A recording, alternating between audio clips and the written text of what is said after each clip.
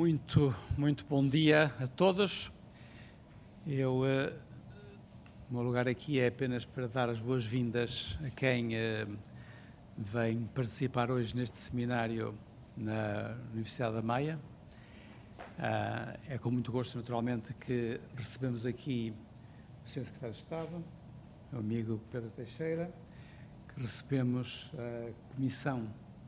a comissão encarregada de fazer o estudo de uma revisão do RGES, a comissão que está aqui representada na mesa pela professora Helena Nazaré, na ausência por impossibilidade familiar do Presidente da Comissão, Alberto Amaral, e o Sr. Diretor-Geral, senhores membros da Comissão e todos os representantes de instituições interessadas no tema. Resta-me dar uma palavra de encorajamento, particularmente à Comissão e depois ao Sr. Secretário de Estado, que tem fielmente acompanhado estes trabalhos, portanto, dando prova do enorme interesse que tem pelo tema. Creio que toda a comunidade universitária e politécnica está de acordo que este é o momento para pensar numa revisão. Poderá não haver tanto acordo sobre qual a revisão a fazer, mas para isso confiamos na boa estratégia da Comissão e no bom senso do Sr. Secretário de Estado, que tem de destilar o que for o produto da Comissão num instrumento legal de uso. Pois, não me queria alongar e passava a palavra à professora Helena Nazaré para nos fazer a introdução do seminário. É ela, a dona do evento, já que isto é uma comissão, é uma reunião da comissão. Muito obrigada, bom dia a todos. Portanto, esta é a quarta conferência deste tema. O tema de hoje são as carreiras académicas. Eu passo de imediato a palavra ao Sr. Secretário de Estado. Pedro, se faz favor. Então, muito bom dia a todas e a todos. Obviamente, começar por cumprimentar e agradecer ao Sr. Reitor, Professor Ferreira Gomes, o acolhimento aqui na Universidade da Maia, cumprimentar a professora Helena Nazaré e nela todos os membros da Comissão, o Sr. Diretor-Geral, caros colegas, dear guests, thank you so much for coming and for sharing with us your knowledge, your experience, your concerns, maybe. It has been, throughout this series of events, extremely important and extremely valuable to have the contribution of colleagues from other countries, not only because a lot of the challenges that we face are common to many other countries, although as we know, quite often people in higher education systems always think that their system is very, very specific, and then we realize that actually we have much more in common. So thank you so much for coming. And I'll have to return now to Portuguese. Apologies. E eu queria agradecer muito, de facto, a presença daqueles que estão aqui, aqueles que estão a acompanhar à distância, pelo empenho que tem havido por todos nesta discussão, conforme o professor Ferreira Gomes mencionava, é de facto uma discussão que tem que ser mobilizadora. E apesar de tudo, nota-se nos vários eventos que têm surgido, até noutras iniciativas que se têm associado a este trabalho, uma crescente mobilização do setor, percebendo que é uma oportunidade que nós temos para refletir sobre alguns aspectos estruturantes, sendo que nós sabemos que a experiência, se calhar de muitos, certamente a minha, do ensino superior, é que há sempre muito mais vontade em discutir do que depois transformar essa vontade numa discussão. Porque todos nós temos muitos afazeres, todos nós temos muitas urgências e por isso nem sempre é fácil conseguir essa mobilização. Eu queria não queria alongar-me, aliás queria também pedir desculpa, no meu caso pelo atraso, que não é, tendo que não seja habitual, mas de facto tive um compromisso antes que me atrasou e também por isso não me queria alongar e queria também, em nome da Sra. Ministra da Ciência, Tecnologia e Ensino Superior, que se encontra fora do país, pedir desculpa porque não vai poder estar hoje na sessão e, portanto, eu estarei o dia todo e, portanto, farei depois o encerramento. Queria fazer 2 notas breves, introdutórias relativamente ao tema de hoje, que eu acho que pode causar, não sei se causa alguma estranheza, nós falamos sobre carreiras académicas no contexto do RGES, mas eu, não tendo o papel de advogado de defesa da Comissão, porque é uma comissão independente, acho que o tema impõe-se inevitavelmente numa discussão do RGES a 2 níveis, quer ao nível do sistema, quer ao nível das instituições, que é muito, digamos assim, as 2 dimensões fundamentais que eu acho que balizam muito da nossa discussão do RGES. Ao nível do sistema, porque eu penso que muito daquilo que nós frequentemente discutimos sobre o sistema de ensino superior português, e que, aliás, em sessões anteriores temos discutido sobre a questão do sistema binário, sobre a questão da diversidade, da diferenciação, sobre as próprias missões do ensino superior, a sua importância relativa, a forma como nós concretizamos essas missões, a forma como queremos promover modos diferentes de concretizar as missões de ensino, ou de investigação, ou de relação com a comunidade. Em tudo isso, eu diria que os académicos, o perfil dos académicos é absolutamente decisivo. Ou seja, nós dificilmente teremos um sistema binário, substantivamente, se o perfil dos académicos, que está, por exemplo, estruturado em termos da legislação, nomeadamente no RGES, for um perfil claramente idêntico entre instituições universitárias e instituições politécnicas. Também dificilmente teremos um sistema diversificado, não apenas entre subsistemas, mas dentro de cada subsistema, se o enquadramento, do ponto de vista das carreiras académicas, aquilo que nós valorizamos quando as instituições contratam um docente, quando promovem um docente, quando definem, no fundo, um contrato, muitas vezes mais implícito do que explícito, de expectativas relativamente ao contributo desses docentes, for relativamente padronizado. E, por isso, muito daquilo que nós conseguiremos ou não fazer do ponto de vista da diversidade, da diferenciação, da relação entre a instituição e o seu entorno, depende muito daquilo que nós conseguirmos valorizar dessa diversidade ao nível das carreiras académicas. E, portanto, e eu acho que essa nota bastaria para fundamentar porque é que é muito importante numa discussão sobre o sistema de ensino superior, que é, no fundo, aquilo que nós estamos a discutir, que sistema queremos ao discutir a revisão do RGES, discutir que perfil de docentes é que nós queremos, ou que perfis de docentes é que nós queremos ter e o que é que nós queremos valorizar do ponto de vista do contributo dos docentes. Mas eu acho que, e essa é a segunda nota, ao nível das instituições, a reflexão dos académicos é uma reflexão inevitável quando nós estamos a discutir a gestão e a governação das instituições de ensino superior. Porque conforme na última sessão no IPCA era frequentemente salientado, e foi salientado por em várias das apresentações, as instituições de ensino superior têm especificidades. E eu diria que uma das suas especificidades é, no fundo, serem geridas pelos seus próprios, antigamente dir-se-ia funcionários, agora diz-se colaboradores, pelos seus recursos humanos. Ou seja, grande parte da gestão é uma gestão feita pela corporação no sentido positivo, não no sentido negativo. Isso, aliás, tem uma tradição histórica, está na origem das instituições universitárias, em que era, nos modelos, como sabem, não é? Um modelo mais à Bolonha, um modelo mais à Paris, variavam conforme o peso dos académicos e o peso dos estudantes, mas isso é uma marca que persiste nas instituições de ensino superior. E, no entanto, o RGES e as mudanças ao nível do RGES que aconteceram, não apenas em Portugal, mas noutros países, trouxeram, em alguns aspectos, conforme, aliás, tem ficado muito explicitado nas nossas discussões, uma mudança acerca do modo como nós entendemos a gestão e a governação das instituições de ensino superior, e eu diria que, inevitavelmente, associada a isso está uma alteração daquilo que nós entendemos que é o papel dos académicos dentro das instituições de ensino superior. E, por isso, não sei se estou a dar um salto algo peculiar, mas, do meu ponto de vista, é indissociável nós refletirmos sobre que modelo de gestão e governação nós queremos das instituições de ensino superior, acerca de qual o papel dos académicos nas instituições de ensino superior.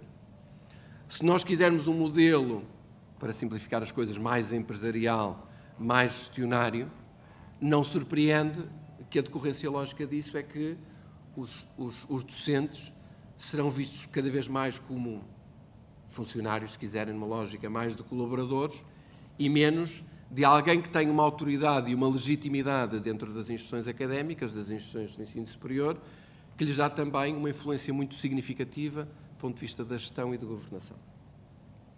E, portanto, eu acho que aquilo que o RGES trouxe e aquilo que, para simplificar, a nova gestão pública trouxe, foi não apenas uma visão diferente sobre a gestão e a governação das instituições de ensino superior, assimilando-as mais ou aproximando-as mais de outro tipo de organizações que não com as especificidades das instituições de ensino superior, mas isso alterou também o papel dos académicos e os equilíbrios de poder, muitas vezes criando uma tensão entre, se quisermos, uma legitimidade mais académica, que muitas vezes fundamentava as decisões nas instituições de ensino superior, de uma legitimidade mais gestionária ou mais económica das decisões que são tomadas nas instituições de ensino superior. E, portanto, são duas visões muito diferentes.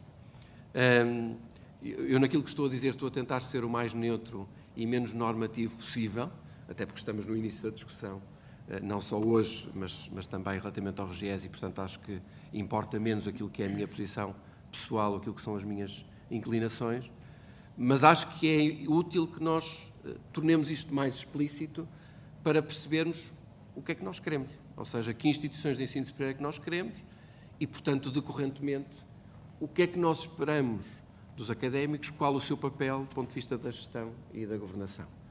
Apesar de tudo, o RGES manteve uma posição muito, pelo menos do ponto de vista quantitativo, dominante dos académicos. Na generalidade das instituições, certamente do lado universitário, os responsáveis máximos são académicos. A maioria dos órgãos, ou nos órgãos, a maioria ainda continua a ser de académicos, mas, de facto, há muitas vezes uma percepção na discussão sobre o RGES de um certo alheamento daquilo que são as comunidades e, em particular, dos académicos, pelo seu papel estruturante naquilo que são as missões das instituições de ensino superior.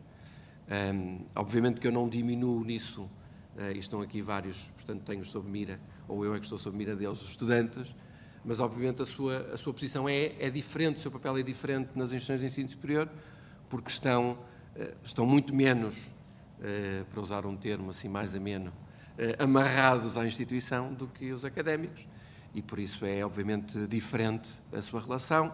O seu horizonte temporal é também diferente, e por isso não surpreende que muitas vezes as suas prioridades são também diferentes relativamente aos processos de decisão. Certamente que a seu tempo também já o fizemos em alguns momentos, mas valerá a pena também revisitar o papel dos estudantes, o papel dos não docentes e o papel da comunidade externa nos processos de decisão das instituições de ensino superior, mas hoje eu penso que, de facto, temos aqui um tema que nos vai ocupar muito e que é absolutamente estruturante, e por isso agradeço muito à Comissão ter organizado o programa que organizou, com a qualidade destas intervenções, e por isso, sem mais delongas, acho que devíamos passar agora a palavra para quem realmente pode dar um contributo mais substantivo para esta discussão. Muito obrigado e um bom dia para todos.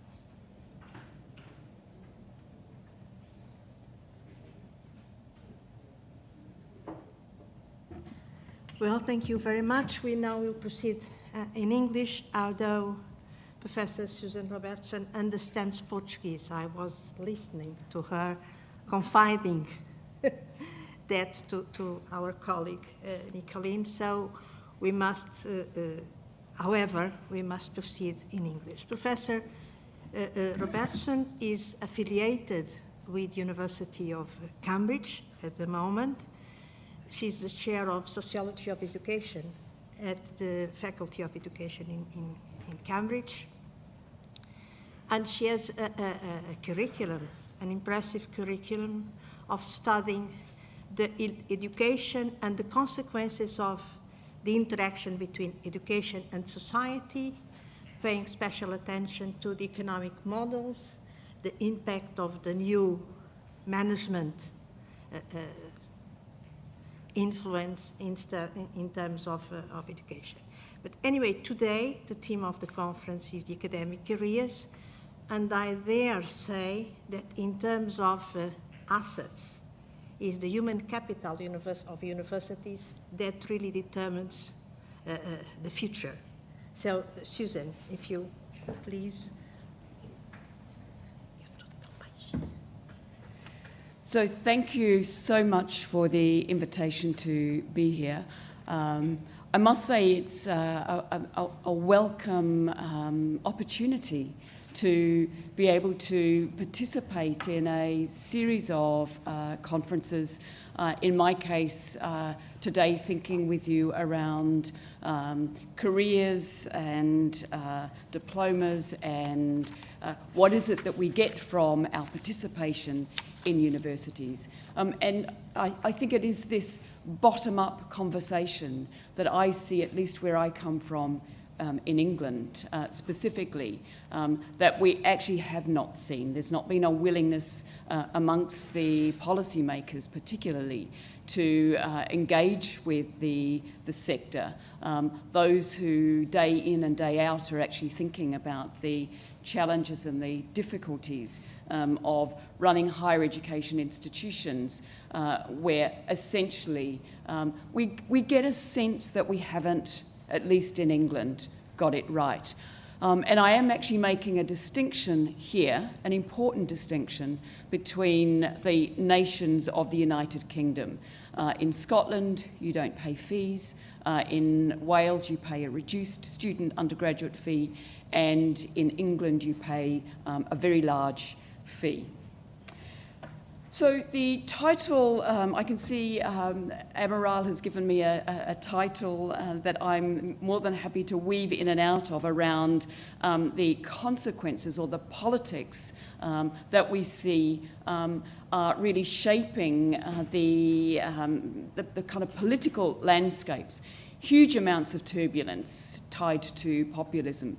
And I will actually be making the argument that, as Piketty and others have, that higher education is deeply implicated in generating some of that turbulence around populism. And I call this living the knowledge economy because we live in institutions, but in the context of an ideology that has now been fairly dominant, prevalent, since the 1980s. So I want you to take this moment to imagine a young person, probably the first person to go to university. They actually happen to live in the so-called southeast of England, which is broadly regarded as relatively wealthy. They have listened to a very strong narrative around investing in themselves.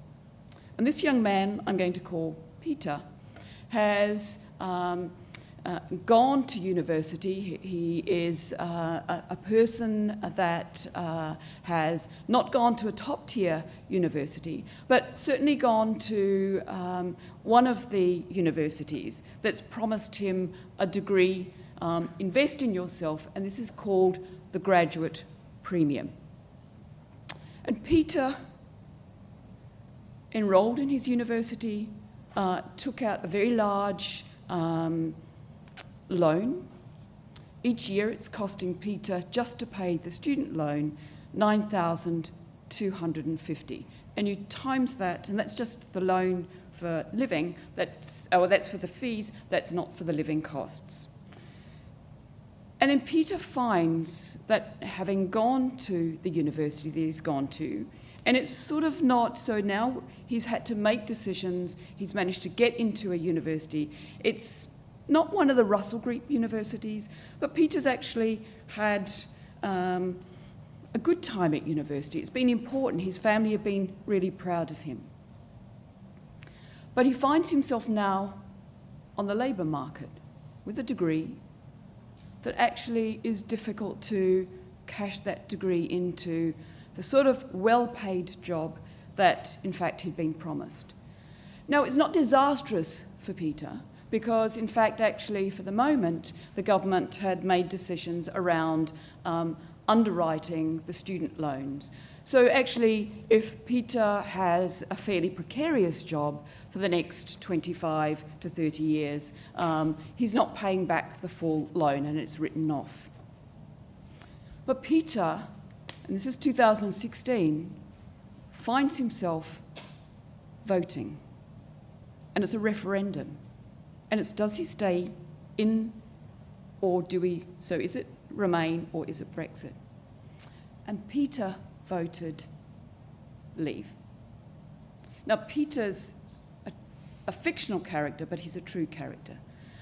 Danny Dorling, for example, when he's looking at the voting pattern, and broadly the so-called southeast is a wealthy area, but the southeast of England, just down from London, around Brighton and so on, also has pockets of aspiring working class families, which of course you would because you've got a bit of a mixed economy even amongst that housing. And it's that sense of disappointment of having invested in yourself, buying into the rhetoric, but in fact actually the ability to translate that degree from that university into a well-paying job in the labour market didn't materialise.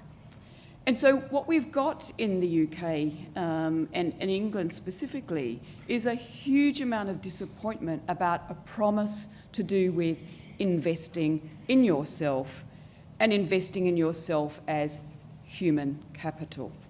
So what I want to do today is I really want to engage with the idea of degrees, diplomas, and academic careers, but I want us to try and imagine what it's like to live in what we've cast in policy terms as a knowledge economy and not a knowledge society.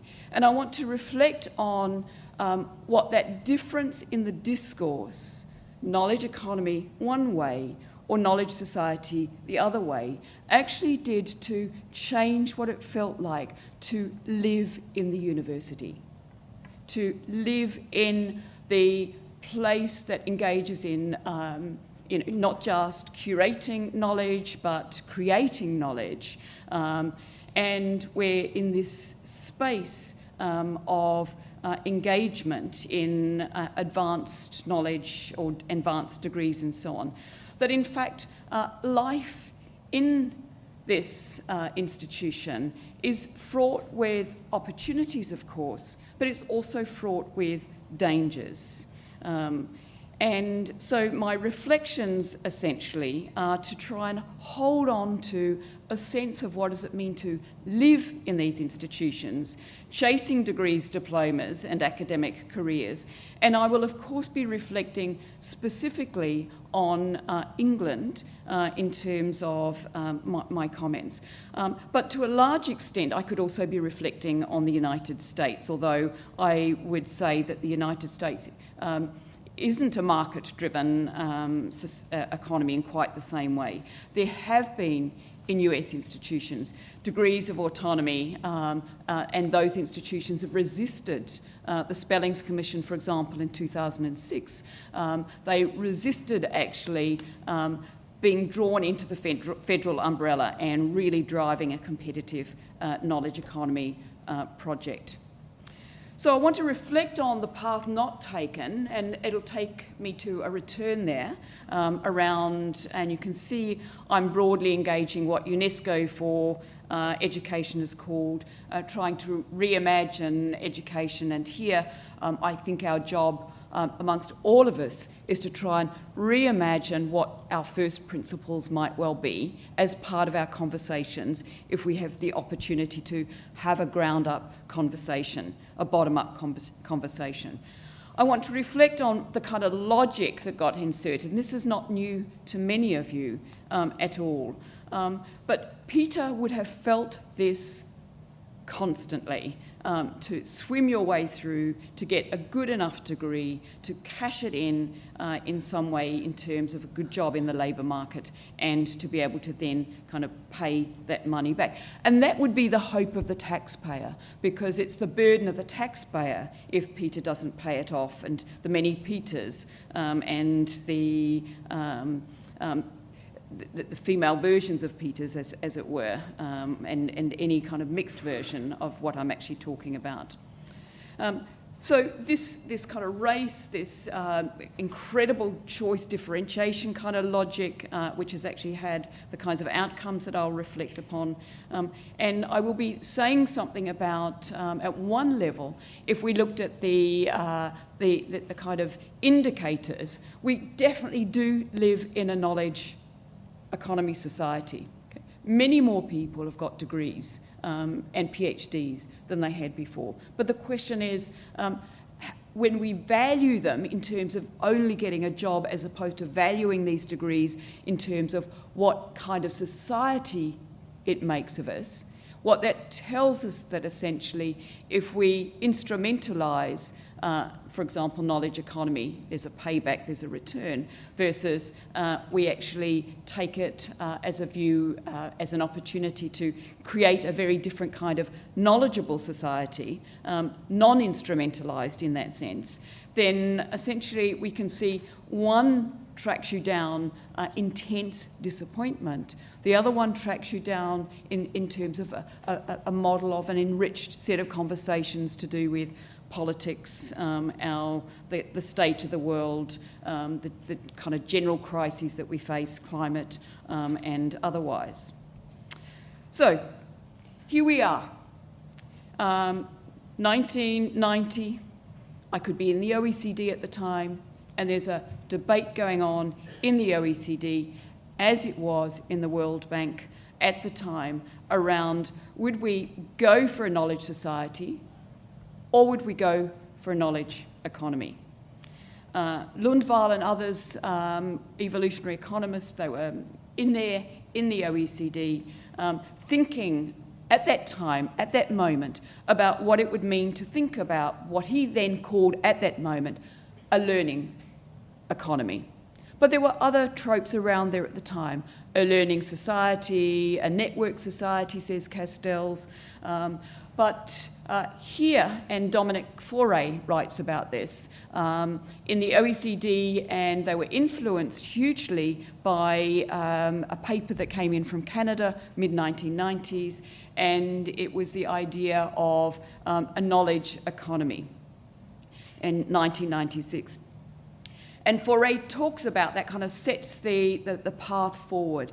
These are the economists, the new growth theorists particularly, who are interested in what kinds of policy levers you could press in order to get some kind of headway going forward around ideas to do with innovation, innovation-fed growth here, and that's the new growth theorists, but also the kinds of investments that you might need to do in people going through universities, faculty and students, in order to be able to think about innovation, intellectual property, and so on. And you can see there's a fundamental issue for the developed economies that fundamentally are not producing goods, because although Germany stayed with manufacturing, but much of this was kind of being offshored. The project in the OECD at the time was then to develop a series of indicators, and there was a much more generous set of indicators on the table for Lundvall as opposed to the ones that eventually emerged. The World Bank also at the same time in the 1990s, under their large project called Knowledge for Development, then also set their sail in this kind of direction. So it was to be human capital, it was to be, and this took the form of investments in higher education. So that was the first pillar, and there were 4 of them. The second one was investment in digital technologies. The third one was the investment in liberal economies that enabled the movement of finance and so on. So the more liberal your economy was, the higher up the score table that you actually got. And the fourth pillar was essentially having institutions that enabled the movement of intellectual property. Let's say, for example, if you're selling intellectual property-based goods into services into China, that essentially you could extract the value back into other economies across the world. So there were 4 of those. Now, the issue here is this is a very narrowed down understanding. We've funneled it right down into knowledge for the economy. And I'm not making the argument that knowledge for the economy is not where we should be going. Of course we should. Economic development and successful economic development is important. But at the same time, what it does do is it begins to do this work of instrumentalising certain kinds of knowledge. Just this morning, I was listening to the BBC talk about the fact that the third-tier universities are going to be asked not to offer, and third, so let me just be clear with all of you. Oxford, Cambridge is the first tier of the universities, then we get the second tier, which is the so-called Russell Group, so this is the next set of elite. Then we get the what's called the Million Plus, so these are the non-Oxford, Cambridge or Russell Group, but they enrol the bulk of the students. Many of the staff are not on research contracts, they're on teaching-only contracts. And then we've got a 4th tier, which is a very large and growing, rapidly growing tier, which is called the alternate providers. They still now trade under, they're not called alternate providers, but they're actually trading under being universities offering degrees, but they can be single-purpose institutions. Many of them are for-profit companies that have got a kind of logic of buying up, and is a lot of private equity money in that sector. So essentially, fundamentally here, there's a devaluing of certain kinds of knowledges, and Wendy Brown has talked about this, undoing the demos. Where does the idea of the demos, kind of political literacies around, and social literacies, how do we care for each other? If these are the kinds of knowledges in the university that are being erased, that are being regarded as not useful for the economy, how do we do society? How do we do the things that are important to all of us, to do with solidarity, to do with climate change, to do with aesthetics, all those kinds of elements? So the argument fundamentally I want to put today is that we definitely have careers and we've got trajectories, but when the underpinning kind of logic that now prioritises which academic, what kind of knowledge, which kind of career do we value, then what we're not valuing is the idea of a societal good as we take them all together, where we know there'll be the theoretical physicists who are producing knowledge that's not potentially immediately directly useful, but it might be for an algorithm or whatever. And we're certainly not wanting to put that kind of knowledge, beyond, because it's not directly useful. At the same time, what we know is that healthy societies have got strong creativity, aesthetic kind of dimensions to their worlds. And I do hope that that's part of the conversations, that the multiple trajectories, the careers, the credentials, those who teach, represent the multiplicity, the pluriversity, if we take Escobar, about what is it that makes for a healthy society. Gary Becker is the person that was regarded broadly in the 1950s and 60s in terms of, he's a Chicago economist, driving the idea of human capital. I'm not sure, and much later on, he kind of regretted to some extent being so certain about some of his kinds of approaches. Here, he's very certain, for example, that the economic approach provides a valuable unified framework for understanding all of human behaviour. And fundamentally what he's talking about is homo economicus. In other words, all of you in this room, and Peter, who I introduced you to earlier, actually sees themselves as homo economicus. You're a calculating individual and you're pursuing, and Peter does this. Okay? But Peter is deeply disappointed at the promise that doesn't materialise, and in fact actually takes a very conservative vote that's set, and the many Peters and peers that have set a particular course of action around, and I must say I never thought that politics would trump economics. Okay, I'm a kind of left-wing kind of sociologist, and you always say, economics will always trump politics. In this case, it didn't, and we're living that world. But sort of this is what that world looks like, really. What we've got is at the heart of the imaginary, fundamentally, and again, this is not new to all of you, is competition. So Peter's in this competition. He's regarded, and he comes to regard himself as a kind of in a hyper-individualistic kinds of terms. And I'll talk a little bit about some of the research that Jonathan Meisjes is kind of sharing with us at the moment, because the idea that getting ahead now is essentially it's about you getting ahead, and that's developed quite a pernicious set of politics that result in not caring for what actually happens in terms of the collateral damage. So Nancy Fraser, in most of her recent in longest term but most recent writing, she's written a book most recently, quite accessible, quite polemic, called Cannibal Capitalism. And what she's arguing in that book, and it reminds me of an argument that Antonio Magalhães and Steve Storr put a number of years ago in a paper that they put out in 2003 to 2004 about the way identity politics rises and emerges, but then it makes its claim in the context of the market. It doesn't make its claim in the context of the society. And when you make your claim in terms of the market, Fraser talks about this as kind of progressive neoliberalism.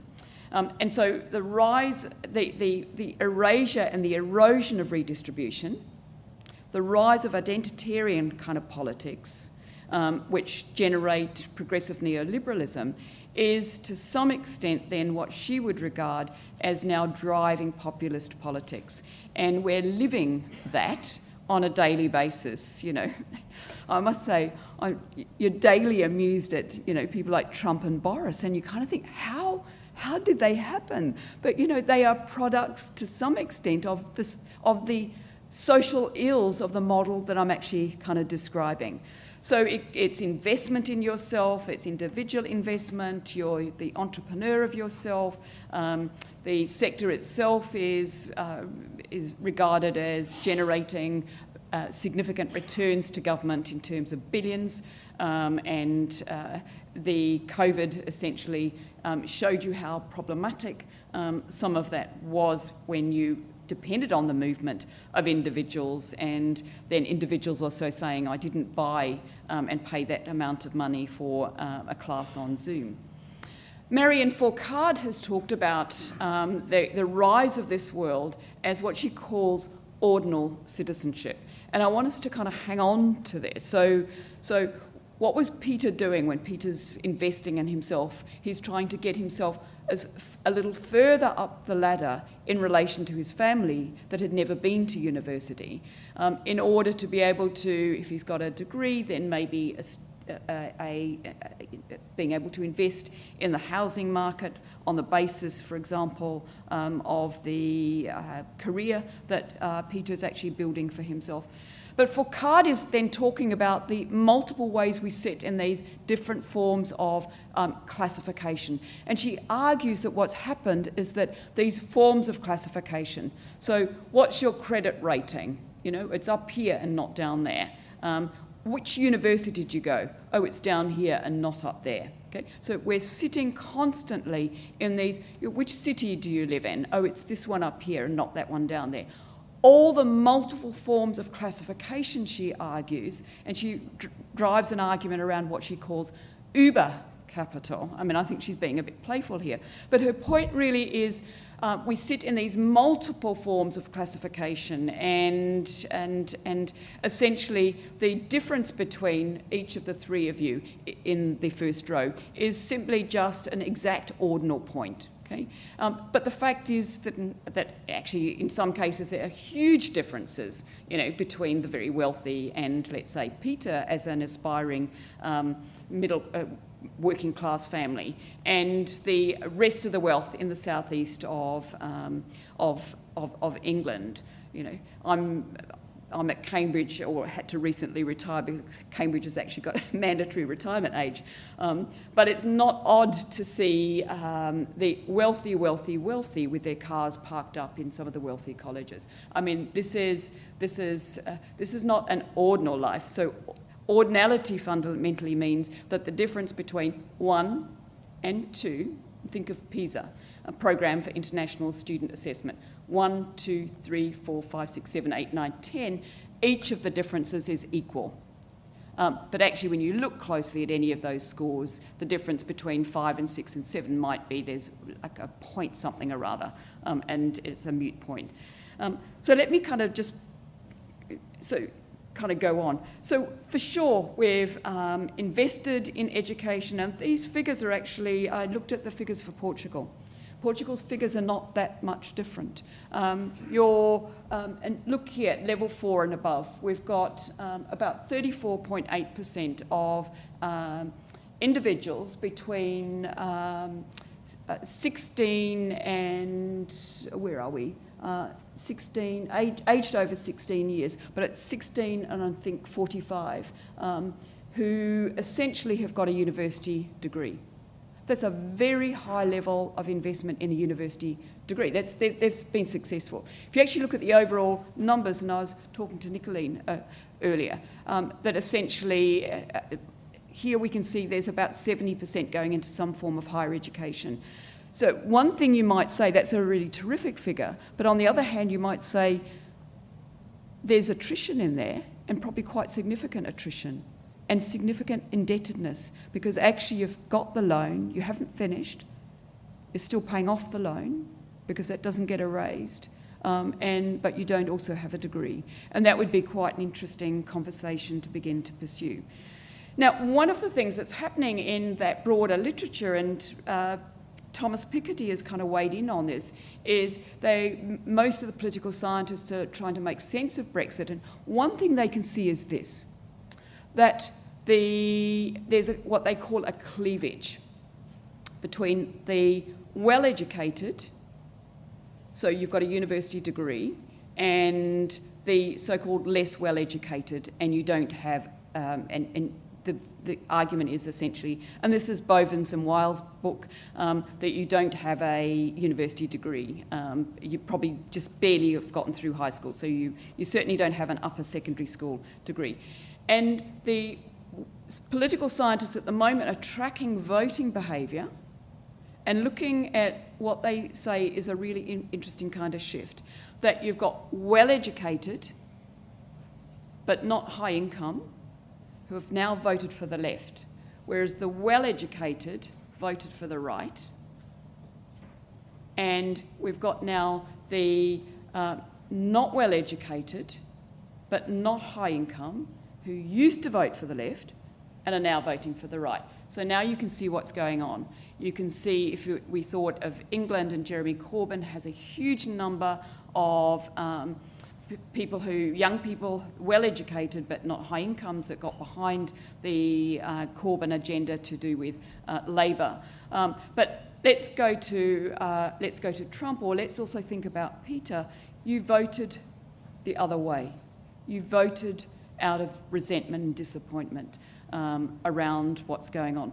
So Piketty's argument in a very huge book, the second of a very large second one, which is called Capital and Ideology, has basically said this, that what you want then is to put more people into higher education. And my argument with Piketty is that it depends on what kind of higher education you're going into. And you'll begin to see that when I show you the kinds of attitudes that come out of, not surprisingly, individuals who had careers through English universities. They are, and we should not be surprised about this, they are much more likely to be hyper-individualist and credit themselves for the outcomes and blame others for their less well outcomes. So in fact, in Peter's case, Peter would be regarded as not having enough aspiration, not trying hard enough to get to the right institution, that actually his world might have well been different. So the knowledge economy, invest in yourself, and again, across many countries, this is not an unusual set of figures here. So we've got quite highly educated people. But the question of whether the labour market is kind of there and catching up and so on is these are the kinds of figures I just pulled off most recently, but fairly similar. Those going through and doing doctorates are also kind of escalating. And yet what we know, and you'll see some figures that I'll show you shortly, many of them wanting to get into the academy are actually getting into the academy, but on teaching-only contracts. So there's not been a research and teaching. And yet a doctorate is a research-driven qualification, and often at significant expense to individuals, because although in the United States it's quite interesting, there's quite a lot of money that offsets the cost of your investment in a doctorate. So the levels of indebtedness in the States are not quite the levels of indebtedness that we see in the UK, because the scholarship-based system to do with the probably philanthropic money in US institutions is actually offsetting those kinds of figures in the US.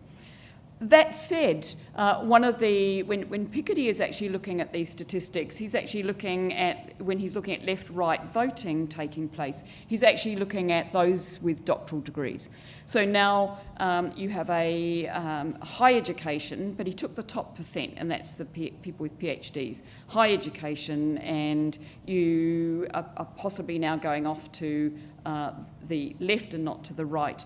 But the argument mostly here is that it's that bit in the middle that's actually can go either way, and that will be a really interesting thing in relation to Trump. Does Trump speak to educated but actually resentful versus the uneducated and also the resentful? So we've got two lots of resentfulness here.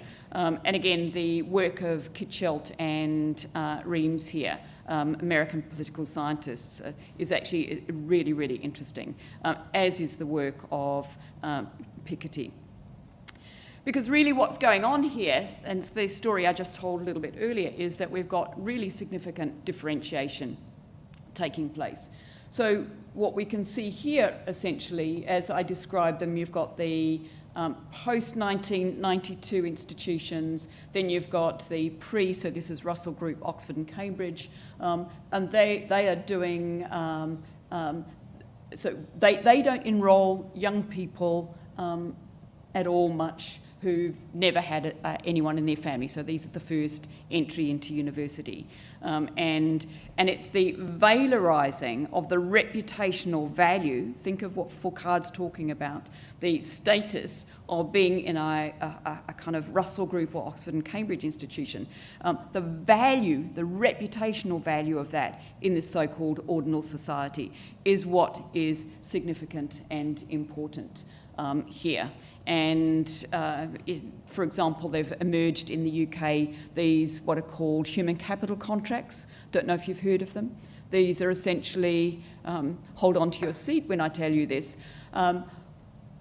I encourage you to, as an investor, to invest in me, pay for my fees over the next 3 years, and you get a share of my income going into the future from where I might land in the labour market. And these are actually quite alive and well. So you're funding your university degree through selling a share in your future earnings to an investor. And we've been tracking these kinds of financial products. Now, you say I can do this because, you know, in a John Lockean kind of world, I'm my own property. I own myself. Engelbauer writes about this too. But this is a very diminished understanding of, again, what it means to be human. Okay?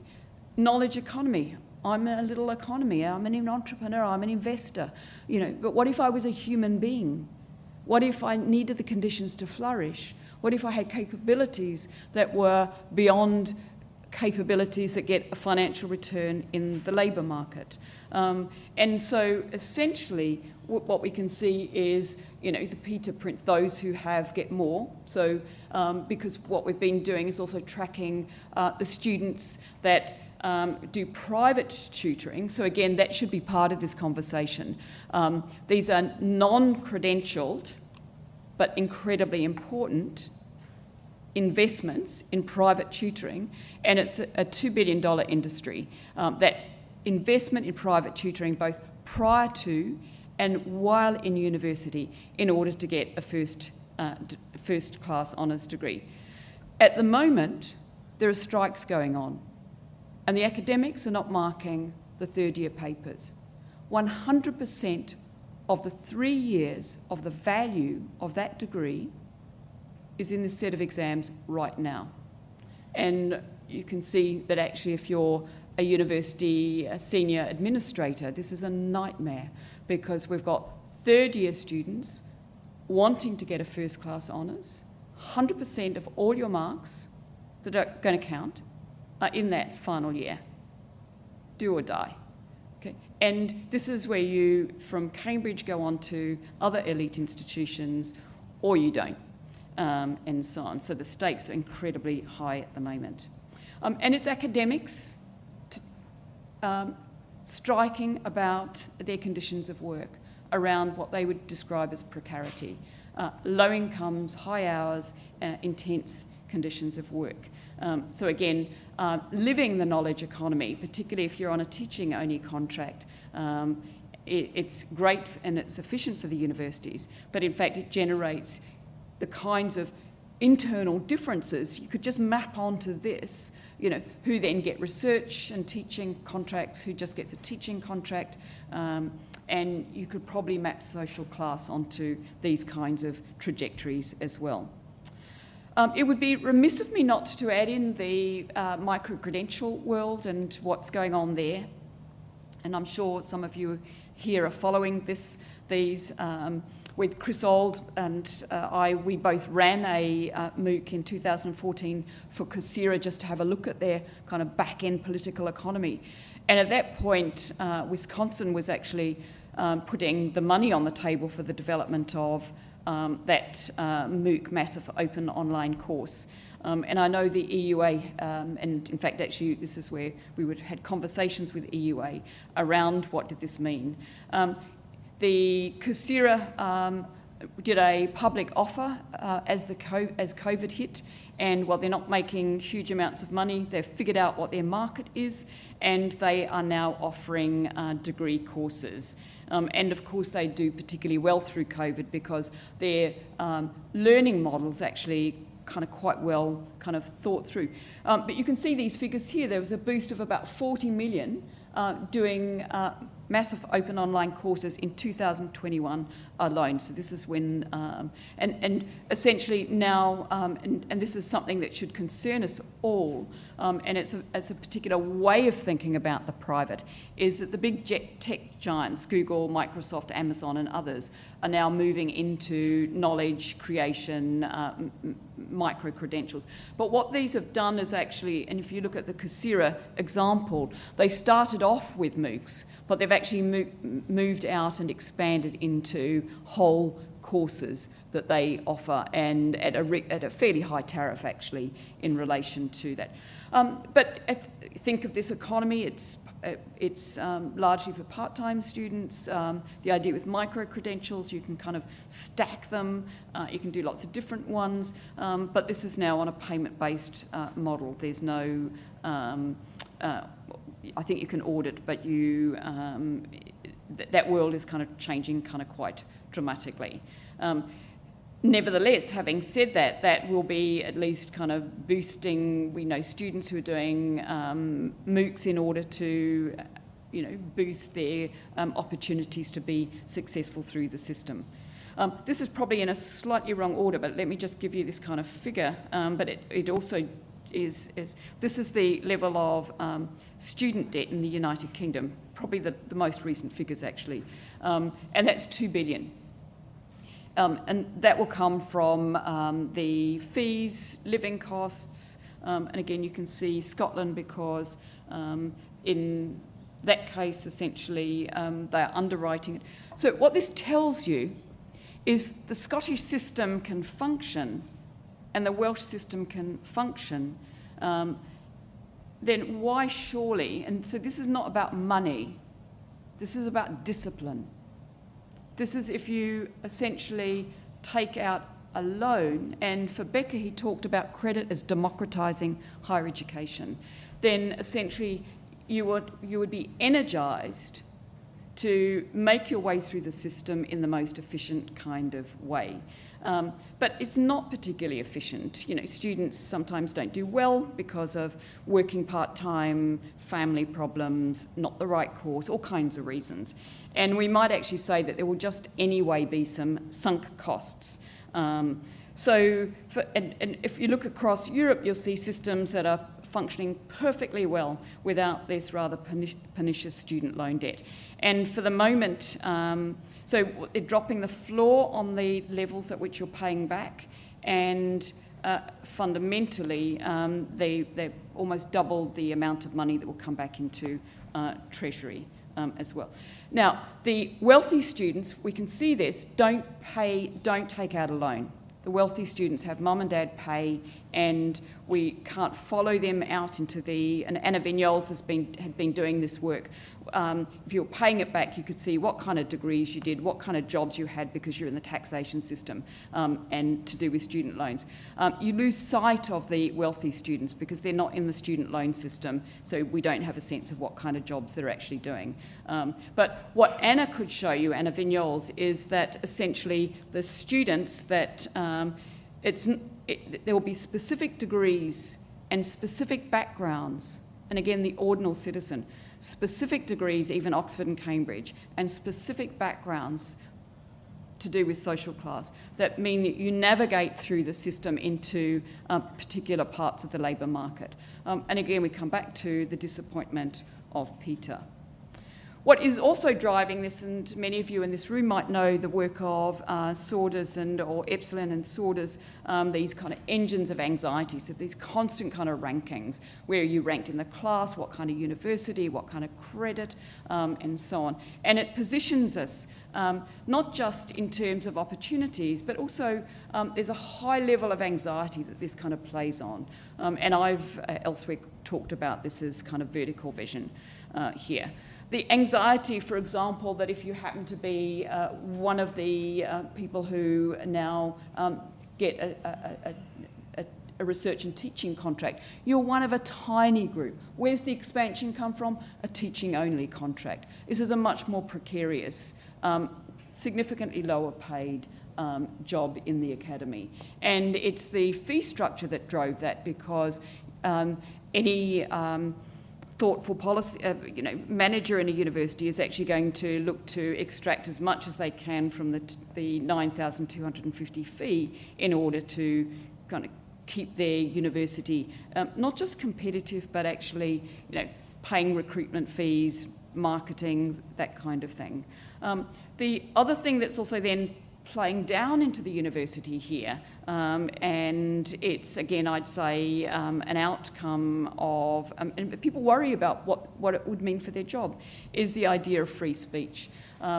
Fraser talks about the fact that when you get identitarian politics that dominate the way we function in the world, that essentially we've got identities against each other, and that these kind of and we're not talking about redistribution to do with social class, we're talking about identity projects. And actually you can see the no platforming agendas now playing with the politics of identitarian politics. And it's a very tricky space to be in the academy in the UK.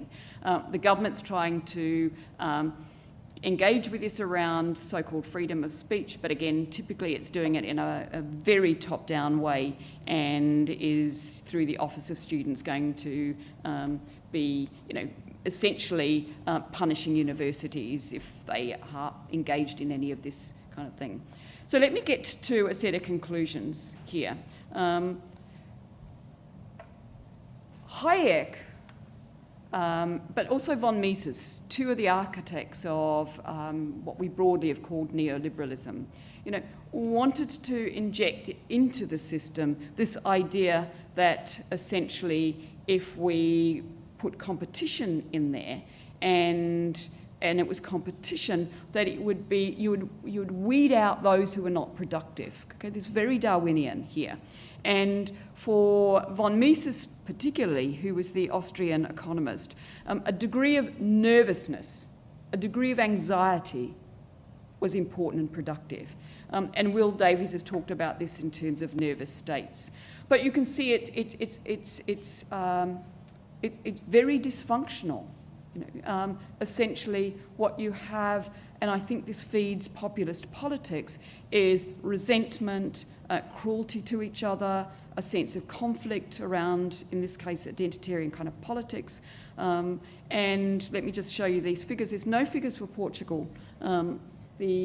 Portugal's in here.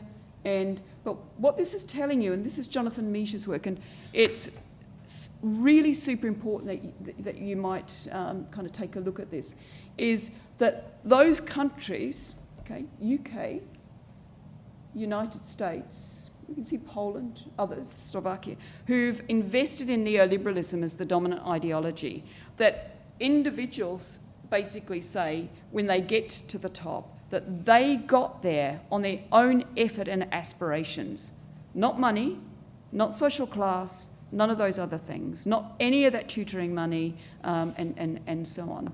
And the issue and the argument here too, and this is Miche's on these big data sets, is those who get left behind also say that they didn't get ahead because they hadn't tried hard enough. Now, they're not in the race. They're not in the right kinds of institutions often that are going to get failorised, valued with reputational value. They're in programs, for example, that you don't get an economic return from. And Miche's argument here is that, and it would be interesting then to do some specific work in those countries where we kind of see it's either plateaued, so what do we see going on, because the more equal societies are basically saying, where we look at these, that you got ahead because actually you had social, economic and political capital, cultural capital and so on, and that it's not down to you. And again, we shouldn't be surprised by this. The ideology is basically saying you get ahead through effort and aspirations and you take the credit for that, and if you don't get ahead, that's your own kind of personal problem. Now, one of the things I think that's going on here is that what we've done is confuse the market as a means versus market as the end. In other words, when we think as of the market as an end in and of itself, which is actually what has characterised the English system, that we misunderstand what it is the market can do. So the market can be quite good at coordinating things, but the minute we put in excess individualism, competition, and so on, then we misunderstand actually what could be and should be going on in a university around the building, in a Deweyne sense, of the ideal society. How do we come together? How do we create knowledge together? How do we build teams together? How do we actually think of social problems and ways in which we can be creative and constructive? And of course, there are many pockets of discontent in the academy, and so I think what we need to do is to try and work with and talk to and think with, and it's not limited, as it seems to me that people like Wendy Brown are saying, in the humanities. I see scientists, engineers and others as concerned about these kinds of issues. I'm just going to move over this, but really just end with this call. And so again, I wish the Commission well. I think it's such a profoundly important conversation. If we look ahead and we look at the promise for the next generation, climate change, lack of solidarity, lack of social cohesion, and so on, that in fact actually we have to be able to do better than this. So thank you.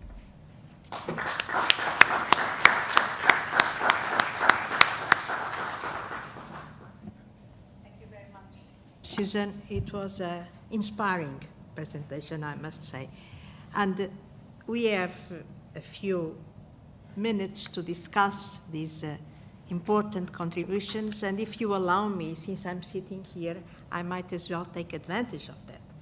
I'm fascinated by Peter. Peter represents so much of our youngster aspirations. But I have a question. Shouldn't universities and higher education institutions teach Peter or include Peter in this aspiration of finding happiness in learning? A la Bertrand Russell, the happiness of learning. And I think that is a responsibility of higher education institutions, because we hear often enough that the job market is not happy with the qualifications of the students when they come up. So perhaps if you come out from Cambridge or Oxford, you would not have the same difficulties as if you would have if you come up from other universities. But still, we still have this dichotomy about the market not being happy with the qualifications and universities trying to in my opinion, mistakenly, it's a mistake, to try to anticipate what are the qualifications for the next 10 years. You don't know, not even for the next 2 years, as COVID very well taught us. So we are running along parallel tracks. And that for me is worrying. And finally, the thing that I miss most in our present situation inside our education institutions is ethics. We do not teach them, we do not use them, and perhaps this then is we get the results. Peter, like students and employees, being very demotivated, very angry, going into populism, voting perhaps not the right way. And I'm sorry to just make these comments, but I couldn't help me. I could help myself. Elena, they're wonderful comments. And I chose Peter because, in fact, actually, the male, white male, working class, aspiring, are less likely to do as well as females, actually. So Paulina might have been somewhat different. But you're absolutely right. I mean, it is precisely the point I'm making. When we basically offer a way of thinking about your higher education experience as the graduate premium discourse. Okay? If you invest in yourself, this is your economic return, and if that does not happen. And that could be a little bit of the conversation, but it might not be. That actually you could just settle with a decent job, as it were, not necessarily a high wage. So, for example, we know that going through the arts, for example, as a working class boy, that you'll be more indebted. You would have been better off going and doing an apprenticeship, okay, financially, okay. That would be the better premium, and we can see all those calculations going in there. But that's to actually basically say that all working class kids should actually only have aspirations to do with certain kinds of qualifications. And what if Peter's a gifted young, artistically minded person where, in fact, it's not the financial return that's crucial. So you're right, there is a different conversation. I hope I'm not going to make myself unpopular here, but I've tried publicly when I speak to distance myself from how much is a private good and how much is a public good, and to talk about the societal good. It is the sum total of Peter, Pauline, and all of the others, of how we think about our collective investments in education societally, as a societal good.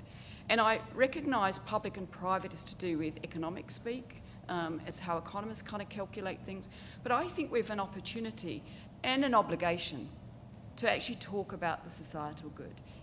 When we think of, let's say, who does the kind of labouring, whether in a hospital, whether you're cleaning, whether you're nursing, whether you're a clinician, any of these, it's the collective possibilities that become a hospital to do with care and so on. And so I feel that what we've done is given Peter a discourse that he has a right to feel disappointed by, because he used it as a promise. Thank you very much. Now, I open discussion to the audience. Questions, please, or comments. Can you please introduce yourselves? Good morning, everyone. My name is Rui Medeiros. I work at the main cancer hospital at the north, at Portugal. We are a comprehensive cancer center, so we have hospital, we have research, we have education, and we are linked to universities in many grades in PhD or master. And so I would like to thank your lecture, and actually your quotation of happiness of learning is a very good idea to use.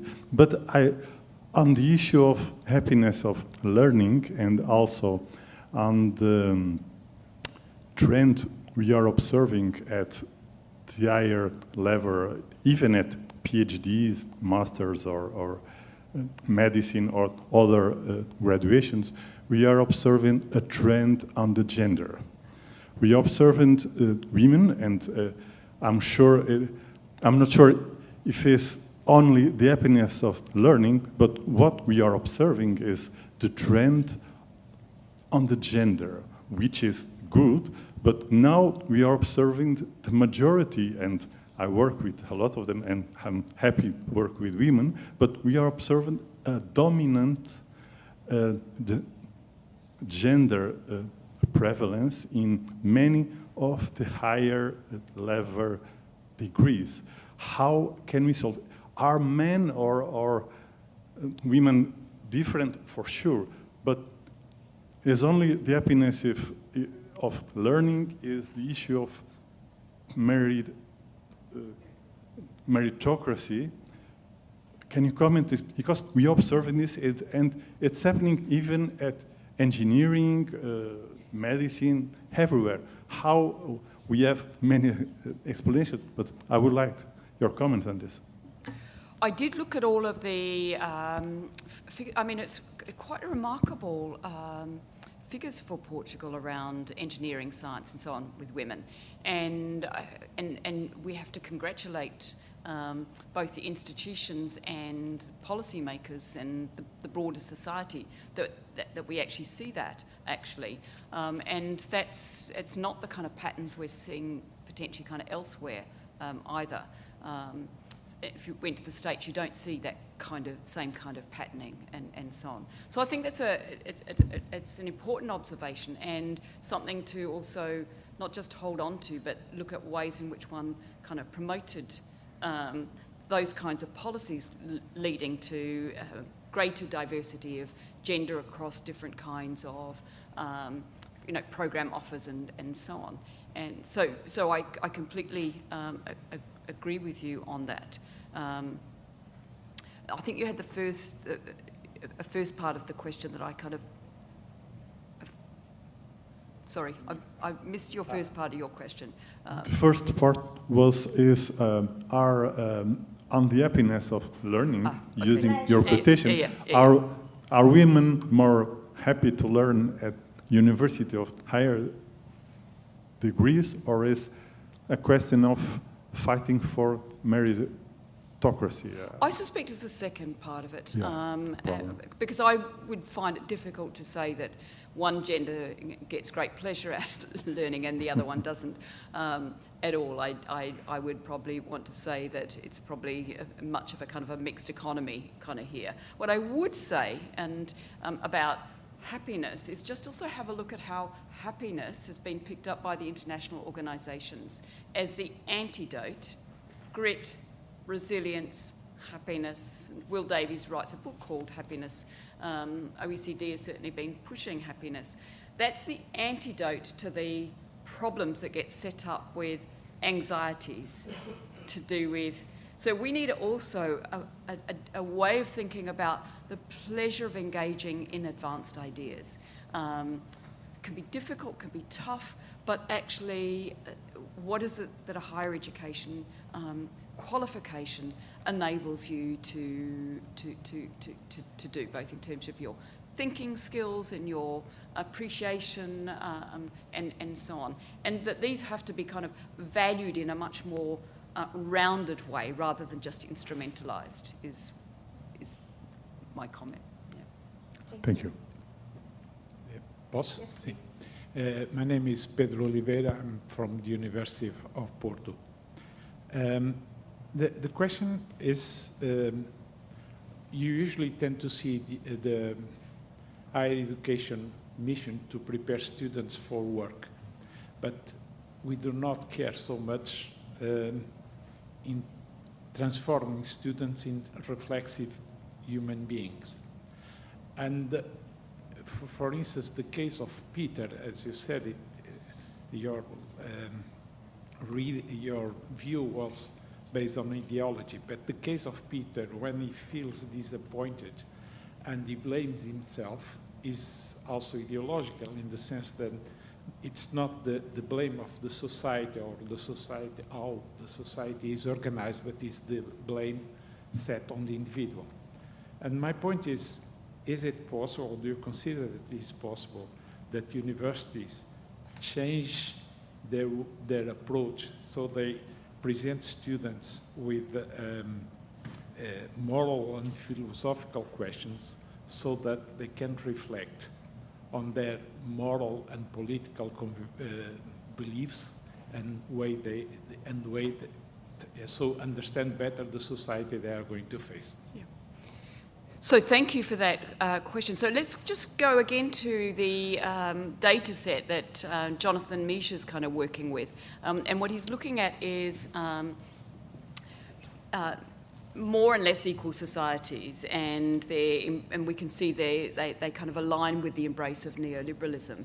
And more equal societies, what you find is that they tend to embrace a structural account. You know, I got ahead because I had class opportunities, cultural and so on, and other people didn't get ahead, and they give a structural account there because they haven't had the same kinds of opportunities.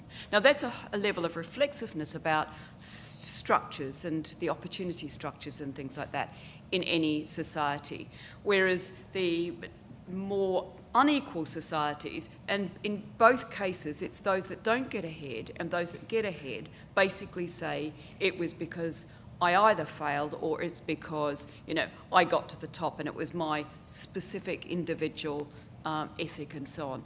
And what we've done, and I'm sure this is partly why Amaral has asked me to kind of speak, there's a chapter that I've done with a colleague, and we looked at all of the UK higher education policies from the late 1990s.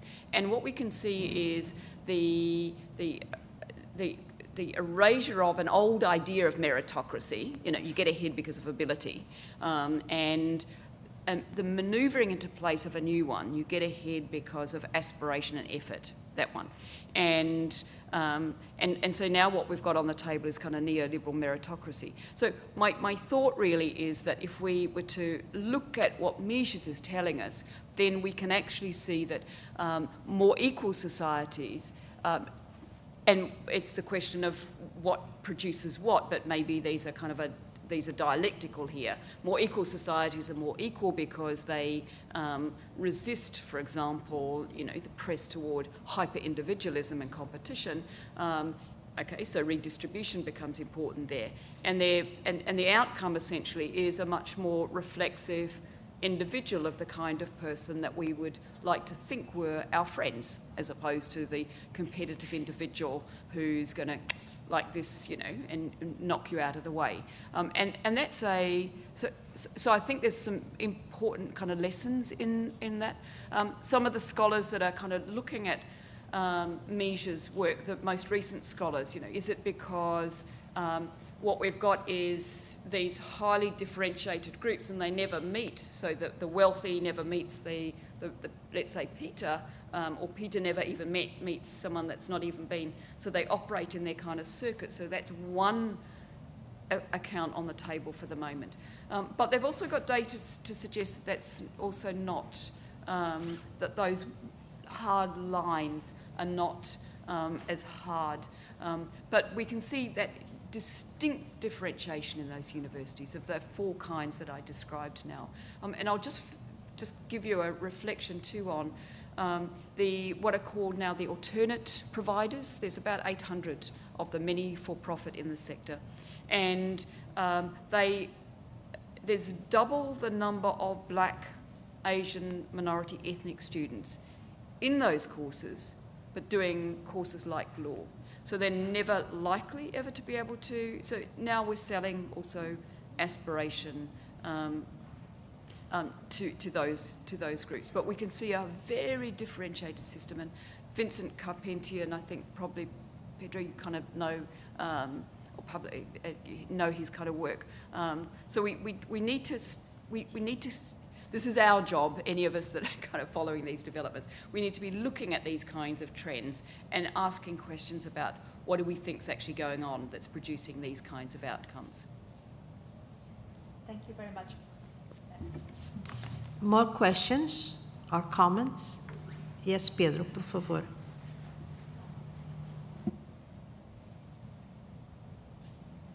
I know that we have to go for coffee, but since your talk was very insightful and provocative, I will get on board, and I hope I will not be too provocative. But I mean, my question, being very direct, is what was the responsibility of higher education institutions in that process? Because, well, going back to your example, Peter had teachers, had program directors, deans. A lot of people were involved in his education and could have done differently. And in many ways, I think higher education institutions have also responsibility because they have bought into that rhetoric and they have contributed, and in many ways they have assimilated that. So I think in many ways, of course, we are conditioned as institutions and as a system, but I think we also have the responsibility to make our own choices and to live up to the consequences of our choices. So to what extent, and I mean, I could go on like English universities were not forced to fix the higher fees. They could have fixed lower fees. And for reputational reasons, they have chosen to fix the top fees because they thought that if they fix the lower one, they would be perceived as a lower quality institution. So I think there is a reflection in that respect to be taken about the responsibility as a system, as institutions, to not only be sort of passive replicators of these rhetoric and the system, but also to have a reflection about, a critical reflection about what we think higher education is about. Yeah. Absolutely, I agree with you, and and it would be very easy, wouldn't it, to just say blame, let's say, policymakers at one level. I know that when there were discussions underway to do with the Brown Review, which ultimately brought in the fee structure, which then becomes part of the Higher Education Act in 2017, that it was the Russell Group universities particularly that were, not all of them, but a good number of them, that were very eager and very keen to embrace the full fee, to enable them to, they thought, to differentiate themselves, that they'd charge higher fees and other institutions would charge lower fees and so on. So I agree with you in the sense that this has to be a societal conversation. Many of my colleagues at the moment are on strike. Listening to someone in the queue at the airport yesterday, and she's saying, aren't they so selfish? She said, I'm not even going to get a mark. I'm going to be, how is this possible? She said, I'm graduating without a mark. And they've said, God, I've got a degree, but I don't really have a degree, So I see young students also out in the picket line in places like Cambridge around, we want a different conversation on the table. And it can't be a blame conversation either. You, every day we go in and act, that institution. And so what we've got to do is we've got to kind of find multiple sites of political will, multiple sites of engaged conversation around the kind of society that we want for the future. And then what's the role of higher education institutions in the production of these societies.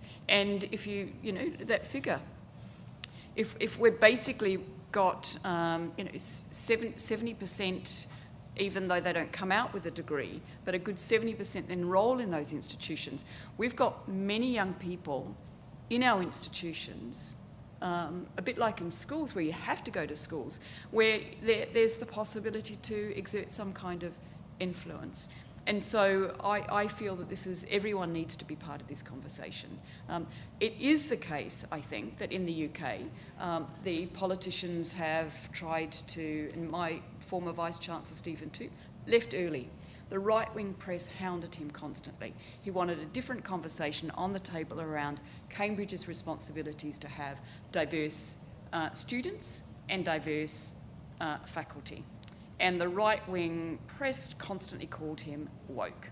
And it was difficult enough to be a Vice-Chancellor through COVID, but it's also difficult enough to navigate a progressive agenda, also in a context where the right-wing press particularly, whether things change now, whether the fall of Boris creates a different kind of narrative, so Boris Johnson's the former Prime Minister, that seems to be navigating potentially kind of Houdini comeback somewhere. But anyway, I might just finish and say, wish us well in England. Thank you very much, Susan. We break now for coffee, and I hope we will be back at 11:30. Thank you very much. And by the way, Bertrand Russell did not call it happiness, he called it the pleasure. I'm sorry, I did.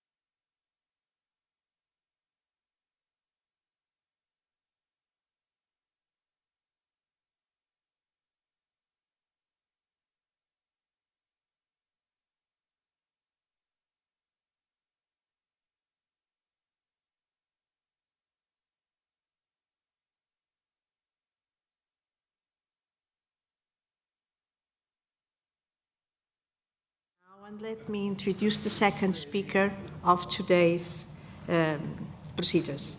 We have Professor Nicolien Frølich from University of Oslo and not Bergen. His main affiliation is from University of Oslo. Nicolien is presently a professor at that university. She's the director of the Center for Learning, Innovation and Academic Development, and she has been conducting research in these areas. Today, she will address the structure of academic careers in Europe and have some comparisons between the different countries. Please, Nicolien.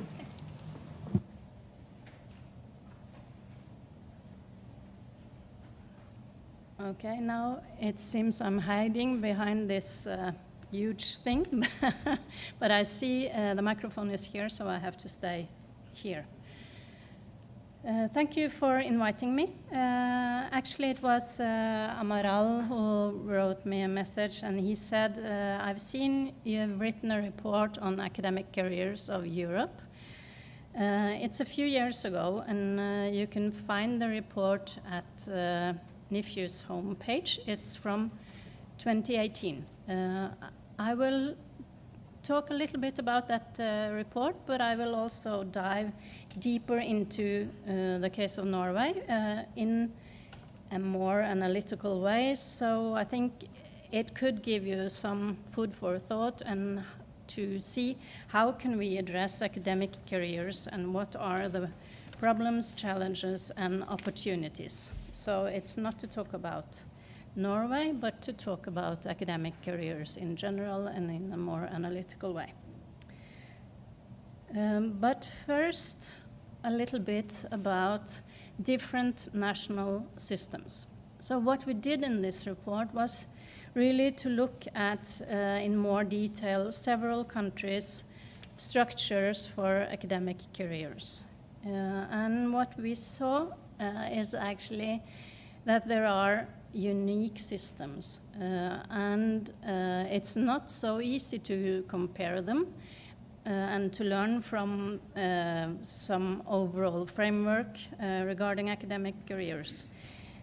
But there are few similarities, and I will highlight some of them and also some of the differences at the beginning of this talk. So one important similarity across Europe is that more and more the PhD or a doctoral degree is the main entrance key to work in the higher education sector. This goes for all types of institutions, more or less. Also, something which is similar is that all the national systems have systems for academic career ladders, but they differ. They can even differ within the country. So different institutions have different career ladders. And what we can learn about from this is that when you discuss academic career systems, you can look at other countries, but it's not so easy to compare. And this is, of course, important because there are international mobility across national systems. So some kind of harmonization maybe is going on, for example, the point about the PhD. But when we look closer into these national systems, it's important to acknowledge the different national contexts in which these academic career ladders operate. And then we have to look at the national regulations and also the national labor market. So there are a broader context that comes into play and shape how the different national systems are looking. Although there are unique systems and not so easy to compare them, there are some important similarities which could be looked into, and that is the fact that most universities combine teaching and research in different types of positions. Here, the UK is one exception, with the very clear division between teaching only and research only positions. But across Europe, at least at the universities, the most regular kind of academic job is a job that combines teaching and learning. The university colleges, they are often more teaching oriented. Another similarity is that all systems have some kind of academic promotion system. And we identified two different promotion mechanisms. One is competition, and the other is promotion. So a system based on competition means that you compete for the next level on all levels of the academic career, and in some systems this competition is very fierce. There are also the mechanism of promotion, which means that you can be promoted to the next level based on the acquired qualifications, so without having to compete for the position. Most countries have some kind of combination of these two mechanisms to kind of facilitate academic advancement within their national system. The tenure track is visible in many of the countries. It's not so it's not so much used, but it seems to be growing, and this is a kind of competition and promotion system in once, because you compete for the position, but if you acquire the academic qualifications needed, then you are promoted at the next stage. Another similarity across Europe, and I think Susan mentioned it also, is this growing importance of temporary positions and temporary staff, which is really seen as a problem in many countries to kind of the whole system. So, but this is something which is noted, and in this case, actually, Norway and Sweden is an exception with not that much much use of temporary positions. I looked before I made this speech, or while making it, I checked our results with the webpage of Lerøy from this year. And it confirms the findings that we had in 2018 to a large extent. They also state that it's actually extraordinary how diverse these systems are across national systems. And one important note they make is also this division between temporary and fixed contracts. And they note that in some countries this is turned around, so they have actually more use of permanent positions at the lower level of the academic career ladder. This goes for, now I have to try to read small letters, this goes for Sweden, France, and Italy, while other countries, they stand out with having the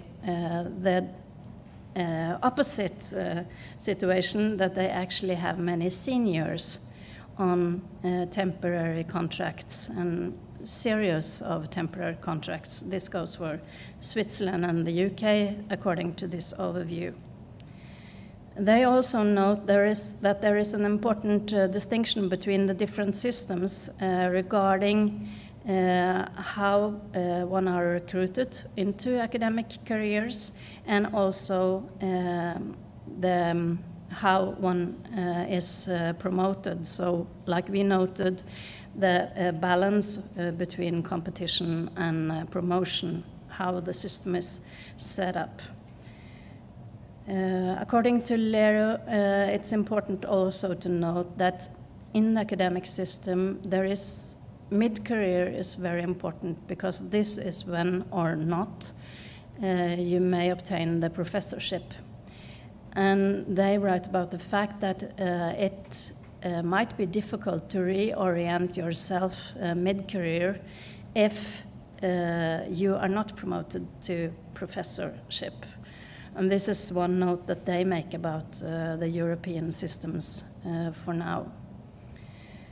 Again, when they look at the different academic career maps across Europe, and they have looked at a few countries that are similar to the report that we wrote, and some others too, they note this extraordinary diversity in the national systems. So I think when and if one are redesigning the academic career structures in Portugal, there are really lessons to be learned, but I would recommend not to copy one system, but to try and look which would be the most interesting things to look more closely into, to maybe introduce changes in the structure that you have. And I just added this, I will not click at the links, but if you visit the website of Lero, you will find this list of the countries that they have explored. And if you click at these links, you will see very interesting and detailed maps of how their academic career system is looking, which one can learn a lot of looking at. And as I said, I think also one interesting lesson in this discussion is the way or the way not these systems actually promote academic mobility across national systems, because still the systems are rather embedded in their own national context. So that would be the main takeaway message from this part of the analysis, that the most striking thing is the diversity. Second, that the PhD more and more is really the entrance key. So then it's important to discuss how do we recruit people for the PhD, and what are the opportunities for actually having one funded in the different systems, because more and more this is the entrance key to an academic career in the different systems. And also the note about the mix between temporary staffs and fixed positions. How do you balance that in a healthy way to kind of make this system produce or deliver what you need of academic qualifications and knowledge? And now I'm going to dive into the Norwegian case, and it's not because it's Norwegian, but because it's an illustration of how you can think analytically about exploring more in depth how different national systems actually work. And this is this work also became a chapter recently. I think the book was published this year or last year in a book actually edited by colleagues at Schipes on academic careers. So this is when we did this project, and the text in Norwegian is in Norwegian, I will explain to you. So the task was to analyze the Norwegian system of academic careers. How can you look at this system? How and where are the different career ladders? So if you imagine a house, so this is a house, it's the academic house in Norway. It could be any other country with different numbers. And what you see here, the entrance door to this house is actually having an academic, having a master's degree. And by having this master's degree, you can enter to the next floor. And here there are two different types of positions. One is more teaching-oriented, and the other one is really more research-oriented. So here you have the lecture positions that does not require a PhD. They are more common in the university's college sector. And then you have the PhD candidate positions. And in Norway, these are actually candidates and not students. So they are part of academic staff in their department. If you look at this second floor of the house, you see some arrows leading out from this second floor. And what you see here is that actually 70% of those at this level of the academic career will not climb the ladders inside the house. So they will leave academia, they will go into positions in the public sector or in the private sector or even abroad. Those who remain and actually acquire a PhD, they can climb to the next floor, which is the floor of the postdocs. At this level, too, 40% of those having had a postdoc position in Norway, they are actually leaving academia. And they go, like those with the PhD, to the public sector, to the private sector, or even abroad. On the left-hand side, you see the inflow of new people. And this analysis and the remaining of the talk is also very much directed at the difference between men and women and their career path in academia. So among the newly recruited PhDs in Norway, there were 58% of those were female. And among the newly recruited postdocs, 40% are female. Those who are not having the PhD, they can still climb the ladder in Norway to the position of an associate professor, or what we call a lecturer on a higher level. This is really a very important career step. So either from the PhD or from the postdoc or from a starting lecturer position to obtain a position as an associate professor. These positions are mostly fixed positions. So it means that you have a position for the rest of your career. At this level, 58% of the newly recruited associate professors in Norway are women, and 70% of the newly recruited lecturers are women too. At this level, not so many leave academia. So those who leave academia, they do it on the earlier career stages. They remain in academia and they do their teaching and research duties, and they either compete or ask for promotion to full professorship. 41 of those of the new professors at the time when we gathered the statistics were women. And at this level, the academic career structure is very stable. So people remain in the Norwegian higher education sector for the rest of their career until retirement. 67% of the persons leaving a professorship in Norway do it because they retire.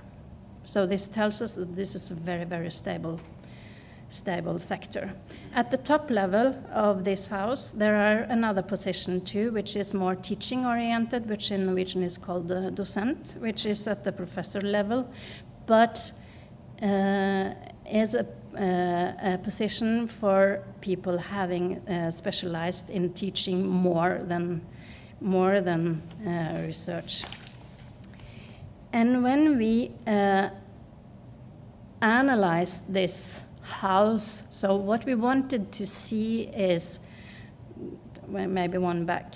So what we wanted to do analytically is to compute the statistical probability for making the career steps. So what are the statistical percentage of climbing one step at the ladder? This was really what we wanted to look at. And in order to do that, we had to differentiate between the two career paths. So we said, what are the critical stepping stones in the teaching-oriented and the research-oriented career ladder, and what are the probabilities to make the next step? And this kind of analysis was actually inspired by a book edited by at least Tatiana Fomasole. I don't remember the other editors. Within a project called the CAP project, which was really a large European project on academic careers. They did not do the kind of analysis we did, but they talked about this critical phases of an academic career. So here you see the critical phases, or the critical stepping stones in the teaching, one of the first two teaching-oriented critical phases. So the first one is the probability for making the change from the university lecturer position to a more advanced lecturer position. And the next one is the probability for moving from that career stage to the docent, which is similar to a professorship. So these are the teaching-oriented steps. And in the research, there are four, at least in our system, four critical paths. So the first one is the probability for obtaining a postdoc if you have a PhD. The second one is the probability for actually gaining a fixed position as an associate professor if you have the PhD. The third one is the probability for moving from a postdoc position to a fixed position as associate professor. And the final and last one is the probability to move from the associate professor to the full professor. So these were the way we structured the analysis.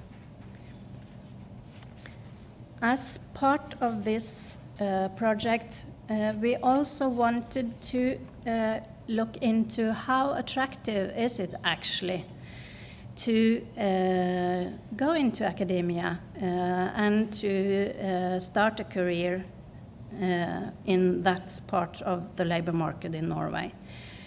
So we wanted to know, who is it that actually apply for academic positions? What is the distribution between men and female in the educational-oriented path? And how is the application distributed between female and male applicants in the research-oriented path? Who are they actually? And then we looked into large statistical numbers, and we also asked the institutions if they could share with us the data that they had on the numbers who were actually applying for the different positions. And here we saw something rather interesting. We knew from before that there are differences between the subject fields. So some subject fields are more dominated by female and others are more dominated by men.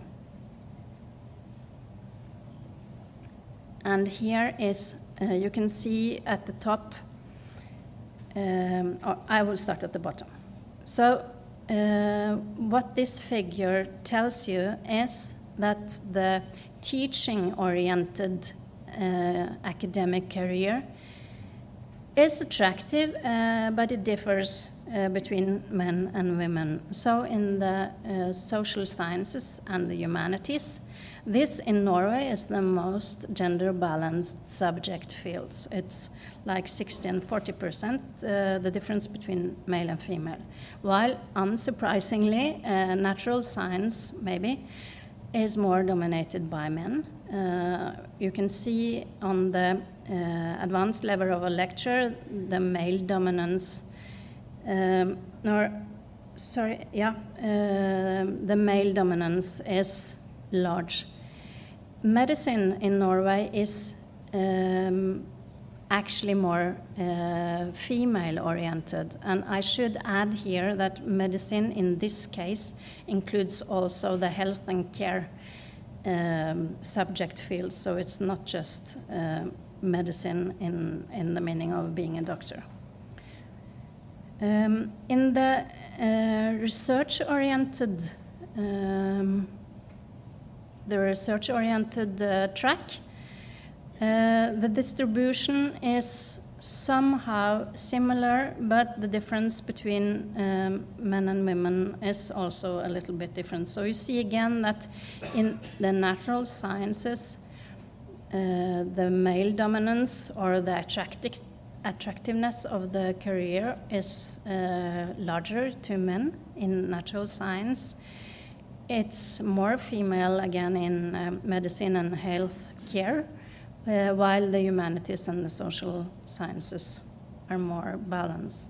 This is important when we speak about the attractiveness of the academic career. So what we already saw is that when you start to discuss the attractiveness of actually entering into academia, which after all is rather important for the society, then you should distinguish between gender, but also, more importantly, between subject fields, because this question has a different answer regarding which group you're actually asking. In the next phase of this project, we wanted to look more closely into how is it really that this academic hiring process is working? How are the decisions made? Who are the main decision makers? And how is the process organized? And how is this way of structuring the process maybe impacting the result you get? So when you kind of are interested in how can we shape or change the system of academic careers, then it's important to know how is the decision-making process actually working. And this is an example.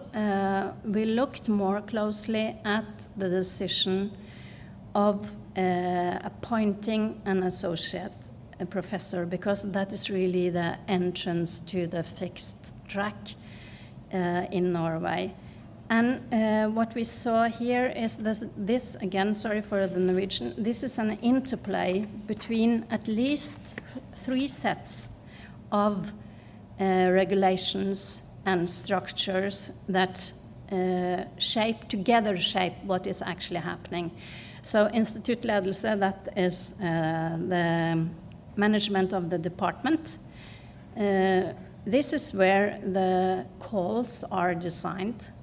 So what kind of call is it that we are going to launch? What kind of qualifications is it that we are going to hire in this instance? Then the formal regulations do, of course, impact a lot. So what is allowed, how are the criteria set up for judging the academic qualifications of the applicants, how is the procedure organized, And then there is a lot of power, of course, to the academic committee. So appointing the people who actually go into the process and look into the qualifications of the people that have applied for this position also means a lot to the result of this process. We looked at these three kind of lenses into the appointment process. And when we looked at this more closely, we analyzed actual decision-making processes. So the researchers of the team, they got permission to actually read the reports and to interview department heads and to look at how this process were organized. And based on that, we were able to give a kind of a structured account of what is it that happens at each level. So in the first place, you have the call.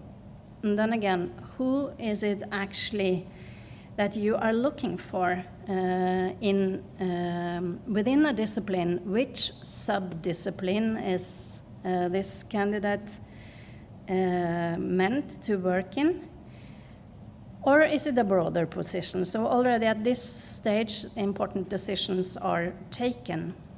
And in some departments, these kind of positions are so attractive, so they get a huge number of applicants.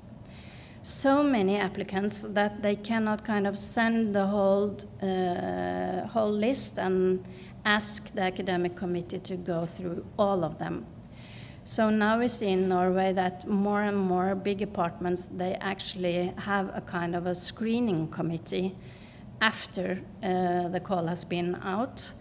And the screening committee's job is to look at the applicants and to select those who are within the criteria for the position, and also maybe even stronger, who are on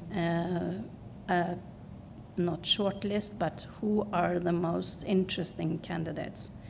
And only those are sent further to the academic committee that actually look into in more detail what has this candidate been doing before, and is it really somebody that we would like to hire in our department.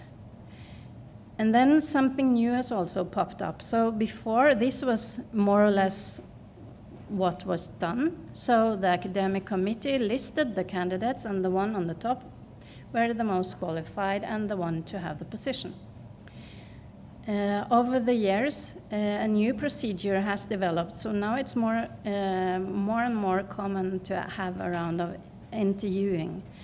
And that is because also other qualifications, except for what journals you have been writing in and what kind of publications on, maybe even number of citations, you have to have somebody that actually collaborate and works within a department, who can do teaching and communicate in a good way with colleagues and contribute to what is actually going on at the department, and not only within research. There has been some cases where the interview committee actually changes the ranking of the candidates. So you have those with the academic kind of profile, and then comes the interview committee and actually make changes. And that has kind of spurred a lot of discussions. Is this how we want it, and or not? And then after this way of interviewing, then there is the final decision. And actually in many cases then comes a new phase, because it might be the case that the one you want and the first on the list is actually not available. That is due to the fact that these processes often take very long time, And also those ranked as number one, they may be very attractive candidates, and they may have had other job offers. So sometimes it happens that you will not get the one that you actually spent so much time on finding out, because the one has chosen to do something else. In this process, so now we have worked through kind of the stages, but within this this process, which can be ordered in stages, we found that there is also different understandings of what is actually quality being played out. And it's not the same understanding of quality at the different stages of the process. So many of these calls behind lies a need for a teacher. We need somebody to do lessons in history. This is really what we need. That's where many of these calls starts. So they are looking for a teacher, a lecturer, somebody who can teach students at the department. But when you have all the applicants asking for a teacher, then comes other understandings of quality and academic quality into play. So at that stage, the next stage, when we look at the applicants and look for productivity in academic terms, so not the teaching qualifications, but the qualifications in academic terms. And after having looked at that, then another level of discussions around quality starts. So it is about what is the quality of this research actually? Which kind of journals is the research published? Is it books? Is it top-ranked journals internationally? Is it in Norwegian or is it in English? So how more on an excellence kind of rating. So from starting with a need for a teacher, the process itself and the different quality lenses has already changed what and how the candidates are judged. And then comes the report from the Academic Commission, but we are still looking for a good teacher. So let's interview these excellent researchers. We have to have somebody that can do a good job, be collegial, be part of our community in the department. But again, in the final phase, we saw that the international excellence of the candidates still is so important that even if the interview committee were concerned about the teacher profile and the ability to work together with colleagues at the department, the value of being an excellent international academic is still very highly ranked.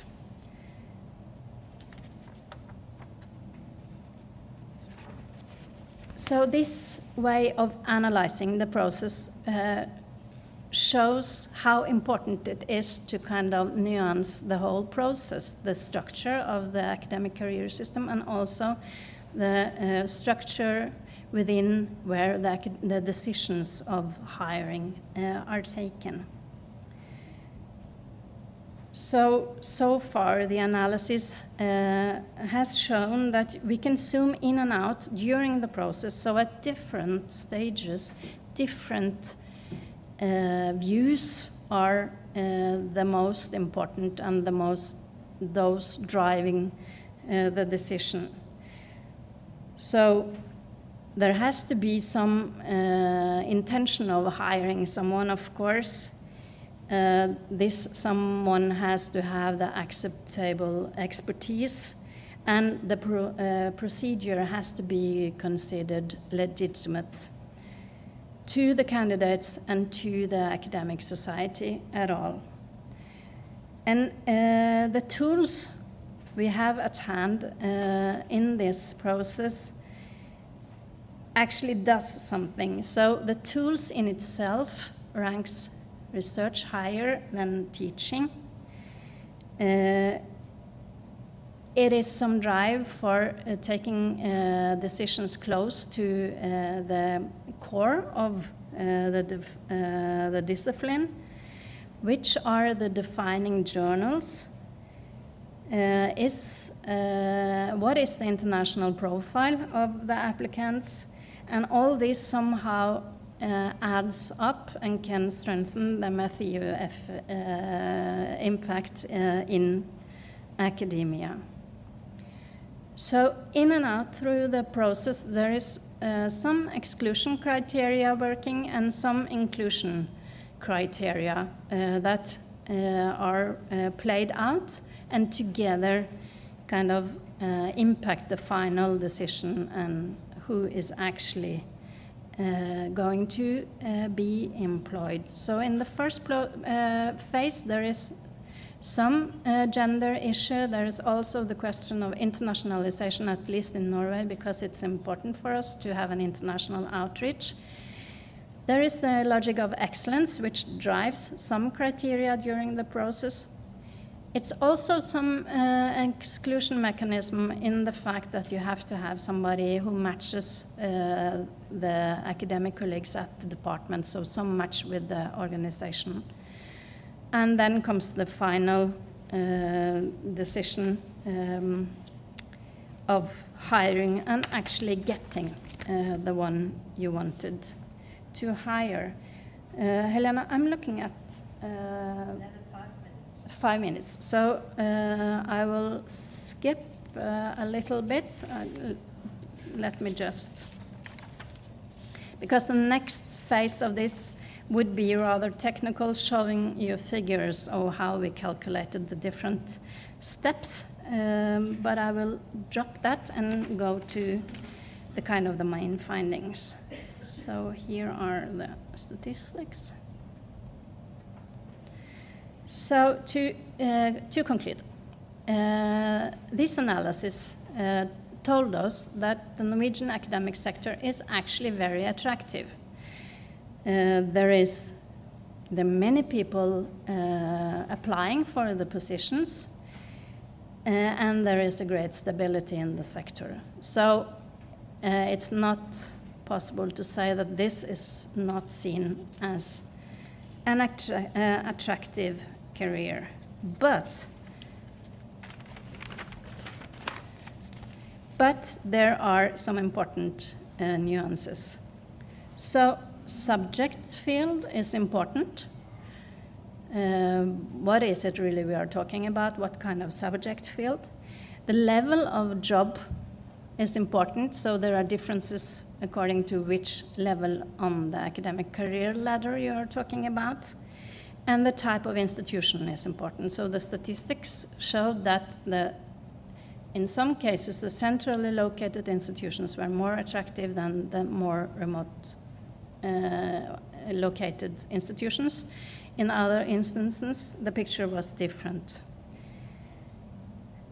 We also saw that there are more applicants to the lower level of the academic careers, so there are actually not so many applying for a professorship.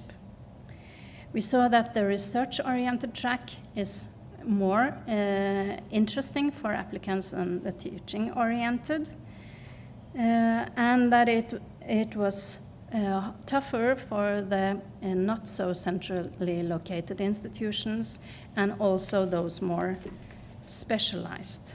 And the final slide is that when we discuss academic career structures, there is an important difference between men and women also regarding promotion. So men seem more interested in competing for open positions, while we do not see so many females applying for open calls. In Norway, we have a system of personal promotion, which is much more interesting for women. There is a gender difference regarding which subject fields that are most attractive. And we found, which was a surprise to many, that the chances, and I didn't show you the statistics, but the chances for women to climb the career ladder are actually rather equal. So except for the full professorship, and there we saw a very small difference. And this result started actually a debate, and some people actually didn't believe in our analysis, but it was the case that when we did the statistics in the Norwegian setting, the chances were almost equal at all levels, with a small difference at the professor level. So thank you, Elena.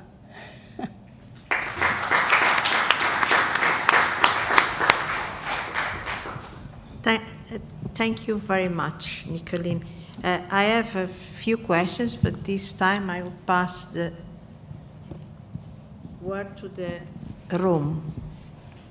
Do you want something? Susan, you are saying something. Any questions? Yes, please, Susan. We've got two things I wanted to say. One in the UK, in the UK.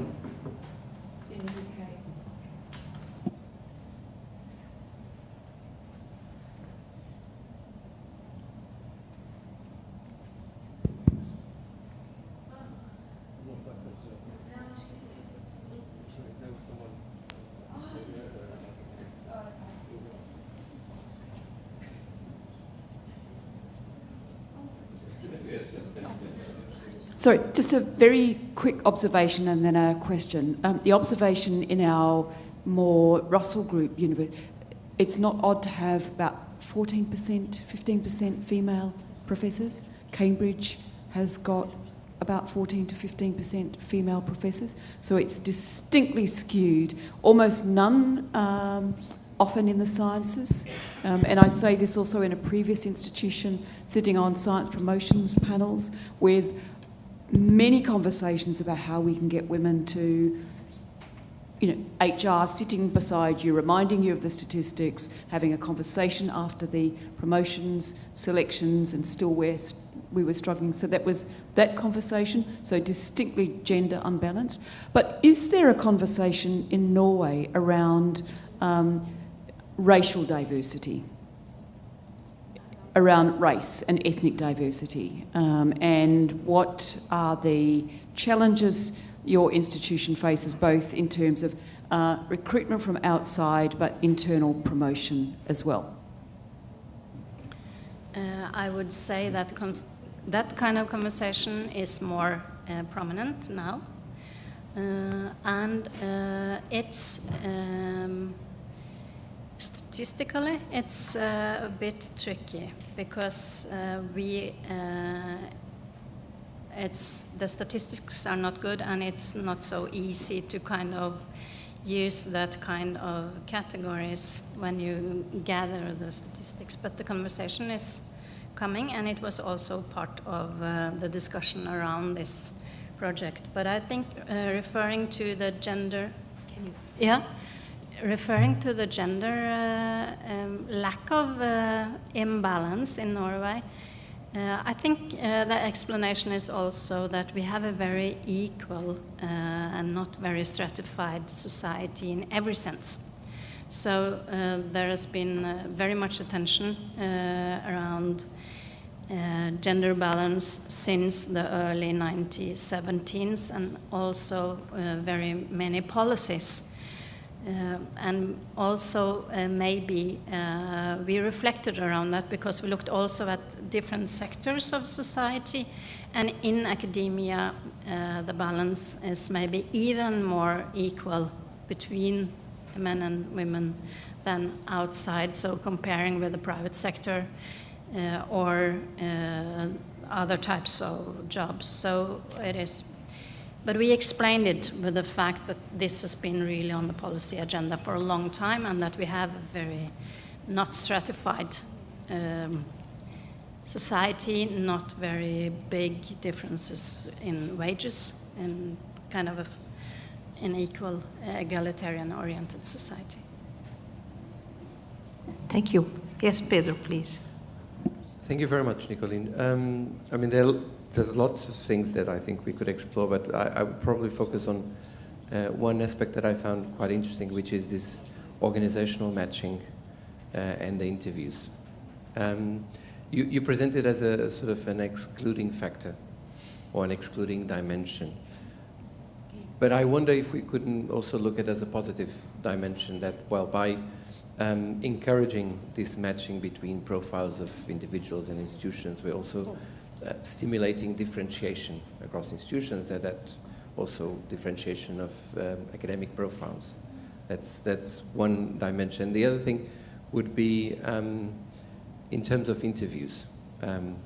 I suspect if we would have this discussion in Portugal, we would tend to be very skeptical about the idea of interviews, because we think that, well, we normally we don't fare very well in European comparisons, for instance, in the European Social Survey, regarding trust in people and trust in institutions as a country. So people would tend to think, well, the interviews will be used by someone regarding nepotism and different types of biases. So I wonder, in the case of Norway, what kind of checks and balances do you have for that matter? I think the use of interviews are rather recent in Norway, and what we also can observe is that the HR departments of the universities are growing stronger. So there are a lot of regulations regarding also the interviews. Now, I am in the middle of a hiring process at my center just now, and I learned how strict the rules for the interviews are. So in the first place, those writing the academic reports, so looking into the qualifications, they have to comment on every single sentence of the call and compare the candidates according to the call. And during the interview process, you have to document that you ask the same question to all candidates. And then you have to write the report showing how, so you have to convince those taking the decision of hiring that the process has been fair and transparent. And again, we are a very high trust kind of society, so in Norway. So we have not had that kind of discussion. I think the discussion in Norway was more that if that this is a time-consuming process and that the efficiency of the process maybe could be better because now a lot of resources are invested in this hiring process. And then one could argue, of course, that is important because you're hiring somebody presumably for life. So why not invest a lot? So that would be my comment on your question. Any other questions? I have one, please. Yes. Okay, thank you. Thank you for your lecture. The idea of my question is, have you found any concerns all over Europe and at Norway, obviously, for reducing the inbreeding on the process? Have you found any guidelines or concerns on that? Thank you. It has been a discussion in Norway too about inbreeding. There is, I don't remember the numbers, but it is, you can see that there is a tendency to recruit people from the same institution as where you had your master and PhD. And on the policy level, there is, one wants more mobility, and more mobility also on the advanced levels of staff, while the figures I showed you actually show that if you have the fixed term position, so the associate professor, then you stay until you're retired, so there is not much mobility. So yes, there has been a concern about this. Not too much. I don't remember our numbers. We had numbers on that too. But yes, there is a concern. Yeah, I was interested on the inbreeding side, because in Portugal we have lots of inbreeding. But the other question is the way you open the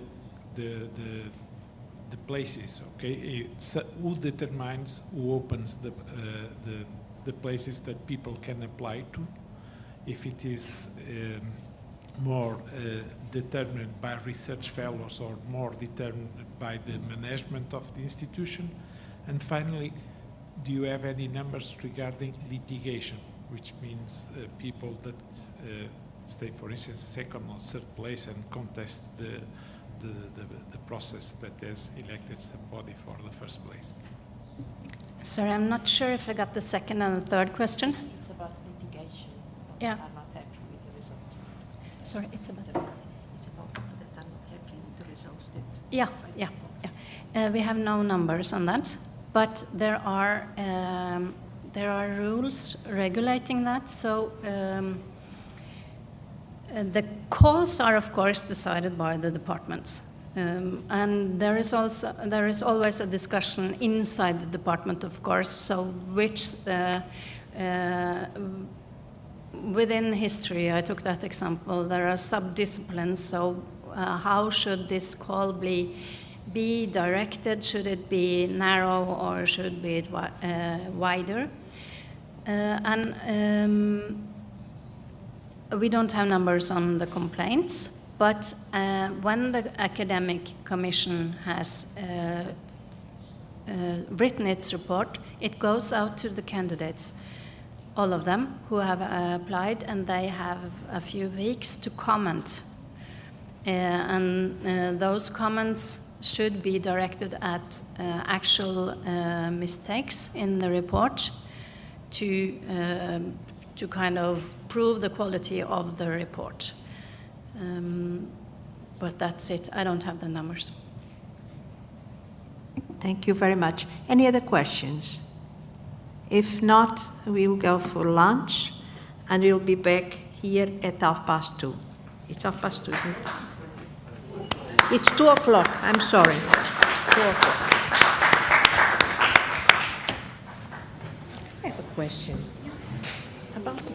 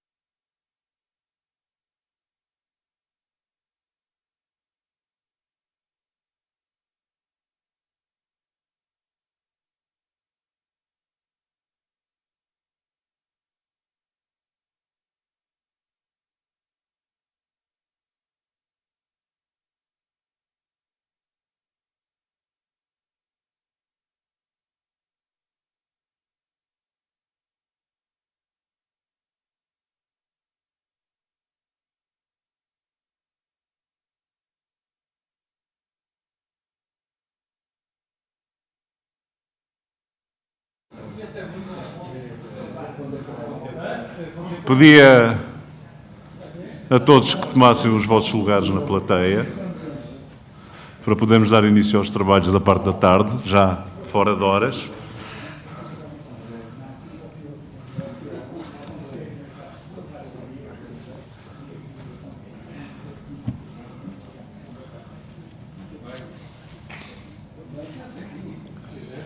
Então, se me permitem, como dizia também o meu avô, não há nada que não se resolva depois de um bom almoço, não é? Portanto, podemos começar por resolver as contendas que temos agora para a parte da tarde. E eu começava por, de uma forma muito sumária, apresentar a professora Cristina Ensino. Dado o adiantado da hora, não entrarei em detalhes sobre a sua nota biográfica, peço perdão. Mas digo apenas que é investigadora do Centro de Estudos Interdisciplinares de Educação e Desenvolvimento e é professora auxiliar da Universidade de Lusófona, integrou o quadro de investigadores da A3ES também e tem um vasto repertório de artigos científicos publicados, dedicando a sua atenção naturalmente a temas como este que nos vai aqui expor. Pedia-lhe então que tomasse conta do assunto e iniciasse a sua comunicação. Muito obrigado. Okay. Muito obrigada, professor João Redondo. Queria começar por cumprimentar as pessoas aqui presentes, o senhor secretário de Estado, o senhor reitor da Universidade da Maia, as outras pessoas cá presentes na sala. Agradecer, também cumprimentar os membros da Comissão de Avaliação do RGES e agradecer o convite que me foi endereçado para apresentar nesta conferência e é uma honra para mim poder contribuir aos debates que vão informar a revisão das políticas no âmbito do ensino superior. O professor Alberto Amaral pediu-me para falar sobre o inbreeding nas universidades portuguesas e eu aceitei este desafio. Portanto, vou necessariamente começar pelo conceito de endogamia. O que é endogamia? A endogamia académica, em inglês academic inbreeding, refere-se ao recrutamento de docentes doutorados cujo grau é conferido pela mesma instituição que os contrata. Portanto, esta é a definição encontrada comumente na investigação sobre a endogamia. E desde quando e como é que foi identificada como um problema nas universidades portuguesas? Isto data desde os 2006, quando o Ministério de Ciência, Tecnologia e Ensino Superior pediu à OCDE uma avaliação do sistema de ensino superior português no sentido de identificar os pontos fracos do sistema e no sentido de beneficiar de eventuais recomendações de melhoria. E as conclusões desta avaliação apontaram para um sistema de ensino superior demasiado fechado, o que se traduzia em altos níveis de insularidade e de endogamia. E entre as recomendações de melhoria, a recomendação para superar a endogamia era no sentido de haver processos competitivos e transparentes de concurso e de avaliação do mérito por pares externos e da área científica e, preferencialmente, este processo seria apoiado por peritos internacionais. Mas vamos olhar para os dados existentes, para os números concretos, para percebermos a dimensão deste fenómeno nas universidades portuguesas. Os resultados que eu vou apresentar têm como fonte a informação reportada à DGEC pelas instituições públicas de ensino superior públicas no inquérito ao emprego no ensino superior público e são referentes ao ano letivo 2021-2022. Este estudo com dados de 2021-2022 foi precedido por outro estudo com dados de 2015-2016. E a endogamia é medida como a percentagem de docentes doutorados que obtiveram seu doutoramento na mesma instituição de ensino superior onde atualmente trabalham e lecionam.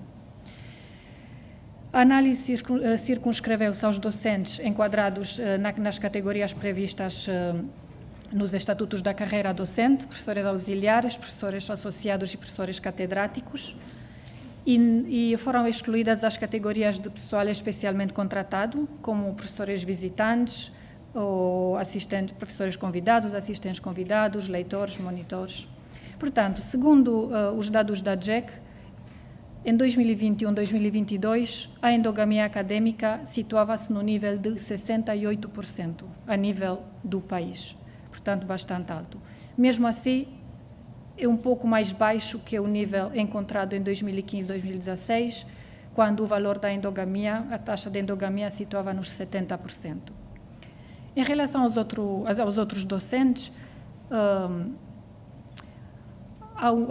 havia em 2021-22 14% que tinham obtido o doutoramento numa outra instituição de ensino superior portuguesa, por comparação com 10% em 2015-2016, e 19% que obtiveram o doutoramento numa instituição de ensino superior estrangeira, um valor que é igual ao valor registrado em 2015-2016. E agora vou também mostrar umas tabelas também retiradas do relatório da JEC, que desagrega os níveis de endogamia por diferentes variáveis. Primeiro, por instituição de ensino superior. Observamos que a endogamia é a mais alta nas universidades mais antigas, como a Universidade do Porto, a Universidade de Coimbra, a Universidade de Lisboa, e também em universidades mais periféricas, como, por exemplo, a Universidade dos Açores ou universidades do interior do país, como, por exemplo, a UTAD. Sabemos, portanto, também pela investigação que a idade da instituição e a localização geográfica são preditores dos possíveis níveis de endogamia. Depois, em função da faixa etária, a endogamia aumenta à medida que aumenta a faixa etária. Portanto, temos níveis menores de endogamia nas faixas etárias mais jovens e mais altas nas faixas etárias mais avançadas. Em relação a homens e mulheres, a diferença por sexo, a endogamia é mais comum no caso das mulheres que no caso dos homens. Em relação à categoria profissional dos docentes, notamos que a endogamia é mais baixa nas categorias profissionais mais avançadas e cresce à medida que a categoria desce para a do professor auxiliar. E também há diferenças por área CNAEF, por área da disciplina. Os valores mais altos encontram-se em saúde, nas áreas da saúde e proteção social, serviços, agricultura e educação, e os valores mais baixos estão nas ciências naturais, matemática e estatística, nas TICs e nas ciências sociais, jornalismo e informação. Portanto, temos aqui uns dados, embora desagregados, ainda difíceis de interpretar e compreender porque estes valores. Isso mereceria mesmo de estudos mais aprofundados para se perceber a razão destas diferenças. A que se devem estes níveis de endogamia em Portugal? Como é que nós podemos explicar este fenómeno? Eles devem ser entendidos no contexto da evolução do sistema de ensino superior e da evolução das políticas de ciência em Portugal. Em Portugal, as políticas de ciência têm uma história relativamente recente. Na época da Revolução de 1974, o país estava isolado e cientificamente bastante atrasado em relação à maioria dos países europeus e era mais similar a países periféricos, como, por exemplo, a Irlanda ou a Grécia. O número de cientistas era bastante residual e a ciência também não era uma prioridade. Também era severamente subfinanciada. E a estratégia escolhida para criar e para fomentar a capacidade científica do país foi através de enviar pessoas para se doutorarem fora, no estrangeiro, uma vez que as instituições portuguesas careciam de massa crítica para oferecer informação avançada a este nível.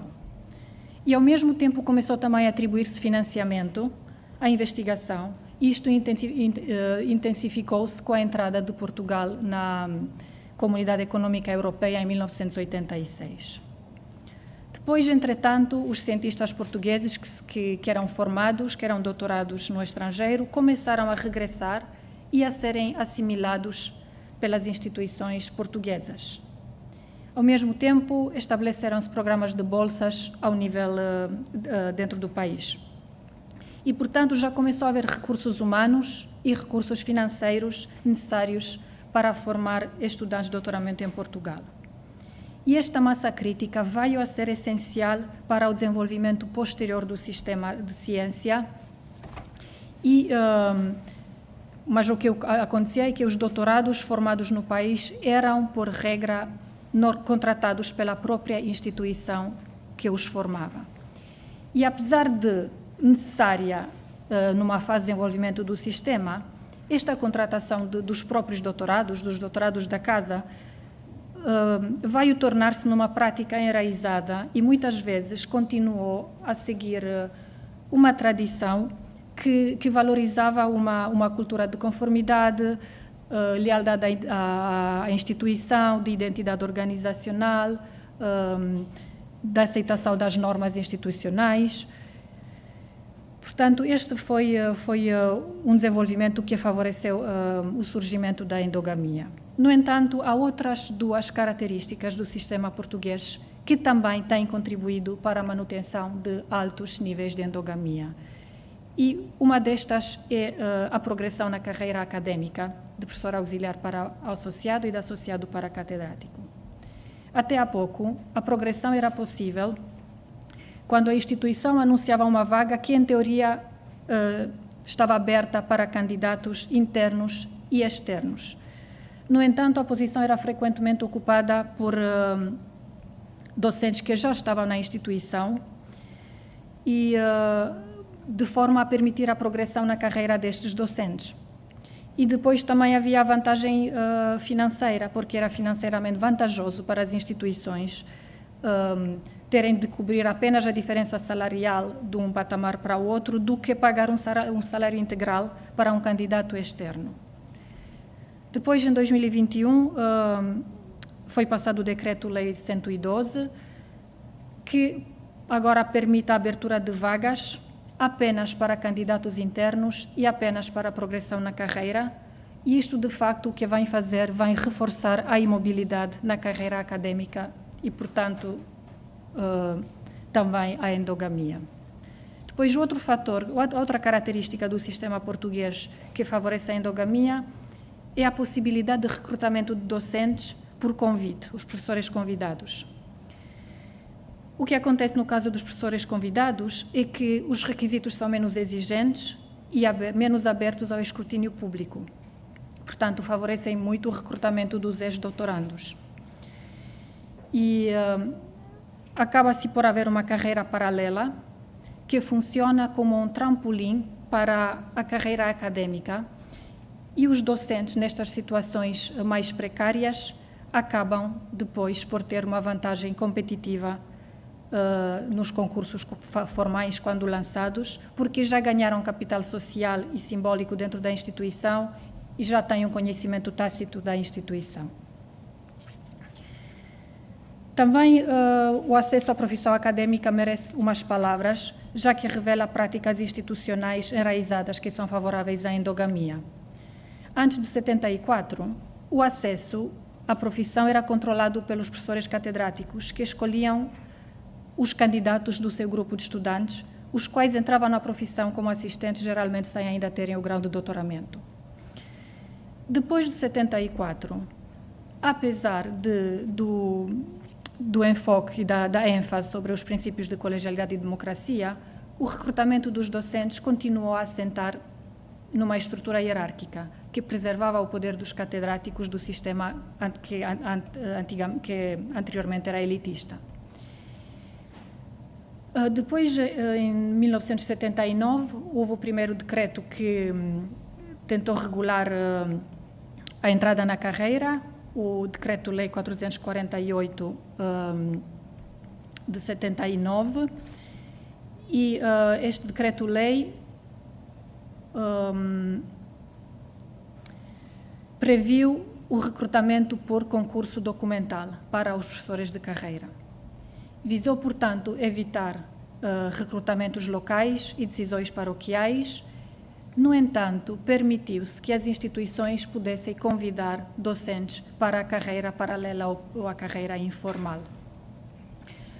Portanto, estes concursos, peço desculpa, depois, 30 anos depois, foi revisto este decreto-lei pelo Decreto-Lei 205 de 2009, que conhecemos como o Estatuto da Carreira Docente no Ensino Universitário, e este Decreto-Lei agora prevê o doutoramento como um pré-requisito para entrar na carreira académica e, ao mesmo tempo, prevê que os concursos sejam abertos internacionalmente.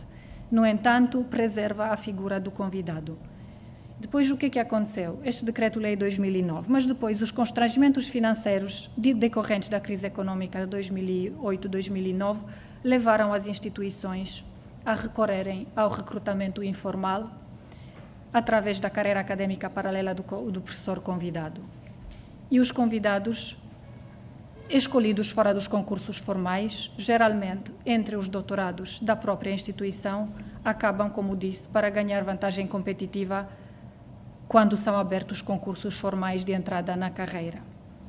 Portanto, estes concursos não parecem garantir uma real igualdade de oportunidades para os de fora, para os outsiders, e os processos de seleção, embora formalmente sejam baseados numa avaliação objetiva e padronizada das candidaturas, na prática acabam por ser baseados na avaliação informal das competências individuais e dos relacionamentos profissionais pessoais que são criados durante a formação e que acaba por resultar no favoritismo do candidato local. Isto não é só uma questão, que tem sido apontada em vários países, sobretudo do sul da Europa, pela investigação.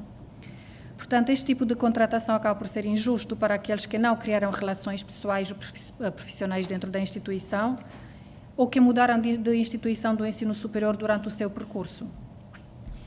E, deste modo, quando os concursos formais de entrada na carreira são abertos, o que é premiado é a imobilidade, é a lealdade, é o serviço prestado na instituição e, ao mesmo tempo, a independência intelectual e a mobilidade são desvalorizadas.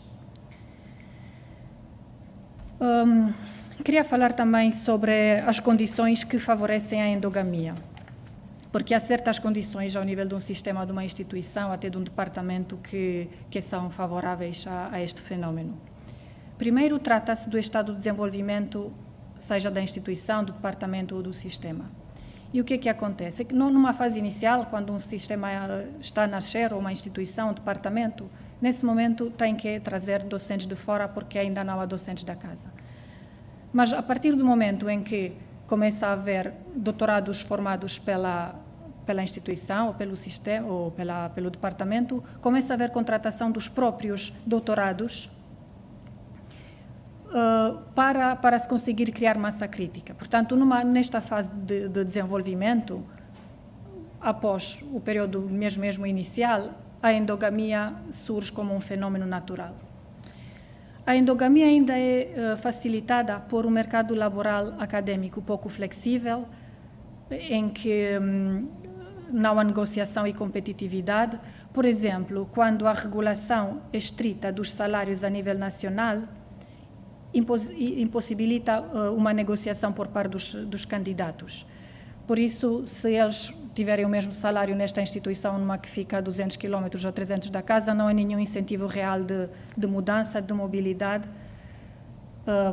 Por isso, estes sistemas uniformes, com homogeneidade salarial, favorecem a endogamia. Depois, a falta de financiamento, também é outro fator, já que influencia negativamente a atratividade das instituições, porque elas têm uma capacidade limitada de oferecer condições salariais apelativas. Esta falta de financiamento, como já vimos, também pode influenciar o acesso à profissão académica por via informal, como também está muito documentado que acaba por favorecer os candidatos da casa. Portanto, essas foram algumas condições que favorecem a endogamia. Agora, falando das consequências, provavelmente a consequência da endogamia mais estudada na literatura sobre o tópico prende-se com a produtividade científica e a originalidade da investigação. Por exemplo, enquanto os académicos inbred e não inbred, vou usar agora estes termos para falar mais concretamente também de resultados de investigação. Enquanto os académicos inbred e não inbred parecem ter um nível idêntico de produtividade científica em revistas nacionais, quando se trata de publicar em revistas internacionais ou em revistas com revisão por pares, os académicos não inbred são comparativamente mais produtivos. Aparentemente, os inbred também tendem a produzir menos artigos em revistas com revisão por pares do que os académicos não inbred. Portanto, apesar de haver uma semelhança na quantidade de publicações entre os académicos inbred e os não inbred, o que os diferencia é que os não inbred tendem a publicar em revistas que são consideradas como tendo maior qualidade pela indexação, ou pelo caráter internacional, ou por haver revisão por pares. Depois, decorrendo disso, também tem sido estudado e documentado que os académicos inbred também têm agendas de investigação menos ambiciosas, menos inovadoras e arriscadas, menos multidisciplinares. Também demonstram menos criatividade, autonomia e independência intelectual, e também as suas redes de investigação são mais pequenas, mais locais e menos internacionais. Tendem a colaborar, sobretudo, com colegas da própria instituição. Depois, além da produtividade, da influência que a endogamia tem na produção científica, ela acaba também por ter influência na própria instituição, porque reforça as estruturas de poder e de relações hierárquicas dentro das instituições, o que o Hugo Horta, que tem estudado este tema, é uma das pessoas que mais tem estudado este tópico, chama de oligarquia académica. A seguir, vou mostrar os resultados de uns estudos realizados pela minha colega Orlando Tavares e por mim, em colaboração com outros colegas. E estuda o inbreeding em relação à produção científica e o outro o inbreeding em relação às colaborações na investigação. Nestes dois papers, além do conceito clássico da endogamia, que vê a endogamia a nível institucional, também adoptamos o conceito de endogamia nacional quando se trata de correspondência entre a instituição,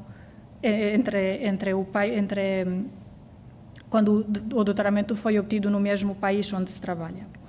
E o recurso a este conceito de endogamia nacional é justificado por investigação anterior que, no caso dos académicos portugueses, mostrou que a mobilidade internacional, e não apenas a mobilidade interinstitucional dentro do país, influencia o desempenho de investigação. E nós estávamos a olhar precisamente para impacto na investigação. E este estudo anterior, que foi realizado por uns investigadores gregos, destaca de facto diferenças nos efeitos da endogamia nacional em distintos países. Enquanto a endogamia está associada a maior produtividade no norte, por exemplo, na Dinamarca e na Bélgica, o mesmo não foi verificado no sul da Europa. O desempenho na investigação diminui quando a afiliação dos docentes, por exemplo, na Grécia, e menor ainda quando é em Portugal. Parece, portanto, que a influência da endogamia na produtividade científica não se pode desvincular do contexto, neste caso, o contexto nacional.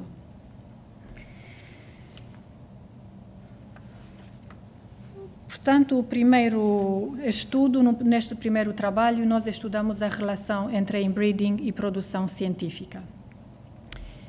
Olhamos para os doutorados em Sociologia, que trabalham nas 3 universidades públicas. O nosso universo foi de 294 docentes, portanto, todos os docentes doutorados em Sociologia, e que eram afiliados a faculdades de Letras e a faculdades de Economia.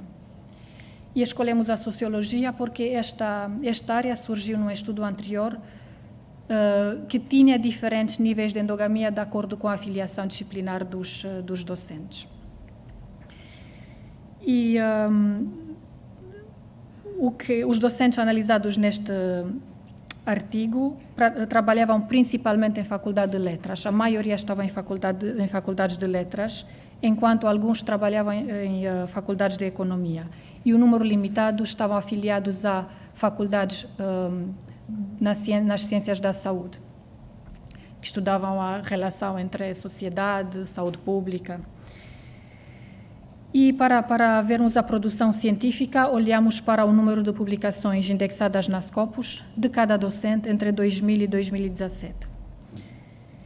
E o que encontramos é que, olhando apenas para o inbreeding institucional, existe uma tendência de haver maior proporção de académicos sem publicações Scopus entre os inbred, quando comparados ao não inbred. No entanto, esta diferença não foi estatisticamente significativa. No entanto, aquilo que nós chamamos de endogamia nacional se pareceu ter efeito, porque os docentes com doutoramentos estrangeiros tinham maior probabilidade de ter citações e impacto, portanto, impacto na Scopus. Assim, a mobilidade internacional dos docentes durante o doutoramento parece ser benéfica em termos de reconhecimento da sua investigação e do impacto do seu trabalho. Provavelmente porque desenvolveram redes de investigação mais amplas, o que, por sua vez, cria mais visibilidade do seu trabalho. Depois, como tínhamos a disciplina de Sociologia, cujos docentes trabalham em faculdades com afiliações disciplinares diferentes, também quisemos ver a influência da cultura disciplinar no contexto da endogamia. Porque nós já observamos, embora todos os académicos sejam sociólogos, nós observamos que a sua produção científica variava de acordo com a afiliação disciplinar, reforçando argumentos de que se existe uma relação entre produção científica e cultura disciplinar. E, por exemplo, em comparação com os académicos, os sociólogos que trabalhavam em faculdades de letras, os da faculdades de Economia e Ciências de Saúde eram mais propensos a terem publicações na Scopus. Portanto, nós quisemos fazer esta análise de diferenças entre os inbred e não inbred também por área disciplinar do departamento. E o que encontramos foi que a endogamia tem efeitos negativos na produção científica em faculdades de economia e faculdades ligadas à saúde, que de facto são disciplinas mais propensas à colaboração internacional na investigação. E vê-se isto nos gráficos, aqui, por exemplo, não estou a conseguir fazer... Não faz mal. No primeiro gráfico, nota-se que as colunas são mais ou menos da mesma altura entre os não inbred e os inbred. Portanto, não há uma diferença significativa na probabilidade de não se ter publicações na Scopus. No entanto, entre os docentes de Sociologia que estavam afiliados a faculdades de Economia, nota-se que a coluna dos inbred era bem mais alta, mostrando que há uma maior probabilidade de eles não terem publicações na Scopus.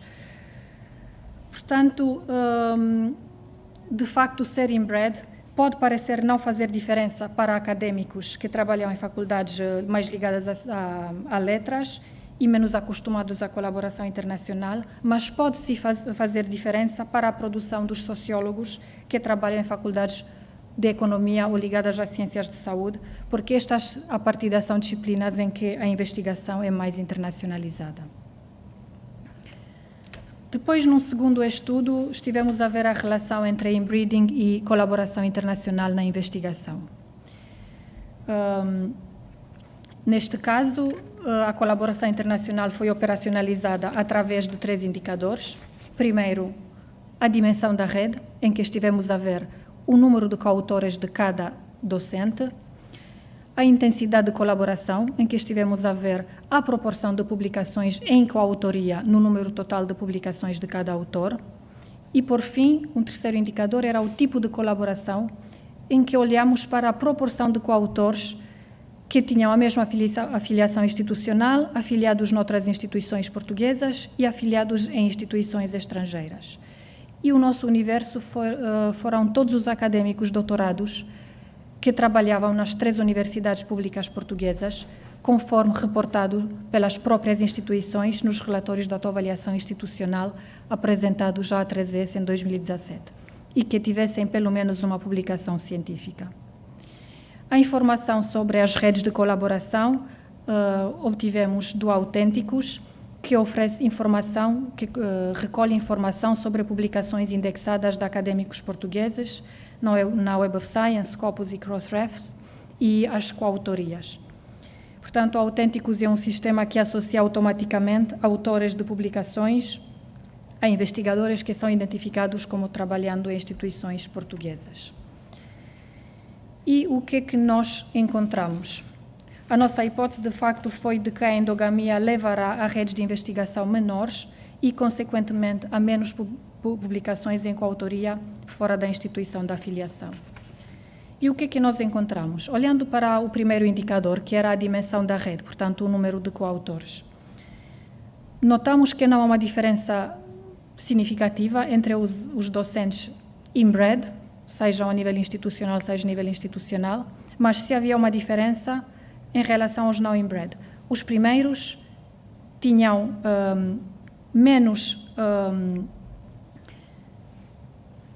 coautores em comparação com os não inbred. Aquele é suposto ser um menos e mais. Não sei se fica claro, mas é.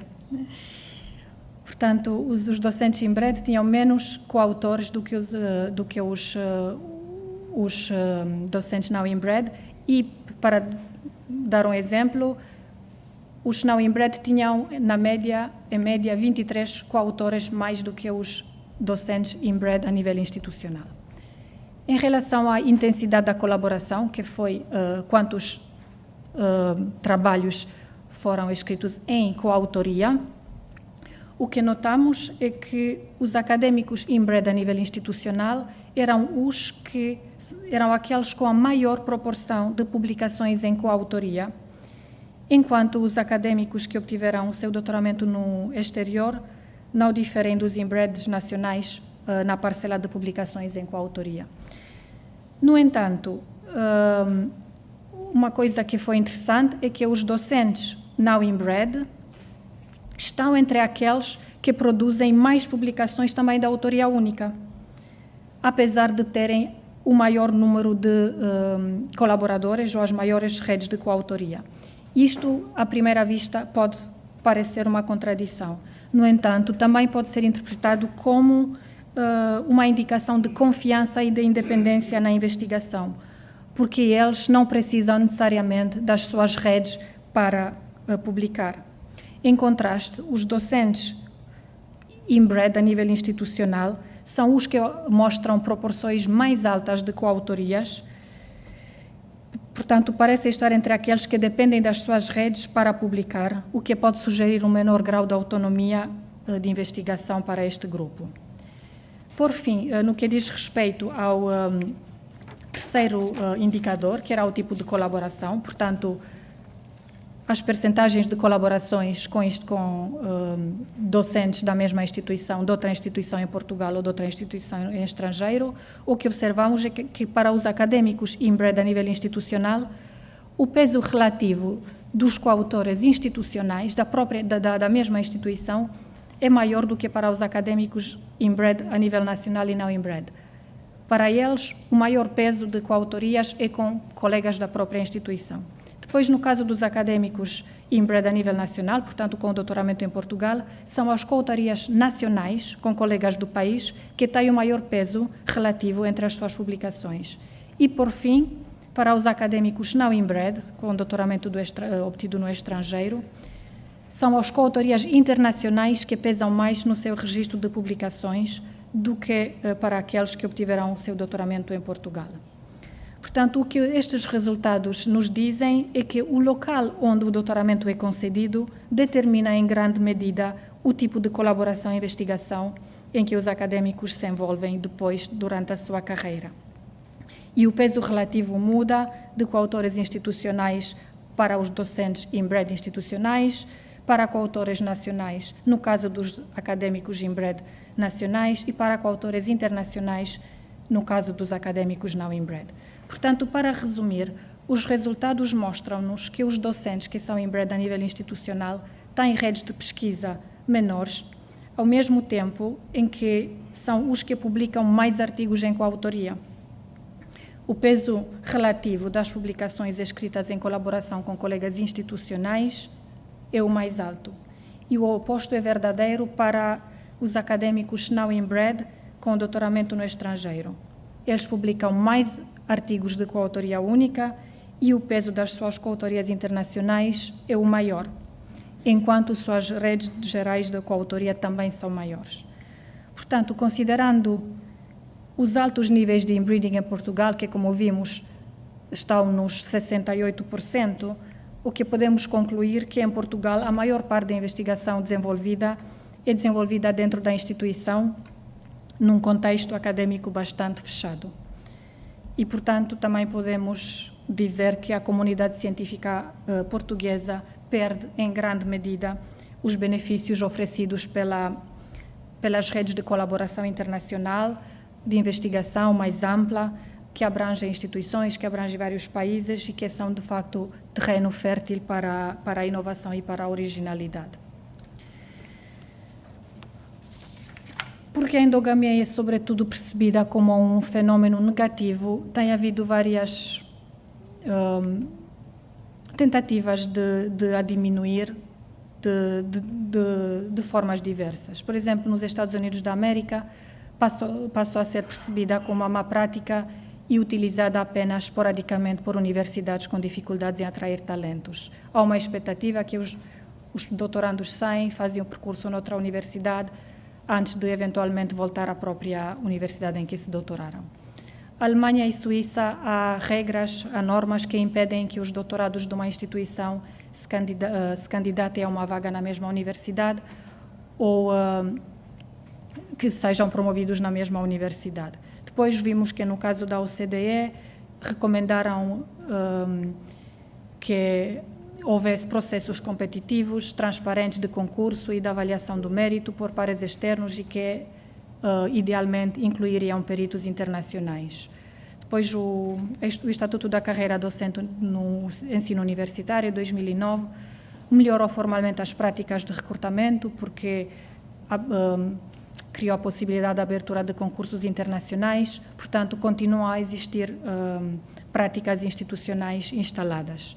E, além disso, o decreto-lei C continua a permitir o recurso à carreira informal dos professores convidados e esta, como vimos, tem potencial de reforçar a endogamia. Portanto, eu queria acabar aqui por lançar um tópico de reflexão para as pessoas aqui presentes, que é como abordar este problema em Portugal. Porque há uma questão, até que ponto as universidades estão dispostas a mudar as práticas de recrutamento enraizadas nas culturas institucionais e dependentes também de recursos financeiros, e até que ponto também as políticas públicas eventualmente poderiam influenciar esta mudança. Será que seria vantajoso trazer à consciência das instituições que o facto de recrutar académicos de fontes mais variadas, com doutoramentos obtidos fora da instituição no país, mas também fora da instituição no estrangeiro, especialmente em algumas disciplinas, pode aumentar a sua produtividade científica e também o reconhecimento da instituição? Será que pode passar por redefinição de políticas de investigação a nível institucional e nacional, em que podia-se incentivar uma variedade de meios para promover parcerias, colaborações internacionais, mobilidade internacional, licenças sabáticas, visitas de académicos internacionais, projetos em colaboração, recompensas aos académicos que se envolvem. Portanto, há uma série de coisas que se podiam considerar, mas eu queria, como disse, lançar isto para o debate agora, para o tempo que nos resta. Obrigada.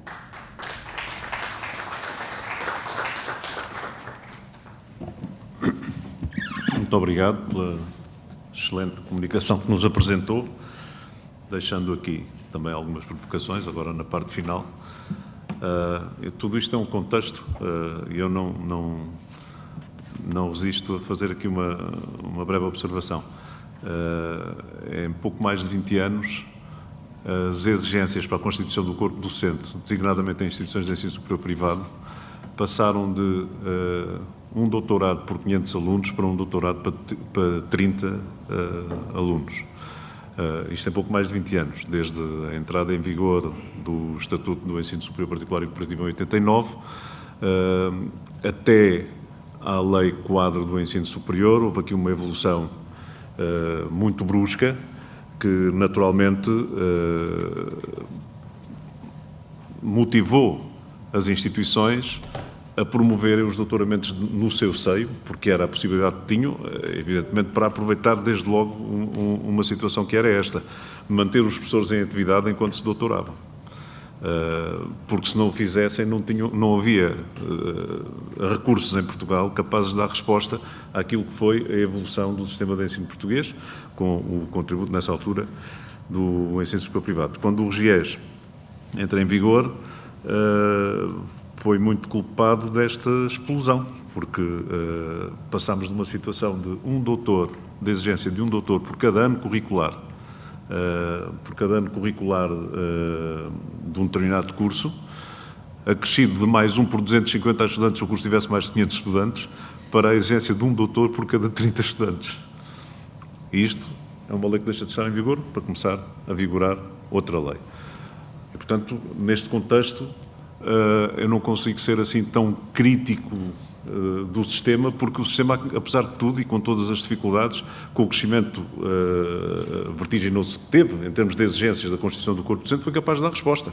E deu resposta, com um esforço muito grande que as instituições, designadamente aqui, as instituições de ensino superior privado, tiveram de se preparar, a reforçar os seus quadros, criar unidades de investigação e promover no seu seio a formação do seu próprio corpo docente. Era inevitável que assim fosse, e também é inevitável que agora se caminhe noutro sentido, como é óbvio.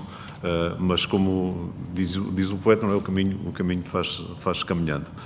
Também não resisto em dizer que, em determinadas passagens, eu revi também aqui passagens do Todas as Almas do Xavier Marias, quando passou como professor convidado para a Universidade de Oxford, onde ele relata muito esta questão da endogamia, mas noutro sentido, até num sentido mais crítico. Bom, eu não estou aqui para fazer tantos comentários, mas não resisti e passo à plateia para as questões que entenderem ajustadas à comunicação que acabou de ser feita. Está ali um primeiro candidato, Posso?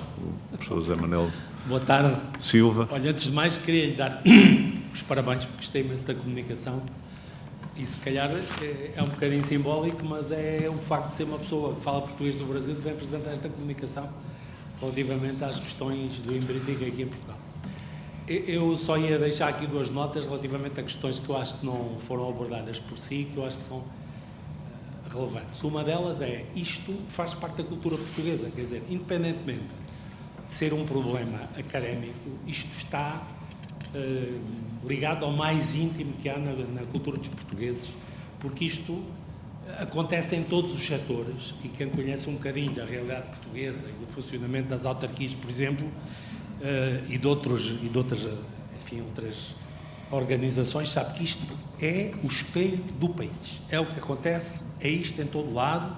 Nós preferimos sempre os nossos aos outros, aqueles que nós apoiamos. Aliás, o João pôs aí a questão no ponto. Se as instituições apostam na formação do seu corpo docente, obviamente depois querem rentabilizá-lo e, portanto, se nós apostamos na formação dos nossos docentes e a seguir os mandamos ou deixamos que eles se vão embora e vamos admitir outros, evidentemente estamos a administrar mal os nossos investimentos. Mas esta questão, antes de mais, e era isto que eu queria salientar, é um problema cultural e, portanto, tudo aquilo que queira lutar contra isto tem que ir ao cerne da cultura portuguesa. Aliás, há um outro exemplo, não tem a ver com isto diretamente, que é a legislação que permite que os reitores sejam escolhidos entre pessoas de outras instituições, os presidentes dos politécnicos. Quantos existem em Portugal? Quantos é que já ganharam eleições vindos do exterior?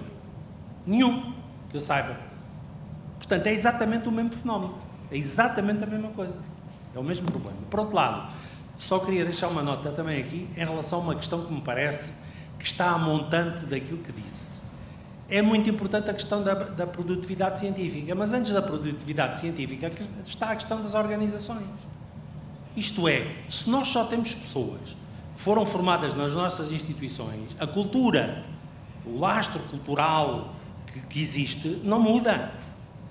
E eu tenho, enfim, a felicidade de ter participado numa instituição que foi criada de raiz e, portanto, vinha gente de todo lado e, portanto, era um ambiente completamente diferente. E agora estou numa escola onde abrimos a outras formações. Eu sei bem a diferença que era quando eu lá cheguei, que aquilo era apenas uma escola de enfermagem, agora uma escola de saúde tem N pessoas de outras áreas científicas e, portanto, não tem nada a ver a cultura que neste momento existe com a cultura que era o lastro que lá foi encontrado. Portanto, para além da produção científica, é extraordinariamente importante para as instituições arejarem o ambiente do corpo docente, terem pessoas de outros países, de outras realidades. Agora, há aqui uma coisa, por exemplo, eu não consigo contratar ninguém estrangeiro, não tenho dinheiro para lhe pagar. E esta é uma questão que, obviamente, também nos condiciona. Portanto, há aqui um problema que é de fundo, se quiser, é fundamental, que é o problema da cultura, e há um outro problema que também tem que ver, para além depois de todos os outros que aqui foram referidos e bem, eu acho que a sua comunicação foi muito interessante e felicito-o por isso mais uma vez, que tem que ver com o problema da nossa falta de capacidade para captar professores estrangeiros para virem para as nossas instituições. Portanto, muito obrigado e deixava-lhe estas duas notas para depois comentar. Comento agora o... Me parece inequívoco é que a diversidade no percurso académico abre as portas à internacionalização de uma forma absolutamente espantosa, independentemente de virem pessoas estrangeiras para cá. A diversidade no percurso académico só por si é um instrumento de internacionalização das próprias instituições e da carreira em si. Mas o que eu ia dizer, primeiro agradeço as suas palavras. Eu não sou, falo português com sotaque, mas não é brasileiro. Eu não sou brasileira. Eu sou romena, mas estou cá. Sim, sim, eu reconheço o que está a dizer, que é uma questão cultural, que é uma questão enraizada, que tinha que ser mesmo a cultura, e de facto a literatura sobre a endogamia aponta a cultura como um dos maiores entraves à mudança. Mesmo havendo, se calhar, condições objetivas para combater a endogamia, existe sempre o fator cultural que é o mais difícil de vencer. Agora, em relação ao que disse das instituições não serem competitivas para candidatos estrangeiros, eu compreendo isso e compreendo que, se calhar, alguém de fora dificilmente virá, mas pode ser interessante para portugueses doutorados fora que tenham intenção de voltar. Mesmo assim, há um entrave que eu experienciei em primeiro lugar, que é quando abro um concurso, é aberto internacionalmente, mas um dos requisitos é o reconhecimento do grau. O reconhecimento do grau não se faz no instante de hoje para amanhã. Muitas vezes as pessoas, parece, para um primeiro concurso, quando não têm conhecimento, à partida vão desistir porque vão pensar, como é que eu vou entrar agora nos trâmites administrativos para eu conseguir reconhecer o meu grau obtido não sei onde, e eu já não vou concorrer a este concurso. Embora, na prática, é possível, embora na teoria é possível, na prática isto acaba por ser um grande entrave. E se o facto dos salários não serem competitivos em relação a outros países, ok, aceito esse argumento, e de facto se é um fator que é apontado como uma condição que favorece a endogamia, porque não há incentivo para... não há capacidade de atração, sim. Posso? Muito obrigado, também gostei muito da sua comunicação e pegando até nesta questão da cultura, enfim, há um livro que eu acho que é uma bela análise sobre o ensino superior em Portugal, que é um livro já com muitos anos, mais de 50 anos, que é um livro do Cedas Nunes, do Miller Guerra, que é o problema político das universidades portuguesas, onde, a certa altura, os autores dizem que a Universidade Portuguesa, napoleónica ou latina, é irreformável. Eu não acredito nisto, também não acredito na questão da cultura. Eu acho que quer dizer que, embora reconheça que ela existe, há mecanismos que podem pôr um fim a essa cultura, porque essa cultura, enfim, prejudica o desenvolvimento do sistema, é o mau uso, no caso dos dinheiros públicos, se estivermos a falar de concursos públicos, e, do meu ponto de vista, o problema situa-se a dois níveis. Por um lado, nos editais, não é? Basta consultar alguns editais quando, por exemplo, se fixa nos termos dos editais que o candidato tem que ter um índice H superior a 12, ou que tem que ter publicado nas revistas de ergonomia, não sei o quê, nem sei o que mais, ou que tem que ter um número de publicações internacionais indexadas no Scopus maior do que 80, porque é que um candidato com 79 fica excluído logo nos termos dos critérios de mérito absoluto. Portanto, a maioria, a forma de conseguir garantir que aqueles que são escolhidos pela instituição é normalmente feito através da fixação dos editais. Eu estive recentemente num concurso onde o critério principal era o tempo de atividade como professor, porque garantia que os candidatos internos estariam lá. Apareceu alguém de fora que tinha 20 e tal anos, passou à frente de toda a gente. Enfim, esse é, primeiro, um problema, a questão dos critérios. E esses critérios, enfim, penso que só uma posição institucional por parte do Ministério é que pode resolver este problema. O outro aspecto é a questão da constituição dos júris. A constituição dos júris, mesmo tendo melhorado com a imposição de elementos externos, nem sempre resolve o problema. Espanha tem um esquema que me parece interessante ser estudado, em que a constituição dos júris é por seleção aleatória do conjunto de professores da área em questão. E isso introduz, digamos, uma independência de decisão que muitas vezes não existe nos concursos tal qual como nós os conhecemos. E, portanto, e só para terminar, essa questão de que os concursos agora são internacionais, se virmos quantos candidatos entraram que não fossem portugueses, digamos, ou que viessem de uma instituição estrangeira, deve-se contar pelos dedos de uma mão e devem sobrar ainda dedos. Portanto, os concursos internacionais, a ideia é generosa, é positiva, mas de facto são uma ficção por todas as, nomeadamente a questão que referiu, e também por todas as imposições que são postas nos editais dos concursos, que no fundo limitam o número de candidatos para alguém que já está escolhido a priori e que não é declarado publicamente.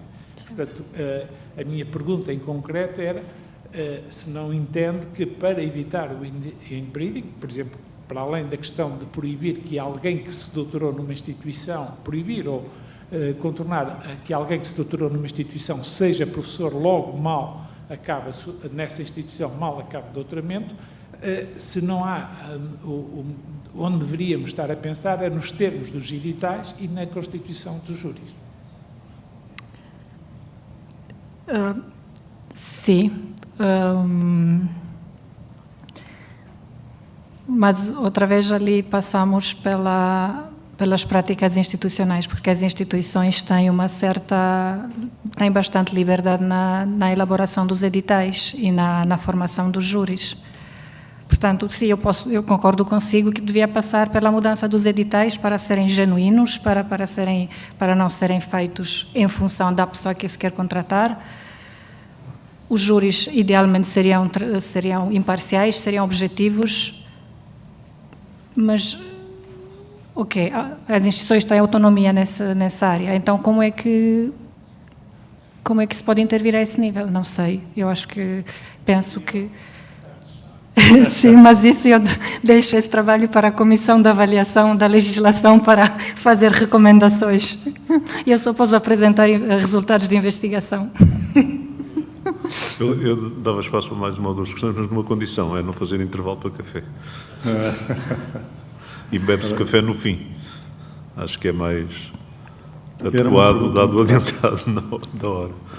Era uma pergunta muito rápida em relação à Cristina, e obviamente agradecendo. Essa questão que o Pedro disse é interessante. Algumas universidades inglesas e americanas usam esse sistema. Ninguém é contratado após o doutoramento durante 4, 5 anos e só após isso é que pode ser intervencionado. A outra questão Isto, em relação à Cristina, o que apresentou é essencialmente nas universidades portuguesas públicas. Sim. A outra é se há algum estudo de, podemos chamar benchmarking, de comparação entre este nosso inbreeding e outros países, por exemplo, a Espanha, a Itália, a Roménia. Há alguma ideia dessa comparação? Qual é a sua percepção? Porque era interessante fazer esse benchmarking e a comparação dos sistemas, já agora para... Sim, que eu saiba, não é um estudo que pegue em certos países e compara os níveis de inbreeding. Agora, sei que, por exemplo, na Espanha também tem sido bastante estudada a questão da endogamia e também é bastante alta. Sei os autores que têm trabalhado o assunto, conheço a literatura, eles apontam problemas similares ao caso português, problemas culturais, sobretudo, mas não sei dizer em números concretos quanto terá a Espanha, ou quanto terá a Roménia, ou quanto outros países. Não, agora não consigo dizer.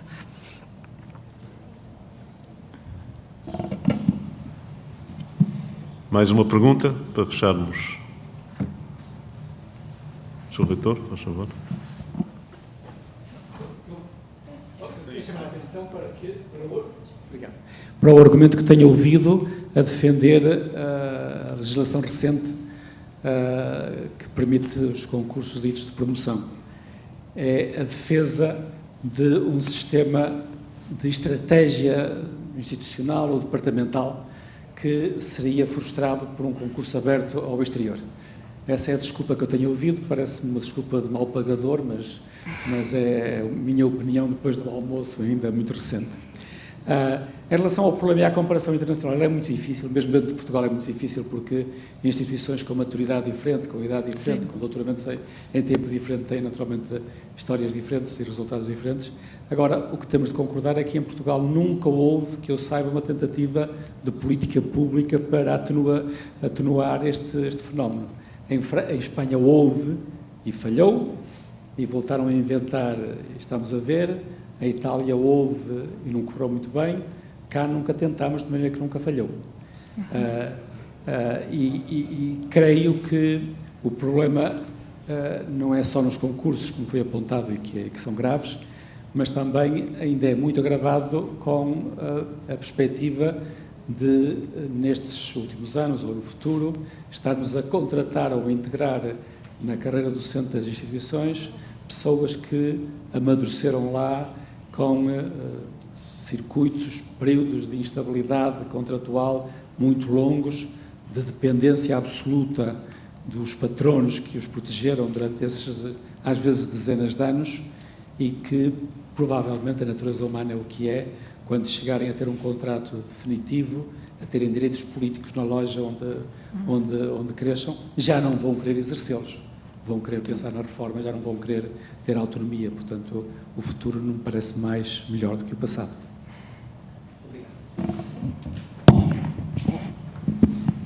Quer fazer um comentário final?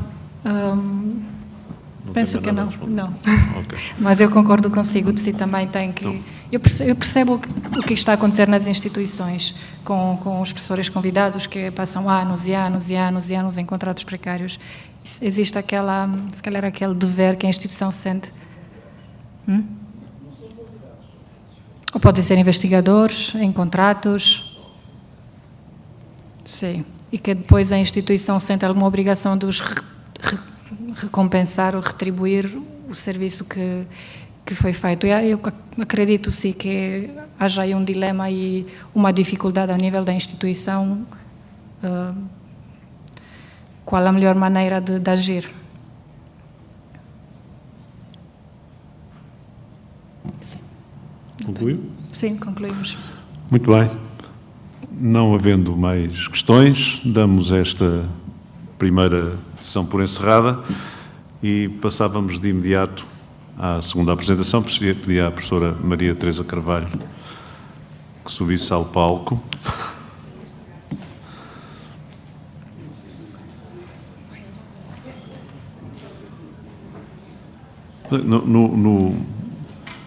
No atual regime só há dois, já não está aqui o professor, só há dois modelos de professor de carreira e o convidado. Não há outro. Não há aqui uma terceira figura legalmente prevista. Nos investigadores está bem.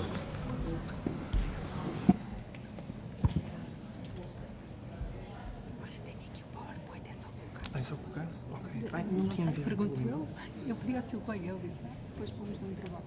Final da... Eu aproveito para ir apresentando a professora Maria Teresa Carvalho, enquanto... Estão-me a dizer que precisava de um intervalo para estar aquilo, de maneira que algumas pessoas podem ir buscar o café e dele aqui. Então. Sim, se é preciso 5 minutos para instalar ali a solução técnica. Se alguém quiser aproveitar e tomar um café nestes 5 minutos, mas não interrompe de qualquer forma.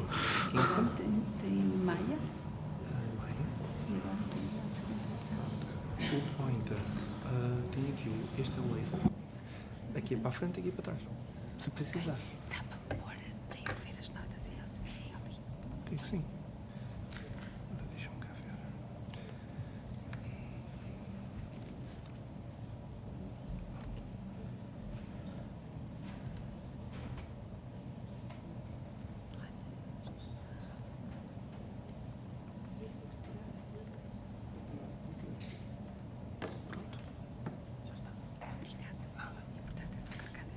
Para a frente e outro para trás.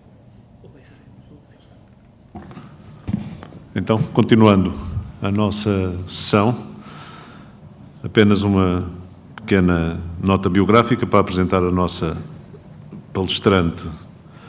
A professora Maria Teresa Carvalho é professora associada com agregação na Universidade de Aveiro,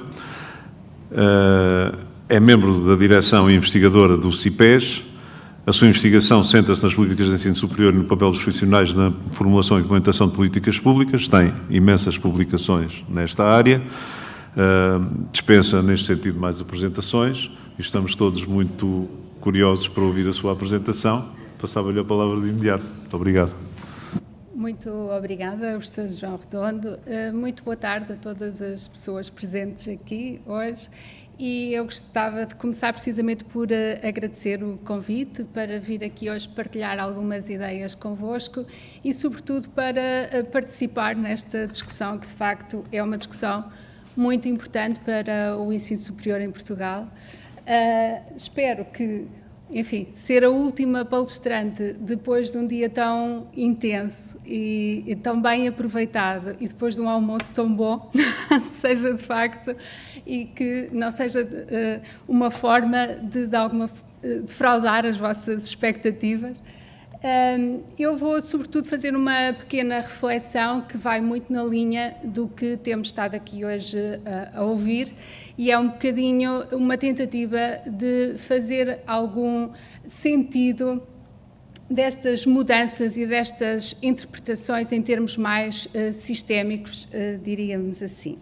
Portanto, o que é que nós temos estado aqui a falar? Temos estado a falar de um conjunto de alterações que têm vindo a ocorrer nos sistemas de ensino superior, enfim, não só no contexto nacional, mas também no contexto europeu, com as apresentações que tivemos de manhã, e que se enquadram num contexto de reconfiguração dos modelos tradicionais de Estado-providência e das burocracias profissionais, que na prática se traduziram numa retração do financiamento público do Estado relativamente aos chamados serviços públicos. Simultaneamente, como ouvimos de manhã com a professora Suzane, o que acontece é que também temos crescentemente vindo a assistir à existência de narrativas sobre a sociedade e a economia do conhecimento que tendem a valorizar a importância do conhecimento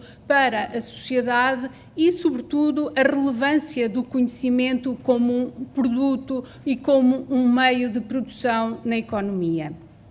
Isto num contexto, diríamos, num contexto ideológico centrado na nova gestão pública, portanto, na ideia de trazer maior eficiência para a gestão dos serviços públicos. Ora, inevitavelmente, este contexto, como temos vindo a falar hoje e já nas conferências anteriores que foram organizadas, este contexto traz implicações ao nível dos sistemas de ensino superior ao nível dos próprios modelos de organização e gestão das instituições e, inevitavelmente, também ao nível dos seus profissionais. Nós hoje estamos concentrados, sobretudo, numa reflexão sobre a carreira académica, e é sobre ela que eu também irei falar, mas, obviamente, que as instituições de ensino superior têm mais profissionais e também é importante refletir sobre eles e sobre o seu papel e a sua relevância para as instituições.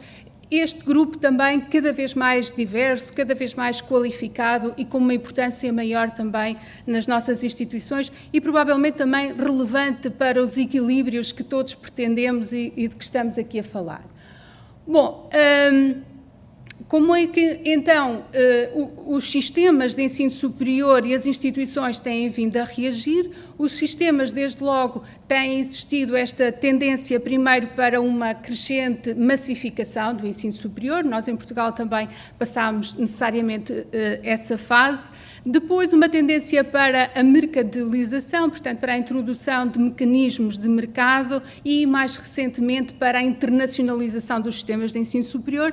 Tudo isto sempre apresentado como estratégias e decisões políticas muito inovadoras em cada um dos países e que, na realidade, são sempre muito semelhantes entre diferentes sistemas. Simultaneamente, também o surgimento de um certo culto da meritocracia e da excelência e a tentativa, lá está, de acordo com a influência da nova gestão pública, para eliminar mecanismos da burocracia e procurar aumentar a eficiência dos serviços públicos. Ao nível das respostas institucionais, enfim, nós temos muita literatura também de ilustres conhecidos em Portugal que apontam precisamente para a crescente utilização de mecanismos de mercado ou quase de mercado, para a crescente presença de atores externos e, de facto, na última conferência falámos imenso da relevância dos stakeholders e da participação destes atores externos no processo de tomada de decisão e também para a profissionalização da gestão universitária e para a implementação de sistemas que permitam a garantia da qualidade nas instituições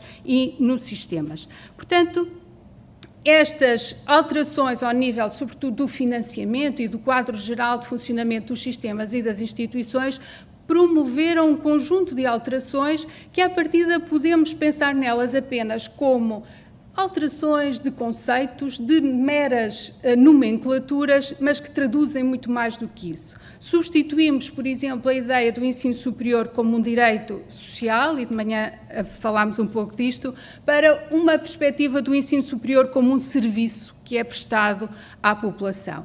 Também substituímos a ideia das instituições de ensino superior como organizações com uma missão, com uma estrutura, com um conjunto de valores e normas institucionais específicas, para a ideia de que estas instituições podem funcionar como empresas, portanto, como organizações com estruturas hierarquizadas, com processos de tomada de decisão mais concentrados. Os próprios estudantes passaram a ser entendidos não como herdeiros de uma tradição secular e como coparticipantes nos processos de educação, mas, sobretudo, como consumidores a quem é prestado um serviço. E, finalmente, os académicos deixaram de ser considerados como profissionais de elite que perseguem o avanço desinteressado do conhecimento para, na mesma lógica, serem, sobretudo, interpretados como trabalhadores e prestadores de serviço neste contexto. Ora, o que é que nos têm dito os estudos empíricos sobre estas mudanças? A perspectiva da literatura é uma perspectiva muito pessimista, não é? Se formos a olhar para o que diz a literatura ao nível do impacto destas alterações nas instituições, fala-se da universidade em ruínas, da emergência da educação como uma fábrica, o famoso capitalismo académico, não é? Portanto, a importação das normas do sistema económico para o funcionamento das instituições, a universidade performativa, portanto, muito assente nesta noção de medir a performance e uma consequência imediata na empresarialização e privatização do conhecimento e das instituições de ensino superior. E ao nível dos académicos, o que é que diz a literatura? Também a perspectiva pessimista. O que se diz, o que a maioria dos estudos têm vindo a salientar, é de facto esta noção de que há uma proletarização e uma desprofissionalização dos académicos. O que é que isto significa? Na prática, que há uma diminuição da importância dos académicos nas instituições, uma diminuição do seu poder e do seu estatuto, da sua autonomia nas instituições primeiro e na sociedade em geral.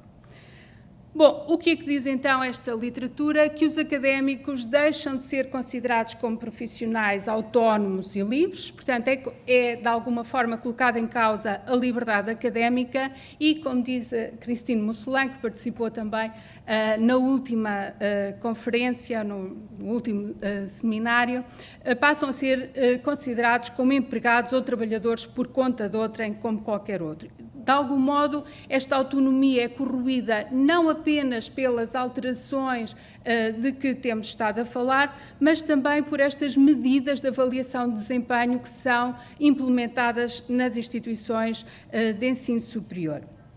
Portanto, os impactos têm sido, sobretudo, relatados em termos negativos, mas há perspectivas mais recentes que trazem novas reflexões mais complexas para esta discussão, destacando, sobretudo, que quando falamos de académicos, e hoje temos estado aqui o dia todo a falar dos académicos, na verdade não existe um grupo de académicos. Os académicos não são um grupo homogéneo e parece-me que temos a ganhar se olharmos para este grupo tentando captar esta diversidade e de que modo é que ela nos permite fazer algum sentido das alterações que estão a ocorrer e de perspectivas, digamos que, menos pessimistas. Bom, o que nós então temos vindo a assistir historicamente é esta ligação profunda entre a ideia de liberdade académica e da universidade moderna, portanto, da noção de universidade de Humboldt, em que, de facto, há o pressuposto que a liberdade académica é um fator fundamental para garantir que se persegue a procura objetiva e racional pela busca da verdade, pelo conhecimento, do conhecimento em si, de uma forma isenta e objetiva. E, portanto, esta concepção da liberdade académica associada à ideia de ligar ensino e investigação da Universidade Humboldtiana levou precisamente à proteção deste grupo profissional por parte do Estado, garantindo que ele não era sujeito às leis da oferta e da procura no mercado de trabalho, precisamente para garantir esta liberdade académica tão relevante para a produção do conhecimento. Ora, o que assistimos com a sociedade do conhecimento e a economia do conhecimento é, supostamente, a uma sobrevalorização deste conhecimento e desta produção de conhecimento. Como é que ela se traduz em termos institucionais? Tem-se traduzido numa desconstrução desta ideia da universidade moderna. Porquê? Porque o que assistimos é a uma separação destas três funções tradicionais, fundamentais da universidade: o ensino, a investigação e a ligação com a sociedade ou a terceira missão. Portanto, a organização e a divisão do trabalho torna-se mais complexa no contexto das instituições e há, de facto, uma desintegração e uma fragmentação e complexificação dos papéis profissionais. O que verificamos é, desde logo, uma separação clara entre ensino e investigação. Esta separação é feita, desde logo, ao nível do próprio financiamento. Portanto, há uma separação entre o financiamento para o ensino e o financiamento para a investigação, mas também há uma separação em termos institucionais, com o ensino mais associado que continua centrado nas instituições de ensino superior, nas universidades e nos politécnicos, e a investigação centrada em unidades orgânicas diferenciadas em centros de investigação. Portanto, há esta separação, e o que se tem visto nos diversos estudos empíricos, um pouco por todo o mundo, é que há a tendência para valorizar mais a investigação face ao ensino. E isto traduz habitualmente em mais tempo gasto em investigação por parte dos académicos do que propriamente no ensino. Este tempo dispendido na investigação relaciona-se também, não apenas com a investigação em si, mas também com o próprio trabalho administrativo associado à investigação. E, por exemplo, a ênfase crescente que, quer ao nível individual, quer ao nível institucional, a investigação representa, traduz também um aumento do trabalho administrativo ligado precisamente à, vamos lhe chamar, contabilização da performance relacionada com a investigação e, portanto, ligada a toda um conjunto de indicadores quantitativos associados à noção de mérito e de excelência, quer individual, quer institucional. Este crescimento exponencial destas tarefas administrativas e também do trabalho de investigação tem resultado, na prática, num aumento extraordinário da sobrecarga de trabalho dos académicos. Simultaneamente, as pressões para uma relação mais estreita entre a produção do conhecimento e a sua, vamos dizer, utilidade ou a sua aplicabilidade para a sociedade, levaram também a um aumento da carga de trabalho associada com a terceira missão e associada com o envolvimento dos académicos com o ambiente externo. Curiosamente, num questionário, realizámos o mesmo questionário em 2008 e em 2018, com os académicos em Portugal, e uma das questões que colocámos era precisamente relativa ao tempo como despendiam o seu, organizavam o seu trabalho durante uma semana típica de trabalho. E o que verificámos, como podem ver aqui, é que, curiosamente, há uma diminuição do tempo dedicado ao ensino, o que já esperávamos, porque, de facto, é o que a literatura nos diz que acontece nos restantes países. Portanto, cerca de 20 horas por semana passamos para 16 horas, mas, curiosamente, verificámos a mesma tendência na investigação, que não se verifica nos restantes países. Isto é, de 12 horas, a diferença é menor, mas de cerca de 12 horas por semana passamos para 10 horas de dedicação por semana à investigação. Onde é que aumenta? É precisamente nos serviços, na administração e nas outras atividades. Portanto, um conjunto de atividades muito mais associadas ao trabalho burocrático e à tal ligação com a sociedade, que em grande medida deve resultar destas necessidade de fontes alternativas de financiamento. Portanto, de algum modo, esta cultura da performatividade traduz-se na emergência de um ambiente de trabalho centrado nestas tendências mais do managerialismo, baseados na competição. O que temos vindo a falar aqui hoje é muito estas tendências para a competição, na orientação para o desempenho e nesta cultura da auditoria, mesmo em termos de qualidade, que, no fundo, traduz novas formas de controlo do trabalho académico. Portanto, o que é curioso é que, de algum modo, este ambiente não significa apenas um controlo externo da profissão e dos profissionais, mas traduz também num autocontrolo. É, em grande medida, reflexivo, ou seja, a forma como os académicos incorporam estes valores na sua subjetividade individual, na sua percepção daquilo que é ser um bom académico, leva-os, de facto, a aumentar extraordinariamente a pressão que colocam em si próprios no sentido de aumentar a sua produtividade. E, portanto, este autocontrolo resulta naquilo que alguns autores designam como uma tendência para um certo hiperprofissionalismo. O que é que significa este hiperprofissionalismo? É exatamente esta tendência para os académicos se tornarem mais exigentes e mais rigorosos consigo próprios, de modo a maximizarem os níveis de produtividade, trabalhando de forma mais intensa e durante mais horas, não é?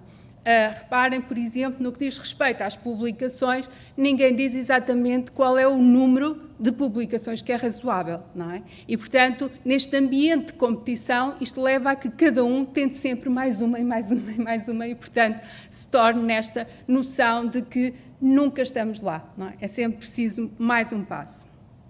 Simultaneamente, o que verificamos é a tal desintegração, fragmentação e, sobretudo, a complexificação dos papéis centrais da profissão. Portanto, ao nível da investigação, não estamos a falar apenas de atividades ligadas à investigação propriamente dita, mas também um conjunto, lá está, de atividades burocráticas, como escrever e submeter propostas para financiamento, fazer e gerir orçamentos, assegurar a celebração de contratos e a tal gestão de recursos humanos complexa de que falávamos há pouco, não é? Estávamos precisamente a falar, e também esta tentativa de promover a transferência do conhecimento para a própria sociedade, que entra aqui também. Ao nível do ensino, temos cada vez mais a necessidade de redesenhar, e depois desta crise que tivemos, enfim, de reconfigurar toda a nossa forma de ensinar com o Covid, temos esta necessidade de redesenhar os programas curriculares, de procurar práticas pedagógicas mais inovadoras e mais atrativas, de procurar não só transmitir competências técnicas, mas também as chamadas competências soft. Hoje todos temos de ser também competentes no ensino à distância e supervisionar os estudantes não apenas no contexto habitual, mas também no contexto da sua prática de trabalho. E, cada vez mais, não apenas no primeiro e no segundo ciclo, mas também já ao nível dos doutoramentos. E, no que diz respeito à ligação do exterior, também estes papéis tornam-se mais complexos. Temos de captar financiamento externo, de procurar que os académicos estejam envolvidos em redes de investigação com investigadores dentro e fora do contexto da academia e, sobretudo, estarem envolvidos em colaborações internacionais. Portanto, todos estes papéis são desenvolvidos num contexto de internacionalização e de globalização que implica, de facto, lidar com vários investigadores de vários contextos diferentes, de várias culturas diferentes e, portanto, também muito mais exigentes. O que é que nós verificamos ao nível das condições de trabalho? O que temos estado aqui a falar, não é? De facto, há uma tendência que não é uma tendência nacional, tirando provavelmente algumas pequenas exceções, como vimos de manhã com o caso da Noruega, mas há uma tendência crescente para a degradação dos termos e das condições do trabalho na academia. A figura tradicional do académico com um contrato de trabalho estável e que desenvolve simultaneamente as tais atividades de ensino, investigação e administração, tornou-se uma raridade no mundo inteiro. E o que temos cada vez mais é esta separação que era um sistema dominante apenas nos Estados Unidos, entre o tenure e o non-tenure, que faz depender a celebração de um contrato de trabalho definitivo, de uma rigorosa avaliação de desempenho.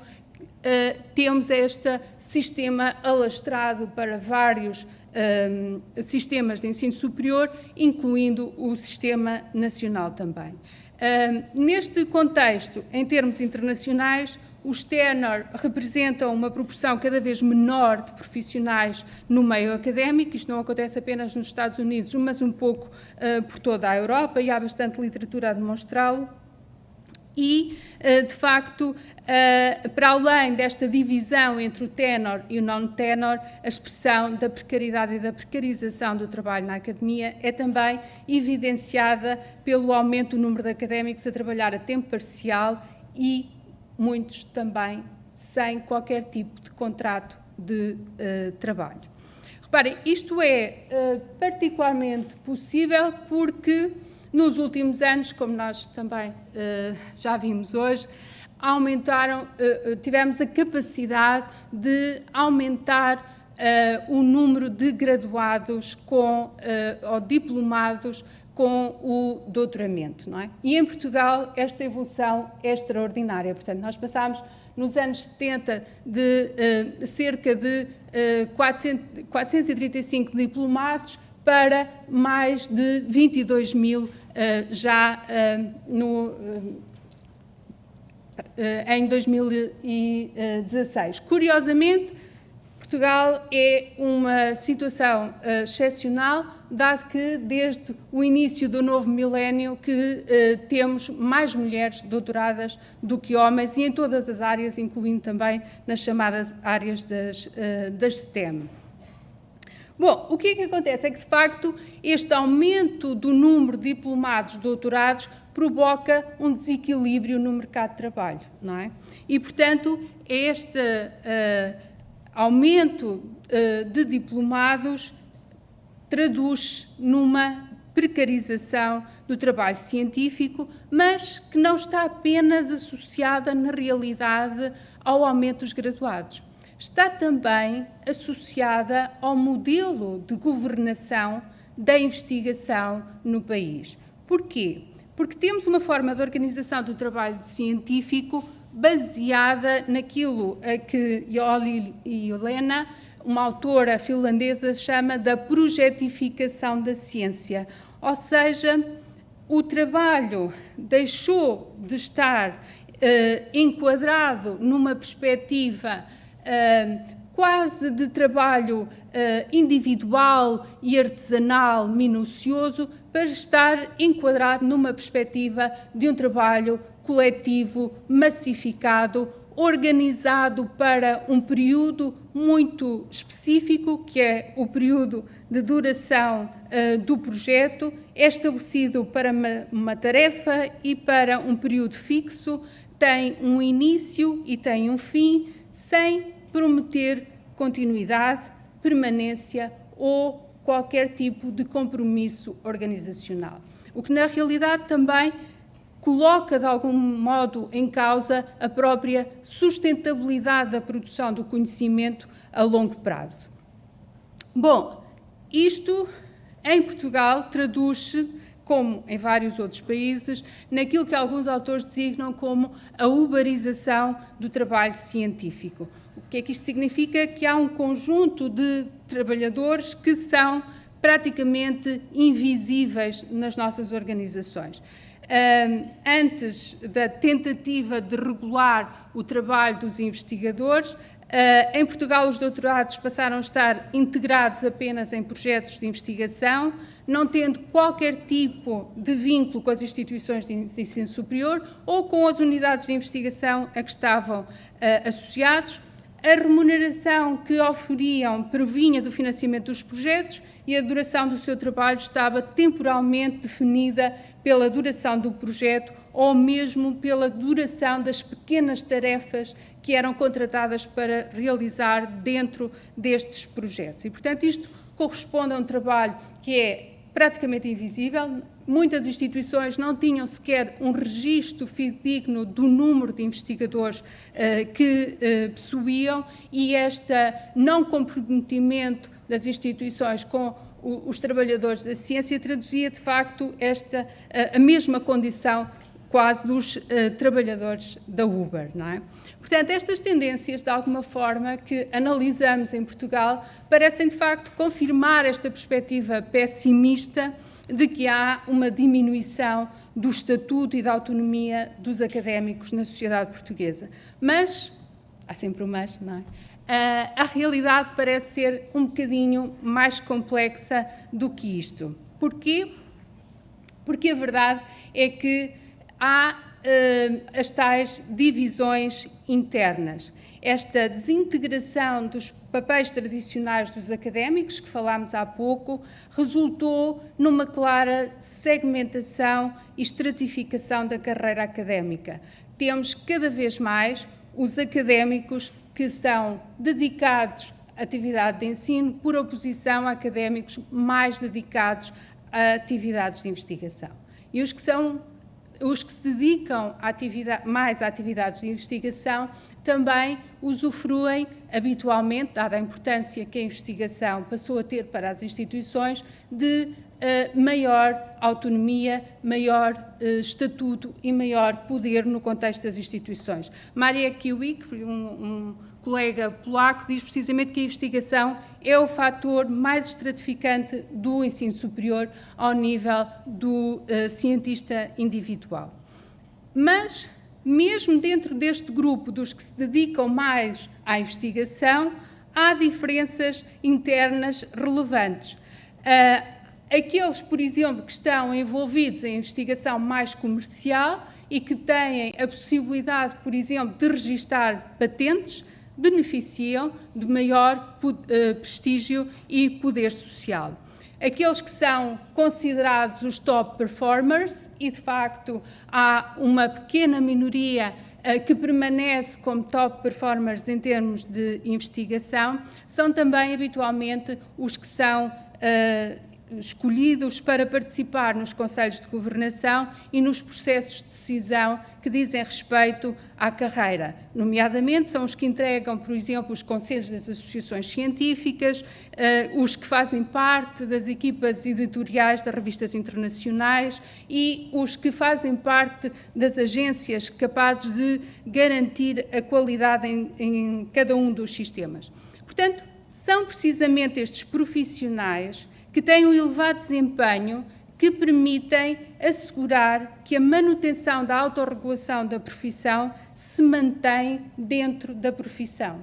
E, portanto, quer ao nível internacional, quer ao nível nacional, a profissão académica, nesta perspectiva, não perdeu poder nem autonomia para outros grupos profissionais. Ela persiste dentro da profissão, mas concentrada apenas num pequeno grupo. Portanto, estes novos mecanismos de controle baseiam-se em grande medida nos resultados da investigação e o desempenho na investigação tem um impacto extraordinário, quer nas estratégias de recrutamento e mesmo nas políticas salariais em todos os sistemas e países. Mas o que é interessante é que ela não sai do sistema dos académicos, ou seja, são os próprios académicos que desenham, que concebem estes processos de avaliação e são os próprios académicos que os implementam. Portanto, há um pequeno grupo de académicos que mantém o controle sobre a regulação do trabalho profissional, uma vez que as decisões que estávamos agora a falar, nomeadamente as decisões que dizem respeito à entrada na profissão, não saem das mãos dos académicos, assim como a avaliação do desempenho e as famosas promoções, não é? Portanto, a carreira continua a ser controlada pelo próprio grupo.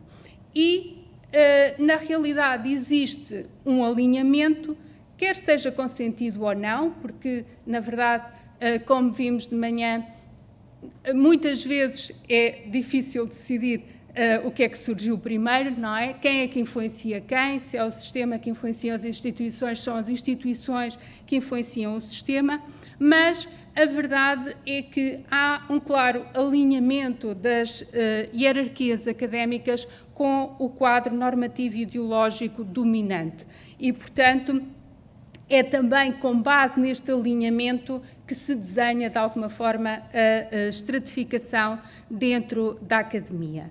Portanto, com a divisão entre estes tenor, os que têm um contrato definitivo, e os non-tenor, os académicos do topo, os chamados top performers, em termos de, sobretudo em termos de investigação, já tinham posições mais seguras que os restantes dentro do grupo, mas veem reforçados, sobretudo em Portugal, com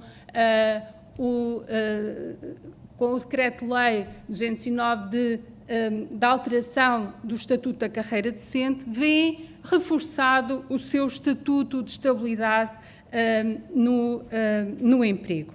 Simultaneamente, já falámos sebejamente disto várias vezes e aqui também nestas sessões e nestas conferências, há uma substituição dos órgãos colegiais por modelos mais hierarquizados, mais top-down, há uma redução do número de órgãos de decisão e do número de elementos que participam nestes órgãos, o que tem resultado, de facto, numa diminuição substancial do número de académicos que participam no processo de tomada de decisão organizacional. O que significa, mais uma vez, que por esta via também há um aumento da segmentação e da estratificação interna da profissão. Portanto, o que podemos dizer é que não existe na realidade uma relação causal simples entre culturas mais gestionárias no ensino superior e um processo de desprofissionalização dos académicos. Se é verdade que, de facto, existe uma tendência para a diminuição das condições de trabalho, com um número considerável de académicos em situações precárias, é também inegável que existe um pequeno subgrupo que tem visto as suas condições de trabalho serem melhoradas e tem visto o seu poder e o seu prestígio aumentarem. Isto conduz a uma clara interdependência entre os vários subgrupos que emergem nas dinâmicas interprofissionais e, portanto, conduz à existência de relações de poder distintas, que leva a que os membros que têm dentro do grupo mais poder desenvolvam mecanismos que Andrew Hebert, autor francês, designa como os processos de subordinação e de assimilação. Isto é, delegam as tarefas que consideram mais rotineiras e menos nobres naqueles que estão mais dependentes, que era exatamente o que estávamos a falar agora, não é?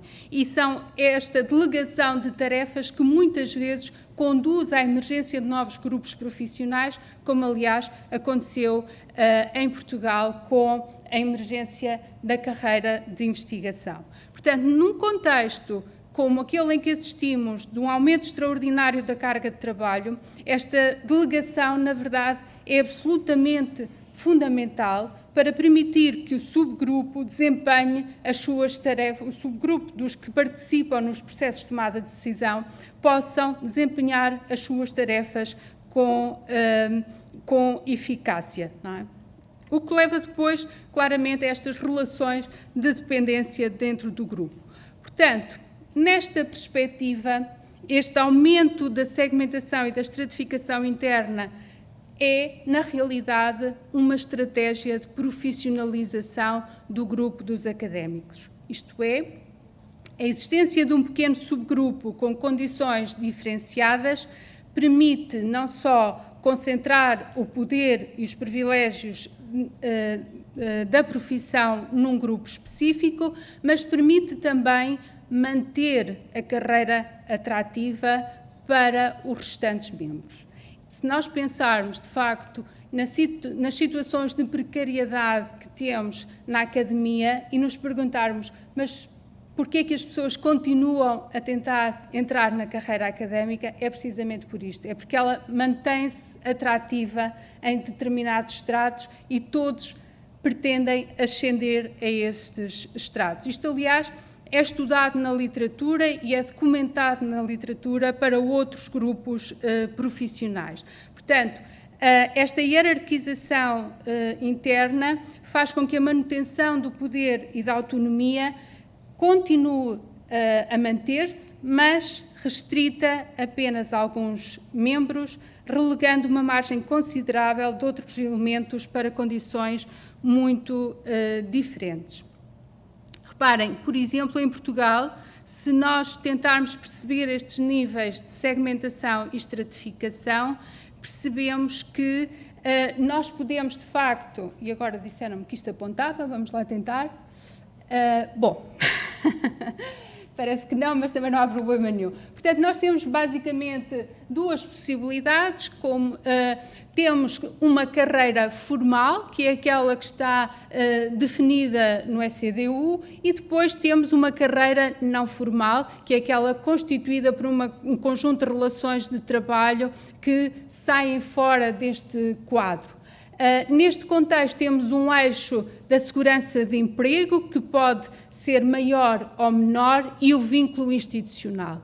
Reparem, o que temos olhando para os dados do Ministério relativamente ao ano 2021 e 2022 na carreira académica, nós temos um pequeno grupo que corresponde a 0,4% na carreira formal, que são os decisores, isto é, que participam efetivamente no processo de tomada de decisão institucional e são os tais que mantêm a autorregulação da profissão.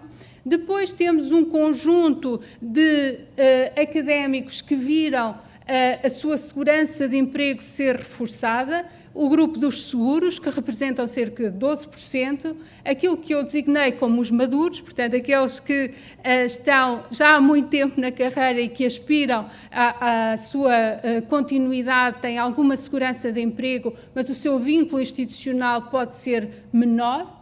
E depois, deste lado, temos todos os que estão na carreira não formal, uma carreira paralela, que corresponde ao conjunto, grosso modo, de convidados, e os invisíveis. Os invisíveis correspondem, na prática, a todos aqueles que estão associados a tarefas ligadas à investigação ou ao ensino, com contratos de trabalho precários ou praticamente inexistentes. Reparem como a sua invisibilidade é tão grande que, segundo os dados do Ministério, eles correspondem apenas a 1%, quando, na realidade, a nossa percepção nas instituições é de que o seu peso é muito maior. Mas, de facto, não há o registro destes académicos. Portanto, para concluir, penso que já estou a passar o meu tempo, não é? De facto, a criação da sociedade do conhecimento, especialmente na Europa, tem-se baseado em princípios e valores de gestão que resultaram numa profunda e pronunciada segmentação e estratificação da carreira académica, com base na diferenciação dos seus papéis na divisão do trabalho e também nas condições de trabalho. Estas novas condições de trabalho estão a pôr em causa a centralidade da profissão académica e a transformar os académicos potencialmente uma elite numa categoria de trabalhadores, mas, de facto, esta tendência não é uma tendência única e está fortemente condicionada pela posição que cada um ocupa na hierarquia académica. Portanto, é importante lembrar que existem vários subgrupos dentro deste grupo profissional e alguns deles viram a sua autonomia, o seu controlo e as condições de trabalho melhorar, enquanto a grande maioria assistiu precisamente ao contrário. Portanto, é relevante salientarmos, para compreendermos estas alterações que ocorrem na profissão académica, a forma interdependente como estes diferentes grupos funcionam e como a sua manutenção é absolutamente relevante para a sustentabilidade não só das instituições, mas para a própria manutenção da profissionalização da carreira e para a manutenção da atratividade da profissão no contexto geral do sistema de profissões. Muito obrigada pela vossa atenção. Tenho que agora... Muito obrigado pela excelente comunicação que acabou de nos apresentar e que demonstra claramente que o modelo ideal de instituição não existe, nunca há de existir e no dia em que for encontrado a Universidade morre. E que o modelo de contratação ideal também não existe. É de facto de uma complexidade tremenda e nós todos sabemos disso, e também deixou aqui de alguma forma o mote para o debate que se vai a seguir, não só este na sequência da sua apresentação, mas depois o que segue com os representantes do grupo, do CISP e da APESP. Pergunto à plateia se há alguma questão que queiram formular. Eu peço desculpa de ser reincidente, mas... O culpado do costume. Estes temas são particularmente... Já lá está. São particularmente incisivos. Eu felicito-a pela sua comunicação, porque naturalmente gostei muito e foi muito bem fundamentada, mas há aqui duas ou três notas que criam aqui alguma vontade, e foi por isso que eu pedi para falar. Uma delas tem a ver com o seguinte: eu acho que quando nós falamos de carreira, isso soa-me um bocadinho a uma interrogação, porque há bocado o Sr. Secretário de Estado, cujas intervenções eu sempre tenho admirado bastante, falou exatamente de um problema que a mim me preocupa bastante e que está ligado com uma questão que hoje ainda aqui praticamente não foi falada, tem que ver com o sistema binário e tem que ver também com a questão dos especialistas, particularmente, como se sabe, no ensino superior politécnico. Portanto, quando nós falamos de carreira, estamos a falar de carreira ou de carreiras. Isto é o mesmo que hoje falar da família ou das famílias, não é? Eu acho que, se calhar, falar no ensino superior de carreira é limitativo. Nós temos é que falar das várias carreiras que podem existir no ensino superior. E uma das coisas que eu gostava de ouvir da sua parte, porque depois, provavelmente, no debate, isso vai ser mais tratado, é exatamente que leitura faz, à luz do sistema binário que nós temos em Portugal, e pelos vistos não vai ser mudado, embora eu ache muito estranho, porque a primeira pergunta que a Comissão faz no inquérito que está disponível é o que é que se pensa sobre o ensino binário. Ora, o que se pensa é que o ensino binário é o que está em vigor no país, não há outra organização do ensino superior e, portanto, o que a gente pensa é irrelevante, porque aquilo que está estabelecido na lei é que o sistema binário é para manter. Se é para manter, aquilo que têm sido, acho eu, os maus exemplos que se têm visto nos últimos anos, nas últimas décadas, relativamente à disfuncionalidade que tem sido introduzida no sistema, nomeadamente com as carreiras, se é para manter ou se é para alterar em função de uma discussão aprofundada, nós temos vindo a fazer sobre o regiés e que eu acho que é absolutamente necessário que seja descodificada. Quer dizer, é para manter uma carreira, é para manter carreiras dentro do ensino superior e como é que isso pode ser refletido em termos do ensino que é binário e de especialidades de professores que não são necessariamente académicos no sentido, digamos, tradicional. Por outro lado, só uma nota, o que acontece com os académicos é o que acontece com os médicos, o que acontece com outras profissões, que eram antigamente profissões elitistas e que se andam a proletarizar. Eu já não digo proletarizar, quer dizer, os professores do ensino secundário já se proletarizaram. Os do superior estão a caminho disso numa sociedade completamente diferente como é a atual. Muito obrigado. Sim, muito obrigada pela intervenção. Eu de facto, exatamente essa perspectiva. Pensei que tinha... Não? Está ligado, está ligado. Aqui diz que está ligado. Sou eu é que estou longe, não é? E sou grande, mas esta cadeira custa um bocadinho a movimentar. Eu pensei que tinha, de algum modo, ficado clara essa ideia. É que, na realidade, não existe uma carreira académica, existem várias carreiras e o que é ser académico hoje em dia também é, de alguma forma, mais questionado. Portanto, a própria identidade académica é colocada em causa. Na verdade, nunca houve apenas uma carreira. Não é? E académica. Provavelmente, antes do 25 de Abril, era mais homogénea, mas ainda assim aí também tínhamos uma estratificação interna, para já tínhamos, obviamente, uma diferenciação de género que era muito mais evidente, e depois tínhamos uma diferenciação centrada no alinhamento ideológico com, obviamente, a ideologia dominante, que era absolutamente fundamental. Depois disso, a diferenciação vai-se complexificando. Primeiro com a complexificação do sistema, com a introdução do sistema binário, e temos claramente pelo menos legalmente, uma carreira para o Politécnico e uma carreira para o universitário, mas depois ainda mais com a emergência do privado, que na realidade ainda não tem este enquadramento legal para a sua carreira. No fundo, aqui o argumento é que as formas e as fontes da diferenciação dentro daquilo que nós chamamos de carreira aumentou e, portanto, há muito mais carreiras hoje do que existia antes e é necessário dar conta desta complexidade até para podermos compreender o sistema. E, claro, tem toda a razão nisso que diz, é importante salientarmos que, efetivamente, este não é um fenómeno, e por isso é que eu comecei com o enquadramento mais geral da administração pública e das mudanças ao nível político, porque há um impacto destas mudanças em todos os grupos profissionais. Este não é um fenómeno particular dos académicos.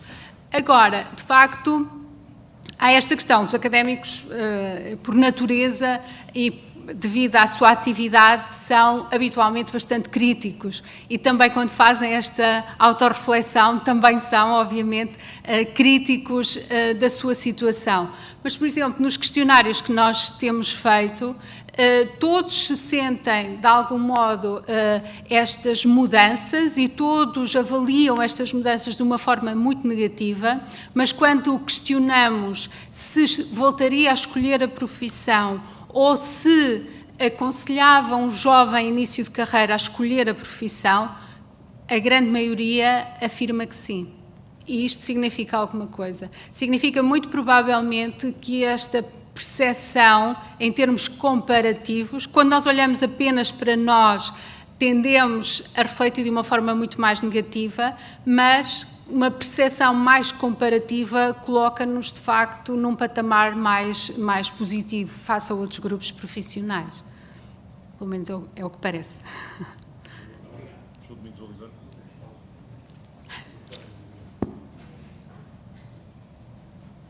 Muito obrigado. Peço licença para estar sentado e para falar mais à vontade. Quero endereçar os meus parabéns à doutora. Levantou muitas questões, procurou sistematizar, mas um assunto desse é tão vasto e tão rico que é muito difícil esgotá-lo. Sim. Eu começo pelo fim da exposição da doutora. Disse, há os que melhoram as suas condições de trabalho e de vida, evidentemente, e há os que diminuem as suas condições. O que eu vou dizer podia ser reportado por qualquer pessoa de qualquer país que tenha experiência da universidade e da cooperação com a sociedade. Em 1982, estava em Southampton e rebentou a guerra das Falklands para os ingleses, das Malvinas para os argentinos. E estava um senhor de grande prestígio, engenheiro, a trabalhar. Nessa altura começavam os trabalhos para o túnel da ligação de França a Inglaterra. E, como medida de retaliação da invasão das Malvinas, a Inglaterra reagiu e, nas reações, mandou tropas para lá, a Royal Navy, bem ativa, e mandou expulsar os argentinos que estavam em algumas instituições. Apanhou um senhor que estava a trabalhar, a fazer estudos para o túnel e, quando a senhora Thatcher determinou isso, comunicaram, esse não pode sair daqui da universidade, senão para o projeto não sei o quê. Vamos ao segundo ponto, segunda experiência. Em 1999, houve aqui uma solução adotada na Meia, que era um novo conceito de desenvolvimento económico. O que é esse novo conceito de desenvolvimento económico? No mesmo espaço, concentravam-se muitas empresas com funcionalidades comuns, portanto, reduzindo as despesas e melhorando, digamos, procurando melhorar os lucros das empresas. Alguns dos nossos professores, nós éramos uns coitadinhos, em 1999, existíamos há 9 anos, mas alguns dos professores penetraram no Tec Maia e começaram a ter relacionamento com essas empresas. Eram de ponta. Indivíduos que eram professores na engenharia vieram criar algumas empresas. Estávamos na sociedade de conhecimento. Coimbra parece quase uma exclusividade. A cidade de conhecimento, nas autoestradas e tudo, mas a sociedade de conhecimento foi a toda a parte. Por essa altura, também aqui apareceu aqui em toda a Europa o grande projeto Europa Digital. E organizaram-se, ou abriram-se concursos, e apareceram 26 projetos em todo o país que cobriram, digamos, a revolução das novas tecnologias, que era formar pessoas para as empresas, era prepararem as coisas mais simples que hoje se fazem de comunicação com as pessoas, etc. Ora bom, nós tivemos aqui 2 jovens que se envolveram, foram os diretores técnicos do Maia Digital. O Maia Digital em relação com o Tec Maia. E o Maia Digital durou, o nosso projeto teve 8.350.000 euros. Nós contribuímos com 90.000 contos, 450.000 euros, 90.000 contos em 2001, 450.000 euros em 2002. E esses jovens promoveram-se e ganharam o tal prestígio, reputação, categoria social, economia, tudo. E realizaram-se. Muito bem. E eles criaram as suas empresas. E os 2 continuaram aqui a trabalhar e continuam. São os tais de tempo parcial. E eles têm horário normal. Têm horário normal. Mas é tempo parcial porque falham noutros aspectos que o Estatuto da Carreira lhes exige. Bom, 2013. Surgiu aqui um jovem...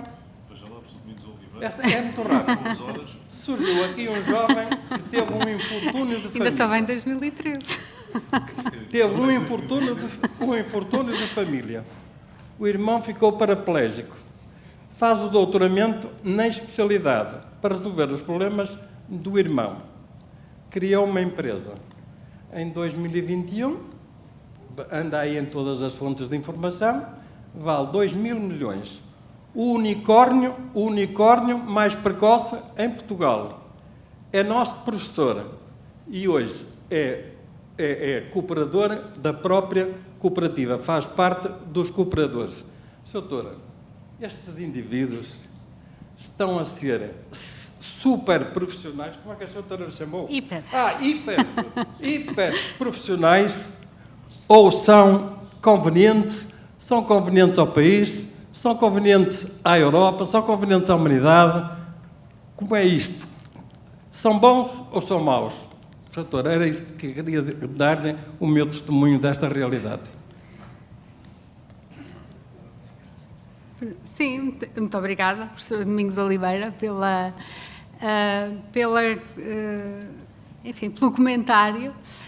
Pois, eu o que diria é que são fundamentais para o país, como todos os outros, não é? Aqui a questão é salientar exatamente a forma complexa como todos os diferentes grupos estão ligados. Ou seja, efetivamente, como diz, este pequeno grupo que viu as suas condições de trabalho serem melhoradas e que tem, enfim, mais poder e mais prestígio nas instituições, não está subjacente nesta análise a ideia de que lhe deve ser retirada esta segurança ou que lhe deve ser retirada este poder e este prestígio. Antes, pelo contrário, o que se está aqui a salientar é que, efetivamente, não há uma degradação da carreira académica, como muitas vezes se fala, como o Sr. Professor diz, e muito bem, continua a ser evidente a sua utilidade para o desenvolvimento económico e social do país. E para os próprios também, obviamente. A questão que se coloca é que é exatamente para que eles possam desenvolver o seu trabalho, muitas vezes torna-se indispensável que subdeleguem, ou deleguem, melhor dizendo, algumas das suas atividades para outros que ficam em situações precárias. E aí é que nós corremos o risco de ter relações de dependência que criam ambientes de trabalho potencialmente nocivos na academia. E esta situação, obviamente, que não existe no vazio. é um reflexo daquilo que ouvimos de manhã, que são as alterações na própria sociedade. Nós vivemos em sociedades crescentemente mais estratificadas, não é? O Thomas Piketty demonstra precisamente nos seus dados a forma como nós vivemos em sociedades mais desiguais hoje do que vivíamos alguns anos atrás com menos riqueza. E essa é que é a questão, é que estas relações de dependência dentro da própria carreira, porque nós temos esses convidados que efetivamente estão numa condição única, porque têm atividades fora da universidade, e depois temos os outros que não são verdadeiros convidados, porque não têm outras situações laborais fora da universidade e estão nessa situação apenas por dependências económicas. E estas relações de poder e dependência é que muitas vezes podem ser nocivas para o próprio resultado da academia, mas que na realidade neste momento são inevitáveis, dada a sobrecarga de trabalho que os decisores institucionais têm e os tais, vamos chamar-lhe, seguros, que têm melhores condições de trabalho, têm. Não é? Eles próprios não têm outra solução senão delegar muitas das suas atividades. É um bocadinho esse Mais alguma questão? Se não, passaremos ao debate. A verdade é que vivemos aqui um mundo de contradições, de várias percepções e várias abordagens que exigem que se encontre aqui um ponto de equilíbrio que é muito difícil de encontrar. E a questão que colocava basicamente era esta: este tipo de profissionais valoriza ou desvaloriza a universidade em termos gerais? E parece que é evidente que valoriza. Mas quando a avaliação é feita por alguém que é um puro académico, que se considera como o elemento enquadrador único e indispensável da instituição universitária, há uma certa tendência para desvalorizar aquele que se valorizou fora da academia. E esta é uma percepção também que existe. E, portanto, é preciso encontrar aqui estes pontos de equilíbrio, e essa é uma tarefa permanente da própria universidade, das instituições de ensino superior, dos decisores, do tipo de audição que fazem. Por exemplo, o que nós estamos aqui a fazer, acho que foi a primeira vez que se seguiu este modelo para se procurar encontrar soluções para uma reforma que é importante, abordando temas como este que abordámos aqui hoje, que praticamente não estão considerados no regime jurídico das instituições de ensino superior, que faz uma abordagem muito de passagem sobre estas questões da carreira, definindo apenas a necessidade de haver um conjunto de pessoas de tenure e fazendo referência aos rácios ou aos percentuais que devem ser cumpridos para a constituição do corpo docente, mas que não entra no problema, antes pelo contrário, remetendo para a legislação complementar a regulação da carreira de investigadores, docentes, seja no ensino público, seja no ensino particular e cooperativo.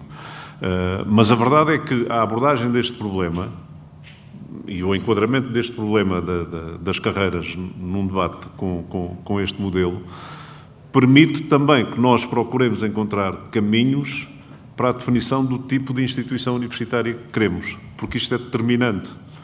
É determinante percebermos que instituição é que queremos, e não vou já abrir o jogo para passar ao debate seguinte, para percebermos que tipo de professores queremos, que condições de carreira devem ser encontradas para os professores, a partir de um normativo mais geral, que tem que ser mais geral, como é o regime jurídico das instituições de ensino superior, mas que forneça pistas para que seja encontrado o tal ponto de equilíbrio, que será a solução ideal para alguns, mas não será a solução ideal para outros. As percepções são sempre diversas. Agradeço mais uma vez a todos os que resistiram até agora, peço-lhes um pouco mais de resistência para conseguirmos chegar ao final da nossa jornada e chamava então ao palco os representantes do grupo, CSISP e APESP, o professor Rui Tomás, e uma salva de palmas, naturalmente. Podia utilizar agora o tal chavão de há pouco, uma salva de palmas para a apresentadora. Não, mas fazemos o break agora antes do debate.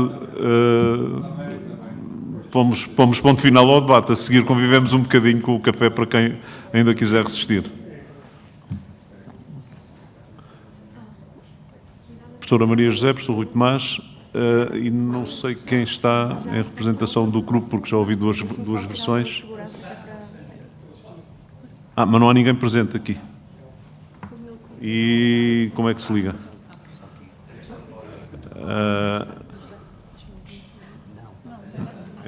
Em todo caso... Paulo Águas, junto à Universidade do Algarve, em representação do grupo a pedido do Sr. Presidente Sousa Pereira. Boa tarde, como está? Eu vou ter que me virar de costas para si de quando em quando, porque as circunstâncias do palco assim determinam. Como sabe, os anjos têm costas. Muito obrigado. Vamos dar início a este debate. O tema essencial do dia de hoje tem, de facto, a ver com esta questão das carreiras, mas isto exige que se faça aqui uma abordagem talvez prévia ao tema e ao tipo de organização da instituição de ensino superior, formulando aqui algumas questões que podem ser consideradas já como lançamento de 2 ou 3 ideias para o debate que queremos aqui fazer nesta fase final. É claro que está adquirido por todos, e a própria lei assim o define, o GIES assim define as instituições de ensino superior como centros de criação do conhecimento, divulgação do conhecimento, de criação e inovação tecnológica. Mas por tudo aquilo que ouvimos hoje, e mesmo algumas dúvidas que foram aqui lançadas sobre o peso que deve assumir a investigação na carreira de um professor, o peso que deve assumir a atividade pedagógica na carreira de um professor, o peso que deve assumir esse conjunto de atividades no figurino da instituição, até atendendo à questão do sistema binário, como já foi aqui referido, nós podemos deixar aqui 2 ou 3 questões que têm a ver depois com a questão da carreira. Devem as instituições de ensino superior assumir-se essencialmente como instituições de ensino ou como instituições de investigação? Ou dito de outra forma, a instituição de ensino, devem ser as instituições de ensino superior instituições de ensino onde também se investiga ou instituições de investigação onde também se ensina? Qual é o ponto de equilíbrio que deve existir entre ensino e investigação? Alguém consegue encontrar uma fórmula universal, válida, para avaliar estas questões, também depois em termos de carreira? Como é que deve ser projetado este ponto de equilíbrio na organização da carreira docente? Como é que ele deve ser avaliado? Deve a pedagogia ceder em relação à produção científica? Qual é a medida da investigação científica de um docente? Estamos a falar de um docente, de um professor. Qual é a medida de investigação científica ou de produção científica que lhe deve ser exigida para que ele possa ter uma avaliação que lhe permita um determinado tipo de progressão na sua carreira? Indo à questão há bocado institucional, agora sobre os professores. Devemos ter professores que investigam e investigadores que ensinam. Onde é que se encontra aqui o equilíbrio? Deixava para já estas provocações, de alguma forma, começando, se calhar por quem está à distância, se é que me ouviu bem. Ouvi perfeitamente. Muito boa tarde. Permitam-me cumprimentar, creio que ainda aí esteja, o Sr. Secretário de Estado do Ensino Superior, o professor Pedro Nuno Teixeira, assim como o nosso anfitrião, o Sr. Reitor da Universidade da Maio, o professor José Ferreira Gomes, que agradeço a logística que me permite estar aqui esta tarde. Quero também cumprimentar todos os membros da Comissão Independente para a avaliação da aplicação do regime jurídico das instituições de ensino superior, agradecendo o convite endereçado ao grupo para participar no momento de debate com a presença de colegas representantes do CSISP e da APESP, à semelhança do que já aconteceu nas anteriores conferências realizadas em Évora, sobre a estrutura do sistema de ensino superior, e a outra realizada em Barcelos, sobre a autonomia e governo das instituições de ensino superior, segundo o RGES, às quais tive a oportunidade de assistir presencialmente.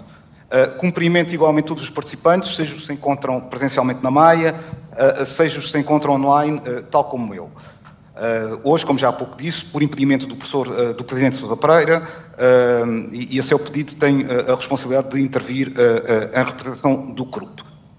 Permitam-me uma nota adicional, que é felicitar a Comissão Independente pela promoção dos debates centrados em temas específicos e temas esses que depois, como temos vindo a perceber, na forma como são tratados, são de uma enorme riqueza e vão para além das questões muito específicas que podem estar em causa no RGES.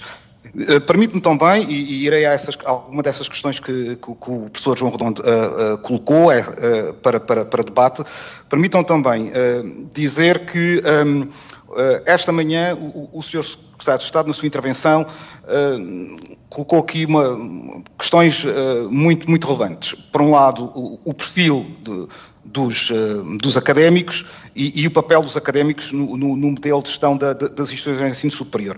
Bom, nós hoje não vamos aqui propriamente debater a questão do modelo de gestão das instituições de ensino superior, isso já foi tratado em reuniões anteriores, mas sabemos que isso tem impacto, inclusivamente até depois no tempo que nós, professores, dedicamos ao ensino, à investigação, à extensão e à gestão. Por isso, eu diria que, quando me pediram para participar neste debate, fui reler o RGES e o professor João Redondo há pouco já fez a síntese. No RGES nós encontramos um capítulo, que é o capítulo terceiro do título segundo, que tem o título, esse capítulo terceiro, Corpo Docente.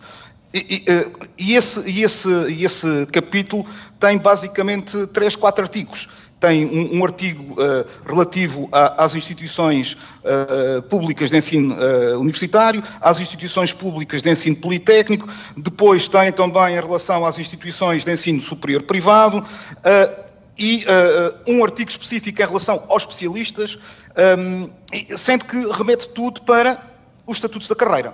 E, portanto, nós temos aqui, em termos práticos, podemos dizer é que, e depois aqui do desenvolvimento da política pública, o RGES, na sua redação atual, e que agora estamos a avaliar, ao que o CRUP tem vindo a solicitar há muito tempo, e já agora permitam-me registrar com apreço o facto de o atual Governo ter lançado esta discussão, a qual, como sabem, de acordo com o artigo 100º ou 85º, devia ter sido lançada em 2012, 5 anos após a publicação da Lei 62 de 2007, e dizia que nós temos, por um lado, temos o ECDU, temos o ECDESP, temos depois também o Estatuto da Carreira de Investigação Científica. Julgo eu que é a partir desses três documentos que o Governo também já colocou na sua agenda para refletir e para propor mudanças, que se irão tomar aqui as decisões de política pública em relação a esta problemática das carreiras académicas. Naturalmente, eu estarei mais preocupado com o ECDU, embora no caso concreto da Universidade do Algarve nós temos quase tantos professores de carreira no ECDESP como professores de carreira do ECDU. E sendo também que uma maioria, direi que já é capaz de ter a maioria das universidades também já têm professores de carreira no ECDESP. De qualquer das formas, indo agora a esta questão do professor do investigador que ensina, eu creio que nós, como sabe, nós não podemos ensinar aquilo que nós não sabemos. E os professores naturalmente têm que investigar. E isso faz parte das suas funções, está no ECDU e penso que isso é inquestionável. Como também temos que reconhecer que a presença de investigadores no ensino também é algo positivo, é algo que refresca, é algo que pode melhorar substancialmente o processo de ensino-aprendizagem, sendo que isso tem sido feito em escalas muito reduzidas. Nós hoje temos, e já agora, eu não vou comentar os anteriores painéis, o que foi dito, que foram muito interessantes, começando pelo Peter, vimos a complexidade das carreiras académicas que nos foi apresentada pela conferencista proveniente da Noruega e o exemplo que deu depois do caso específico da Noruega, em que se denota que, de facto, isto é muito complexo e é muito diverso. Mas nós e focando agora em particular à última intervenção, eu confesso que quando olho para as instituições não vejo esses níveis de precariedade que estão a ser ditos, não vejo que isso possa ser o retrato das instituições. Permitam-me só aqui um exemplo de uma instituição que conheço melhor, que é a Universidade do Algarve. Nós, na Universidade do Algarve, temos no balanço social o mesmo número de professores convidados do que o mesmo número de professores de carreira. Okay. Agora, não podemos transformar os professores convidados em precários, porque desses professores convidados, 60% do número total, estou a contar de cabeças, de professores convidados, e estou a falar de cerca de 250, lecionam em cursos que representam 10% da população estudantil da Universidade do Algarve. Estou-me a referir quê? Aos cursos da área da saúde. Ora, nós temos que ter profissionais, seja na área da saúde, seja depois noutras áreas, que venham enriquecer o processo de ensino-aprendizagem, e nós não nos podemos fechar. Portanto, se nós temos que ter os professores a investigar, se é conveniente que investigadores também possam participar nas atividades de ensino, é também interessante que profissionais possam vir à academia dar o seu contributo. Eu, de facto, não consigo ter a noção se efetivamente já me excedi no tempo ou não. Eu depois, se calhar, poderei ter a oportunidade de numa outra ronda, porque senão acho que tenho o receio de começar a falar e depois me dispersar. Ok, tá, muito obrigado. Foi um esclarecedor para a primeira intervenção. Passava à professora Maria José. Estou virado para ela. Depois já passo aqui para quem? Virei as costas. Agora virei as costas. Naturalmente, cumprimentar o Sr. Secretário de Estado e os membros da Comissão aqui presentes, os colegas também que estão aqui neste debate, os estudantes que também estão devidamente representados. E eu gostava naturalmente de fazer um cumprimento muito especial aqui ao Dr. Domingos, dizer que é com muito gosto que, passado quase 30 anos, voltei a esta instituição. Comecei a minha carreira aqui no SMAI durante 2 anos, já não vinha aqui desde 97 e estou rendida àquilo em que se transformou esta instituição. Mas não estou arrependida de ter mudado, não quero isso com isto dizer. Mas folgo muito em ver a qualidade e o nível desta instituição. Agradecer naturalmente o convite que foi feito ao CSIS para estar aqui, num tema naturalmente que nos é muito sensível e é um tema muito caro e naturalmente que é um tema, corroborando aquilo que as minhas colegas anteriores que apresentaram, toca a academia e grande parte da academia são os professores, portanto são aqueles que diariamente trabalham nas instituições. Respondendo à questão que o professor João fez, eu não tenho muitas dúvidas, ou aliás não tenho nenhumas, não é? Portanto, nós temos instituições de ensino e para ensinar, como disse aqui o meu colega Paulo Águas, é preciso investigar, porque ninguém ensina o que não conhece e naturalmente nós estamos associados à investigação e é assim que nós nos vemos enquanto professores do ensino superior. Outra questão é as condições, naturalmente, que nós temos na carreira ou nas nossas instituições para nos dedicarmos à investigação daquilo que nós queríamos. Eu penso que hoje este debate é para falar na carreira, apesar do título, até fui buscar as carreiras académicas, a carreira docente, porque senão teríamos que ir falar na carreira dos investigadores, que não penso que não é esta que está aqui a ser discutida. Na minha perspectiva, naturalmente, que o Paulo Águas também que referiu, portanto, o RGES. Aliás, eu acho que este debate tem se calhar mais a ver com o estatuto da carreira, que é docente politécnica, que a Universidade, que propriamente com o RGES, que fixa algumas balizas sobre como é que deve ser constituído o corpo docente das instituições de ensino superior. E a primeira nota que naturalmente tem a ver com a estabilidade do corpo docente, portanto, e naturalmente que a contratação de docentes faz associada às unidades curriculares que há para selecionadas e naturalmente em função da oferta formativa. Eu acho que não há nenhuma instituição de ensino superior que contrate um docente se não tiver aulas para ele lecionar. Depois podemos discutir as aulas que ele vai dar e dentro daquilo que são as três vertentes que competem a um docente, como a colega, a professora Teresa apresentou, dentro da investigação, a docência e a carreira, se quisermos a terceira valência, a administração ou a ligação com a sociedade, quais são os níveis. Eu aqui gostava de dar uma nota que me parece que qualquer revisão do estatuto deve ser um estatuto mais flexível, que permita às instituições decidir um bocadinho o perfil dos docentes, que neste momento não acontece. Portanto, nós sabemos que está na lei, no estatuto, as horas que cada sistema dá, portanto, mal, e naturalmente que enquanto representante do CSISP, numa próxima revisão, estamos cientes, e até por força também das alterações legislativas recentes, que seja revista esta diferenciação naquilo que são as horas de um docente do ensino superior politécnico e um do ensino superior universitário, mas o certo é que o estatuto já fixa as horas mínimas e máximas. Portanto, e quando há bocadinho, eu não intervim no painel anterior porque vinha falar aqui, portanto não queria ser redundante, mas quando a professora Teresa há bocadinho apresentou aqui um PowerPoint e dizia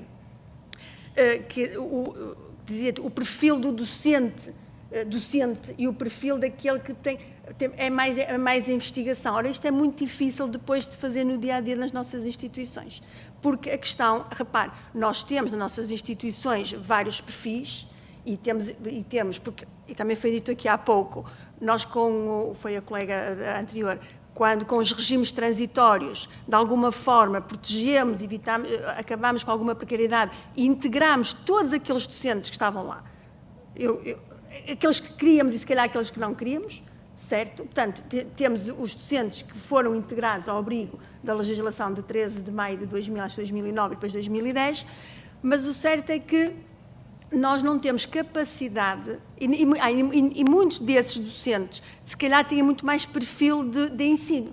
E o que eu pergunto, o que eu gostava de ver no Estatuto, o que nós gostávamos de ver no Estatuto, era a possibilidade de os docentes com mais perfil de ensino darem mais 12 horas, porque estão ilibados da investigação. Mas isto nós não conseguimos fazer à luz da lei.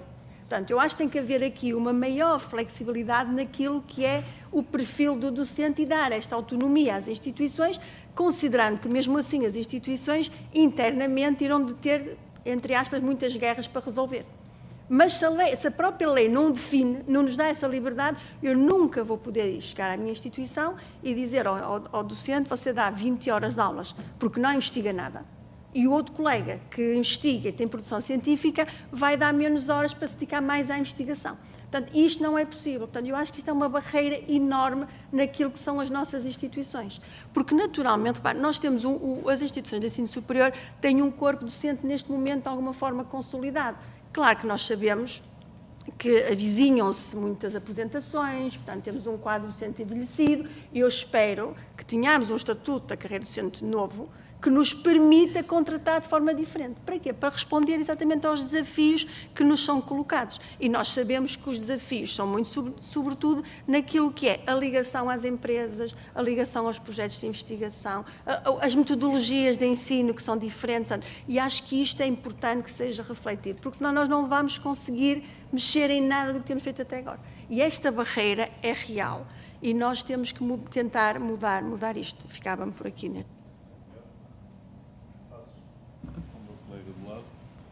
Então, muito boa tarde. Cumprimento também o Sr. Secretário de Estado, o nosso anfitrião, obrigado por nos receber aqui, demais convidados e os colegas também do painel. Bom, a questão que aqui foi colocada tem uma resposta muito simples, acho eu. Aliás, acho que dissemos todos a mesma coisa. As instituições de ensino existem para ensinar. Pronto, aí não há nenhuma dúvida. Essa é a sua função primordial. Ela não existe, naturalmente desgarrada do resto. E então coloca-se a questão da investigação, que tem sido, nos últimos anos, tem alcançado um nível de valorização em termos daquilo que são as avaliações das instituições, que acaba por, na minha opinião, distorcer um bocadinho o processo. Na intervenção que houve hoje de tarde, falou-se um bocadinho da quantidade em termos de publicações que se consegue com os processos de endogamia e isto tem um bocado a ver com isso, não é? Ou seja, os docentes sabem que para alimentar a sua carreira e para alimentarem aquilo que a instituição precisa, tem que atingir determinados níveis de produção científica. Estas métricas levam exatamente à perversão de a função inicial de que alguém deve ter, que é ser professor, desaparece um bocadinho e fica em segundo plano. Onde é que está o ponto de equilíbrio? Acho que é o que toda a gente quer saber, é onde é que estas coisas se congregam. Eu gostei muito das duas apresentações que assisti, porque elas retratam, com dados quantificados, não são dados, são estudos, uma percepção que muitos de nós já temos. E, portanto, bem, eu não diria que é refrescante, porque não é até chega a ser preocupante que se constate por dados aquilo que nós efetivamente sabemos que é o estado em que estão as carreiras docentes. E eu aqui, na qualidade de representante da APESP, tenho que naturalmente manifestar uma preocupação adicional.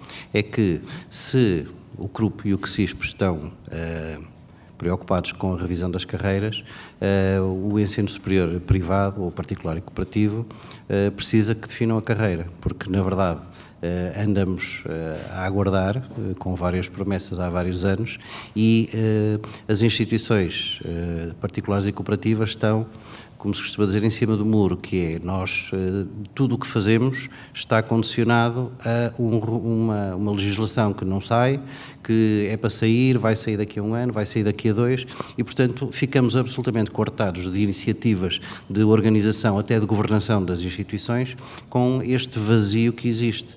Evidentemente, cada um se foi adaptando e naturalmente que todos temos uma base de trabalho, obviamente, isto não é feito às cegas, portanto, todos sabemos que as carreiras devem ser paralelas, e bem, e isso é o que se tem tentado fazer e cada um vai fazendo esse esforço, mas sempre naquela dúvida de, e se vai uma coisa diferente, como é que nós estivemos aqui a organizar-nos para isto funcionar? E afinal vai ser de outro modo. Portanto, acho que é essencial que haja esta consciencialização desta dicotomia que há entre o que é privado e o que é público, que são designações que eu pessoalmente tenho alguma dificuldade em aceitar. Eu acho que públicos somos todos, trabalhamos todos para o mesmo, uns são estatais e outros não são, essa é a principal diferença. E, portanto, é com satisfação que vejo a iniciativa que o Governo teve de promover esta revisão de uma forma que eu considero que está adequada, que é envolvendo as instituições, um processo debatido e que esperemos que venha a dar os seus frutos. E, portanto, da minha parte, para já fico-me por aqui e obrigado. Uma das questões que eu vi aqui nesta primeira abordagem foi que, de facto, estamos na presença de instituições de ensino onde, inevitavelmente, se tem de investigar para ensinar aquilo que é o resultado da investigação. Começou logo pelo nosso colega da Universidade do Algarve ao fazer essa referência, mas eu pergunto o seguinte, conhecendo-se apenas uma métrica para avaliar a atividade, a produção científica, que é o número de artigos que se publicam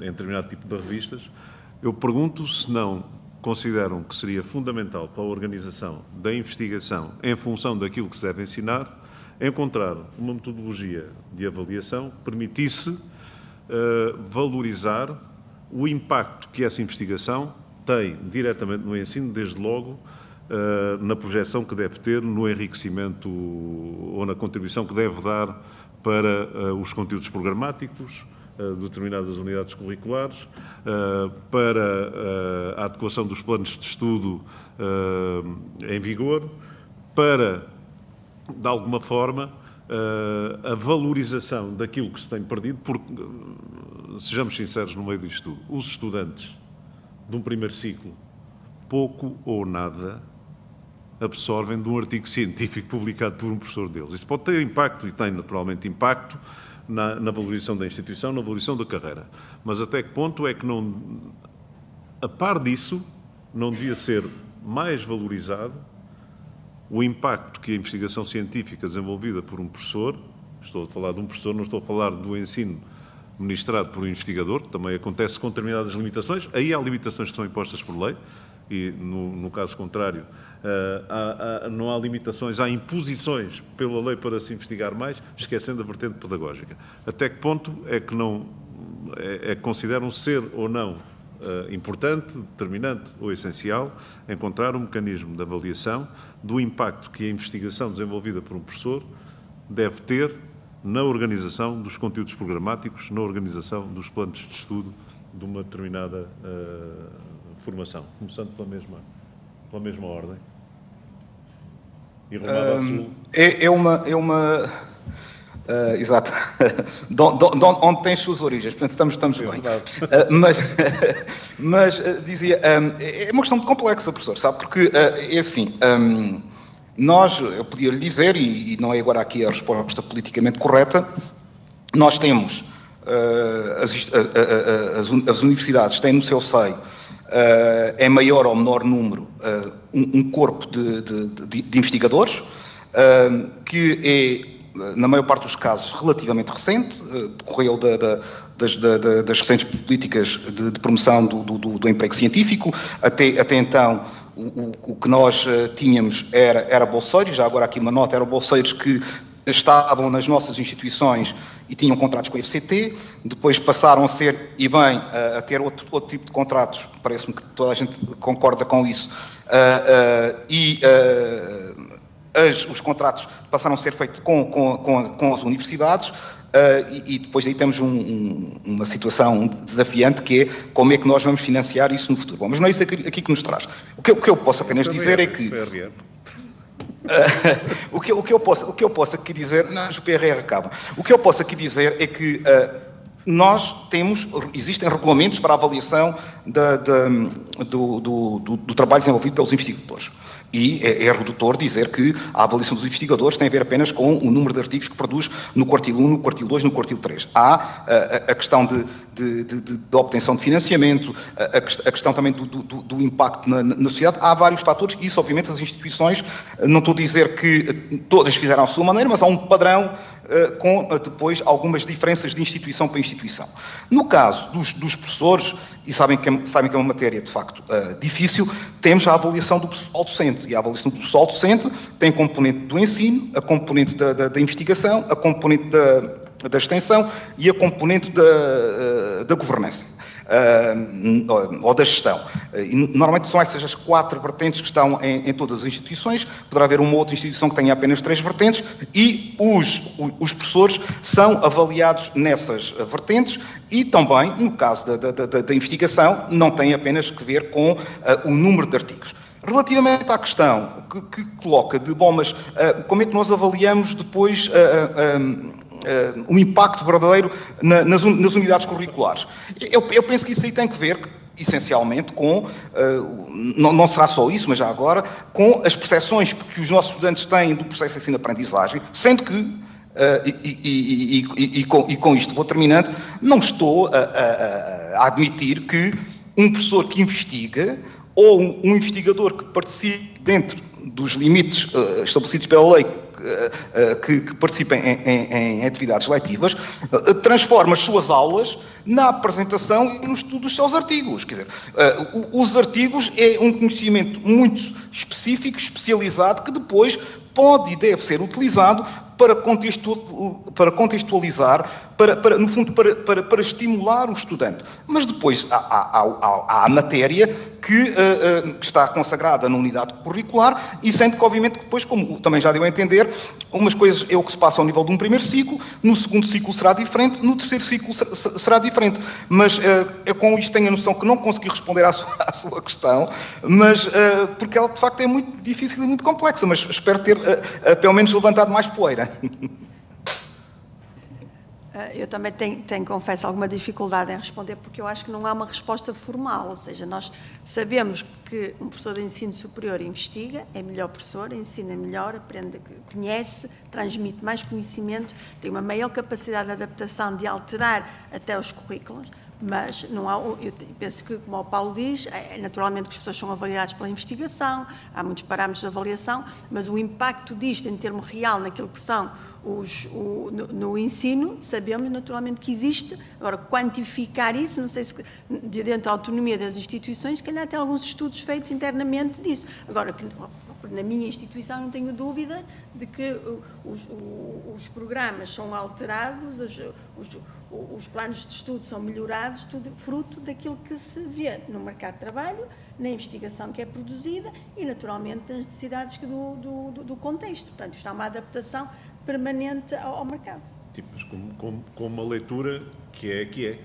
É uma leitura, a leitura que avalia essa atividade de investigação daquele professor em relação às matérias que ensina, e a ligação da atividade de investigação em relação às matérias que ensina, não existe hoje em dia.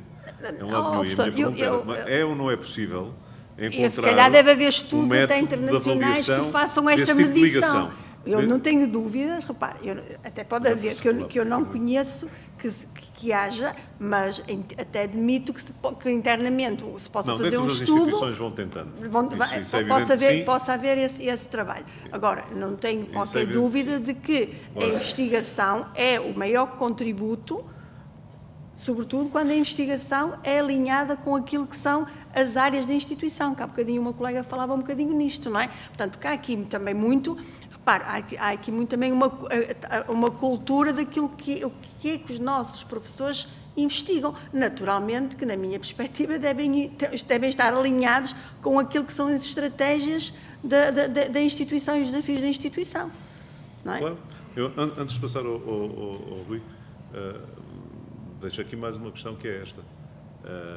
Até que ponto é que avaliando e valorizando a investigação científica desenvolvida individualmente por um professor, não corremos o risco de valorizar muito mais a progressão na carreira apenas pela atividade de investigação ou essencialmente pela atividade de investigação, mas isso, relegando para um segundo plano aquilo que é fundamental na atividade dele, mas isso, de professor, que é a atividade de ensino. Sim, mas porque a progressão que tivemos nos últimos anos, que é fundamental, estamos a falar de fenómenos que são relativamente recentes, a criação de unidades de investigação dentro das universidades é uma questão recente, mesmo alguma da investigação fundamental que se faz em laboratórios, em centros de investigação, que lá vão tendo alguma ligação à universidade, mas, por exemplo, estamos a falar do centro de Champalimau, de outros centros que são alimentados por pessoas que vêm da academia, é evidente que sim, claro. A formação está toda ali,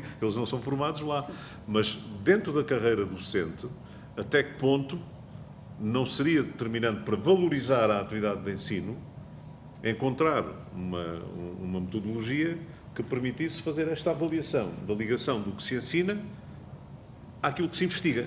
Da mesma forma que se faz, por exemplo, na instituição a que eu estou mais ligado, ninguém segue para uma tese de doutoramento sem se inscrever na unidade de investigação correspondente e sem integrar uma linha de investigação que está em vigor para valorizar aquela unidade de investigação. Pode-se dizer, isso é um regime apertado, duro e não sei o quê, mas é a única maneira que nós vamos encontrando de alimentar aquela... Mas lá se vai a liberdade. Sim, claro. Lá se vai a liberdade.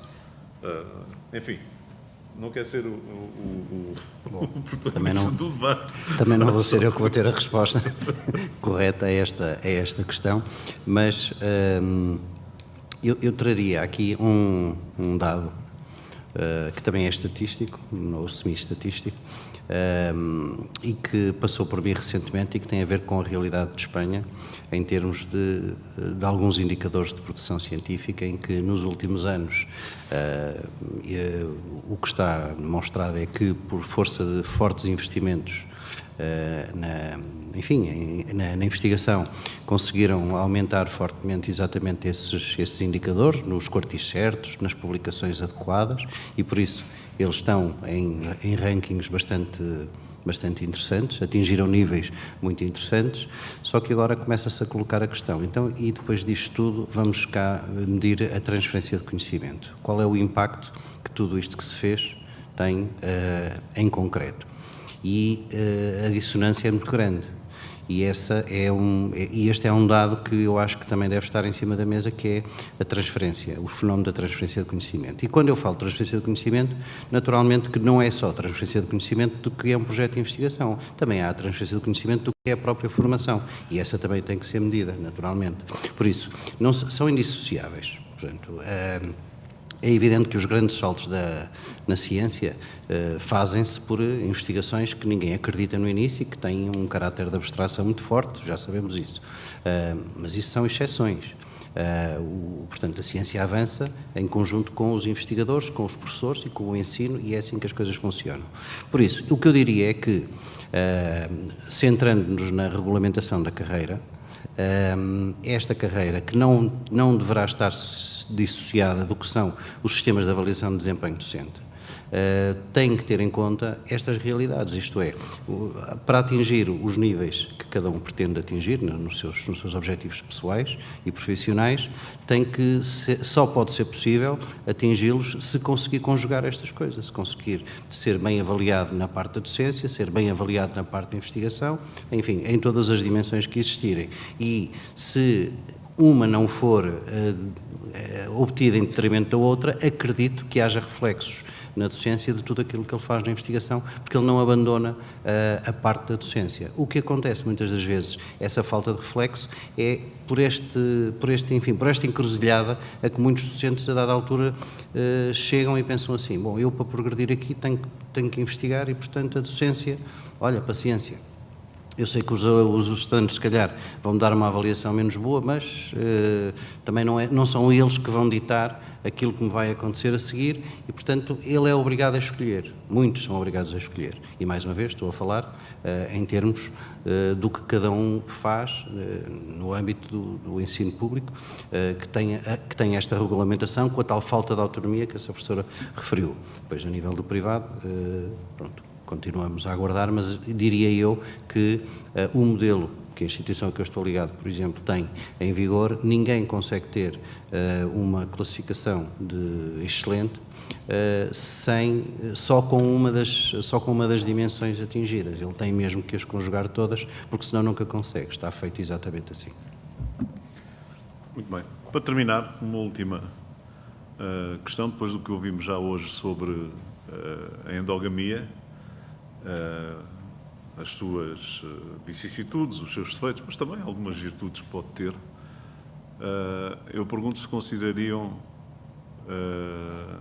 importante reforçar, atendendo à diversidade institucional que existe já, universidades de fundação, institutos politécnicos de fundação, como é o caso do Barcelos, a diversidade que existe nas próprias instituições privadas e que é, neste ponto particular, uma realidade, porque não estando em vigor um regime geral de contratação e carreira, há uma diversidade maior plasmada nos estatutos das próprias instituições sobre um pequeno conjunto de regras de promoção na carreira académica. Se consideram positiva a evolução do sistema no sentido de conferir às instituições alguma autonomia, como aliás já existe, mas depois é muito difícil de concretizar por vicissitudes de várias ordens que não consigo agora aqui em pouco tempo também expor. Já existe essa autonomia, por exemplo, nas universidades de fundação ou nos institutos de fundação. Em termos formais existe a possibilidade de contratar de forma diferente, de definir regras de contratação diferenciadas. Se faz sentido ou não reforçar essa autonomia, independentemente do modelo institucional, fundacional, não fundacional, instituto público, universidade privada, instituto politécnico, promover o reforço da autonomia das instituições nos modelos de contratação e definição de progressão da carreira. Começa agora. Pode ser o Paulo. Pode começar, para seguirmos a mesma ordem. Exatamente. Começamos pelo meu Patrício. Bem, ok. Eu já agora dizer que gostei muito da apresentação feita sobre a endogamia. Eu julgo que é importante conhecer mais, estudar mais. A apresentação foi muito clara quando diz que, as tais percentagens dependem muito dos contextos. Devo até dizer que eu já conheci o estudo anterior, 2015-16, e na altura alguém veio muito contente. A Universidade do Algarve, nós temos a menor percentagem de... Nós não podemos estar-nos a comparar com outras instituições. Nós começamos a funcionar, a receber os nossos alunos em 1983. Os doutoramentos, os primeiros doutores da Universidade do Algarve já são na década de 90. Pois é natural que os professores contratados não tivessem concluído o seu grau na Universidade do Algarve. Agora, também tenho que reconhecer que, talvez por isso, quando nós vamos a rankings, nomeadamente do Times Higher Education, a Universidade do Algarve, e agora já começo a perceber melhor, que eu ficava surpreendido, bom, mas como é que a Universidade do Algarve consegue ser aquela que tem a melhor pontuação no International Outlook? Que temos a maior percentagem de artigos em coautoria com parceiros estrangeiros. E pronto, tenho vindo a aprender, e isto nada acontece por acaso. Agora, o que eu julgo é que as instituições têm instrumentos para... é claro, a questão da cultura, que já aqui foi dito, mas as instituições não podem se demitir das suas responsabilidades e dos instrumentos que têm e definir o seu caminho. Foi dito que o número é alto. Eu tenho sempre muita dificuldade em dizer o que é um número alto ou um número baixo. É claro, quando nós estamos a falar de percentagens de 0 a 100, o 99 está próximo do 100, o 1 está próximo do 0. Eu também, por vezes, lecionava nas áreas de estatística, quando havia tempo para lecionar, e sempre dizia aos alunos, quando obtínhamos um resultado de uma média 12, qual o que significa? Olha, é maior que 11 e é menor do que 13. E, portanto, importa estudar e continuar a estudar a endogamia. Ficou aqui patente que tem efeitos ao nível da investigação, mas também será importante estudar os efeitos ao nível do ensino, se de facto há um arejamento, se de facto pode até haver às vezes, a diversidade obviamente é algo que todos nós consideramos como algo positivo, mas qual é o ponto de equilíbrio? Como também, julgo eu, temos que, não podemos agora é criar um retrato de que os recrutamentos estão todos distorcidos. Quer dizer, porque não é isso que se passa minimamente. Julgo eu que todos nós já participamos em júris de concursos e todos nós vamos dizer que não, quer dizer, eu nem sabia de onde é que era o candidato, se era da instituição ou se não era da instituição. Isso é o que prevalece. Se depois há um bom candidato, nós também, que terminou o doutoramento na instituição, medidas como foram tomadas por outros países, creio que foi o exemplo da Suíça que foi dado e outro, em que um doutorado numa determinada instituição não pode concorrer, eu não sei se não estão a ser colocados aí em causa direitos e garantias fundamentais. Quer dizer, isso aí poderemos estar a caminhar num extremismo. Agora, eu julgo que as instituições têm cada vez mais de estar atentas a esta questão da endogamia e têm elas depois que traçar o seu caminho. E como é que podem, que instrumentos é que têm? Têm nos editais. Os editais têm o mérito relativo tem que ser observado e podem haver fatores que privilegiam menos a endogamia e é por aí que nós temos que caminhar. Devo dizer que hoje foi muito interessante, porque eu já tinha lido os documentos, mas ouvindo aprendi muito mais e o que eu vou fazer, e não tinha feito, vou já ver nos últimos 20 concursos, nas últimas 20 pessoas que nós admitimos na Universidade do Algarve, de onde é que elas são. Porque eu não tinha, até o momento não tinha essa preocupação. E eu acho que as instituições têm que começar a ter essa preocupação de avaliar quem é que estão efetivamente a recrutar.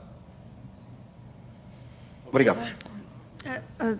Pelo menos nós no Politec temos uma vantagem, não temos endogamia académica porque nunca demos doutoramentos, não é? Portanto, temos essa ainda, mas como nós vamos começar agora, mas repare, ainda não temos, mas agora vamos ter. Não, temos aqui uma vantagem, estamos a nascer, portanto, para esta questão.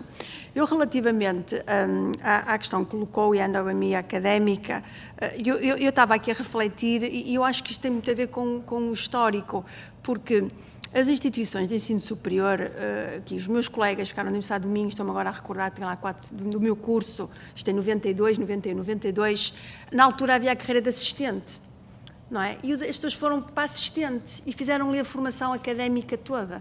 Portanto, e a integração foi diferente. Portanto, eu acho que nós temos que perceber como é que isto aconteceu. O momento que nós estamos a viver atual resulta deste período. E depois também não podemos dissociar isto do custo que tem o doutoramento.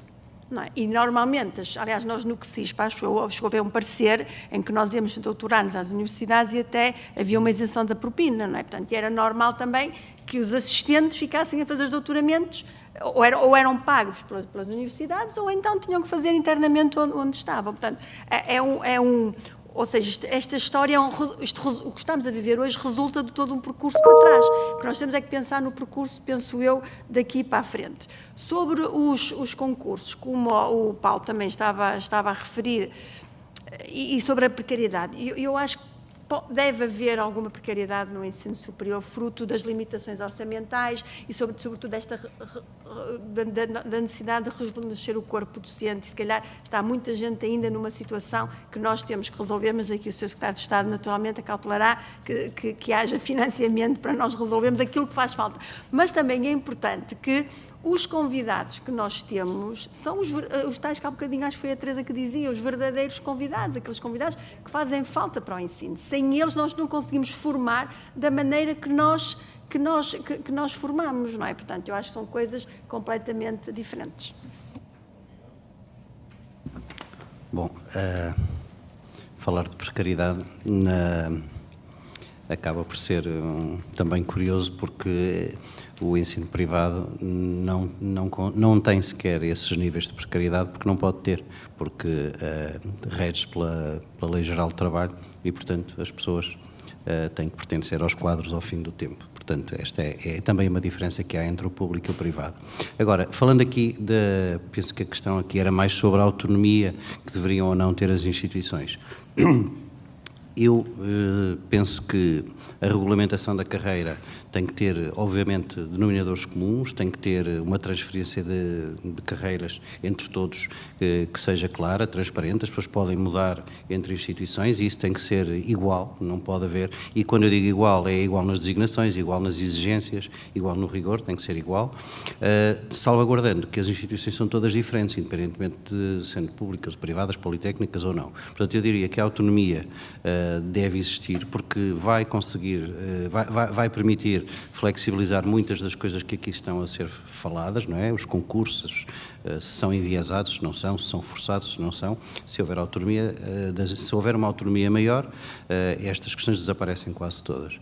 Portanto, acho que sim, que aquilo que se pensar e aquilo que se fizer deve respeitar o princípio da autonomia, porque o país é muito diverso. As instituições são, mas o país também é muito diverso. Não é igual uma universidade, como está o colega a dizer, no Algarve, de uma universidade em Lisboa ou de um politécnico que está em Trás-os-Montes, porque se o país é diferente, nós não podemos tratar as instituições da mesma maneira. Elas têm que ter o mesmo nível de exigência e de rigor, mas as regras que se impõem para regular as carreiras ou para admitir as pessoas, se forem absolutamente cegas, todos vão perder. E, portanto, vamos perder esta pluralidade e esta diversidade. Muito obrigado ao Paulo, à Maria José, ao Rui, pela vossa participação, pelas vossas intervenções. Conseguimos respeitar escrupulosamente o horário previsto para estas sessões e chegou a hora da sessão de encerramento. Pedia ao Sr. Secretário de Estado, não sei antes agradecer a presença de todos e agradecer ao Sr. Reitor da Universidade da Maia e ao Sr. Professor Domingos Oliveira a vossa generosidade, quer nas instalações, quer no excelente almoço que tivemos de comer à pressa, ainda assim, e pedia ao Sr. Reitor e ao Sr. Professor Domingos Oliveira que compusessem a mesa, da qual eu me retirarei com muito gosto para deixar o lugar a quem o deve ocupar. Muito obrigado. E vês muito bem.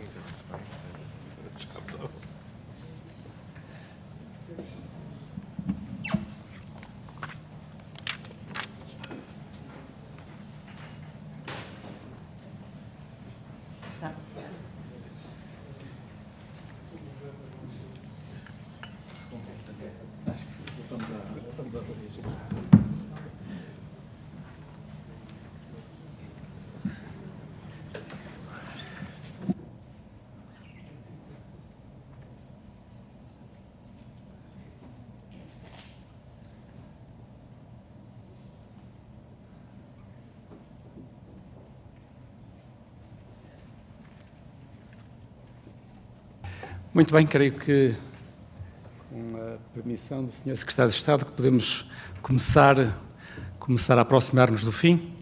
A sala ainda está compostinha, portanto, temos ainda, conseguimos ainda manter o interesse de muitos dos nossos participantes, e o meu papel aqui é simplesmente o de agradecer em meu nome pessoal, em nome da Universidade da Maia, em nome do Presidente do Instituto Politécnico da Maia e da própria instituição, e em nome da entidade instituidora, da Maiêutica, do seu Presidente do Conselho de Administração, Professor Domingos Oliveira Silva, agradecer a vossa escolha, à Comissão em particular, a escolha deste local para fazermos a sessão de hoje. Agradecer a todos os participantes que vieram aqui, espero que tenham tido um dia e que saiam com um sentido de utilidade e um sentido de progresso nesta discussão. Depois queria dar uma palavra de votos de que o nosso faltoso de hoje, o professor Alberto Amaral, que rapidamente se junte à equipe e que venha até cá perturbar um bocadinho as águas, que isto está demasiado calmo. O secretário de Estado acho que concorda. E, portanto, esperamos que na próxima sessão ele esteja e que as razões que o afastaram hoje que se dissipem rapidamente. Queria, naturalmente, agradecer a presença do Sr. Secretário de Estado nesta longa jornada e agradecer à Comissão este processo que já vai longo eu tomo que é um introito à preparação de uma revisão no RGES. Do meu ponto de vista, participei em quase todas as sessões e foi muito útil no sentido de nos trazer instantâneos da realidade noutros países com que normalmente nos comparamos e que nem sempre conhecemos suficientemente bem, e também de alguns trabalhos de investigação da nossa situação interna, da nossa situação nacional, que nos ajudarão a fazer uma reflexão mais séria do que é o RGES. O RGES foi um documento fundamental, estruturante do nosso sistema de ensino superior, que aparece em 2007, isto é, alguns anos depois de terminado o período de crescimento e de crescimento explosivo, particularmente nos últimos anos, e, portanto, é um dos documentos, é um documento fundador do nosso ensino superior como ele é hoje, como pretendemos que seja, suponho que todos, num sentido de consolidação, mas, dito isto, começam as discordâncias naturais entre humanos. Um primeiro aspecto, seguramente, é o sistema binário, isto é, a diversidade da oferta educativa que temos para os nossos jovens e cada vez mais também para os menos jovens, particularmente para os ativos, a quem devemos um trabalho de requalificação que em Portugal está, que todos estamos de acordo, muito atrasado e, portanto, um trabalho que temos de pegar e que o quadro institucional tem de dotar de condições, de estímulos para que isso venha a acontecer. Portanto, eu punha realmente nesse primeiro aspecto da diversidade da oferta, eventual diversidade institucional, um primeiro aspecto muito importante, a que esta discussão tem andado um bocadinho ao lado, porque se centrou em problemas mais básicos, mais fundamentais do que é o ensino superior no mundo e em Portugal, numa perspectiva de alguns dos problemas que enfrenta. Depois temos o eterno problema da rede, que é um problema português.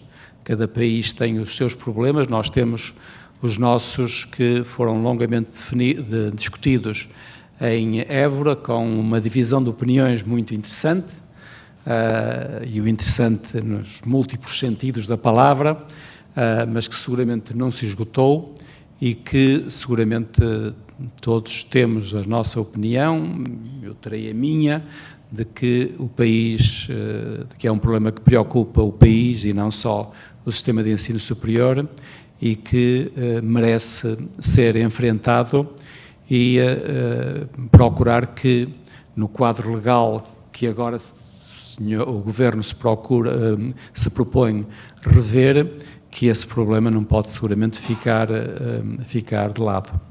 Hoje o tema foram as carreiras académicas. É um tema complexo, onde Portugal está eu creio, numa certa singularidade.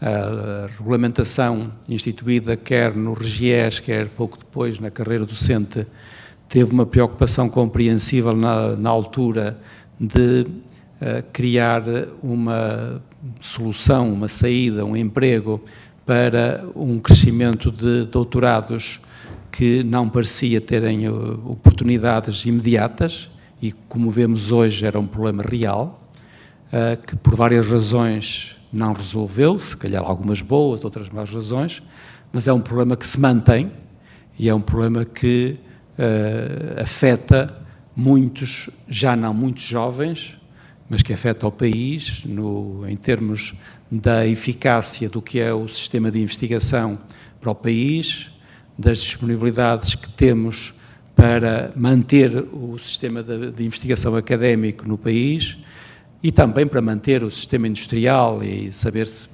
qual é o grau de verdade nos números com que às vezes nos congratulamos nesse sistema. E, portanto, tudo isto cria um quadro em que eu estou certo que a Comissão, cujo Presidente está aqui ausente, mas temos aqui a Vice-Presidente, creio, uma pessoa em que o professor Alberto Amaral delegou a presidência hoje, estarão preocupados e seguramente que será o passo seguinte, porque aí começam as disputas de orientação e até de opinião, que também será legítima, e não esqueçamos o problema mais quente e mais candente que vai surgir no fim, que é como se elege um reitor e um presidente de um politécnico ou de uma universidade do Estado. Esse seguramente que será, quando chegarmos lá, o problema mais candente, mais importante, não sei se relevante, mas pelo menos mais agitante na discussão. Não vieram aqui para me ouvir e vieram aqui para o ponto terminal que vem a seguir e, portanto, eu terminava com um agradecimento a todos, um voto do vosso empenho na continuação desta discussão, não só pela participação em sessões como esta, mas também no portal da DGES. Aproveito para fazer o agradecimento ao Sr. Secretário, ao Sr.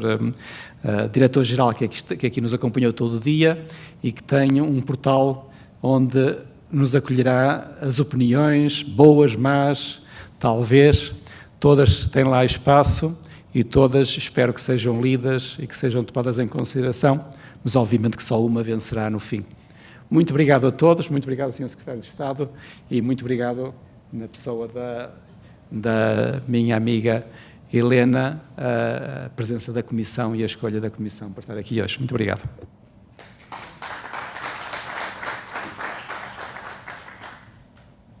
Uma palavra breve de agradecimento à Universidade da Maia por não só nos ter acolhido, como sei que estavam preparados até para, se fosse necessário, fazer a apresentação dos palestrantes. Muito obrigada.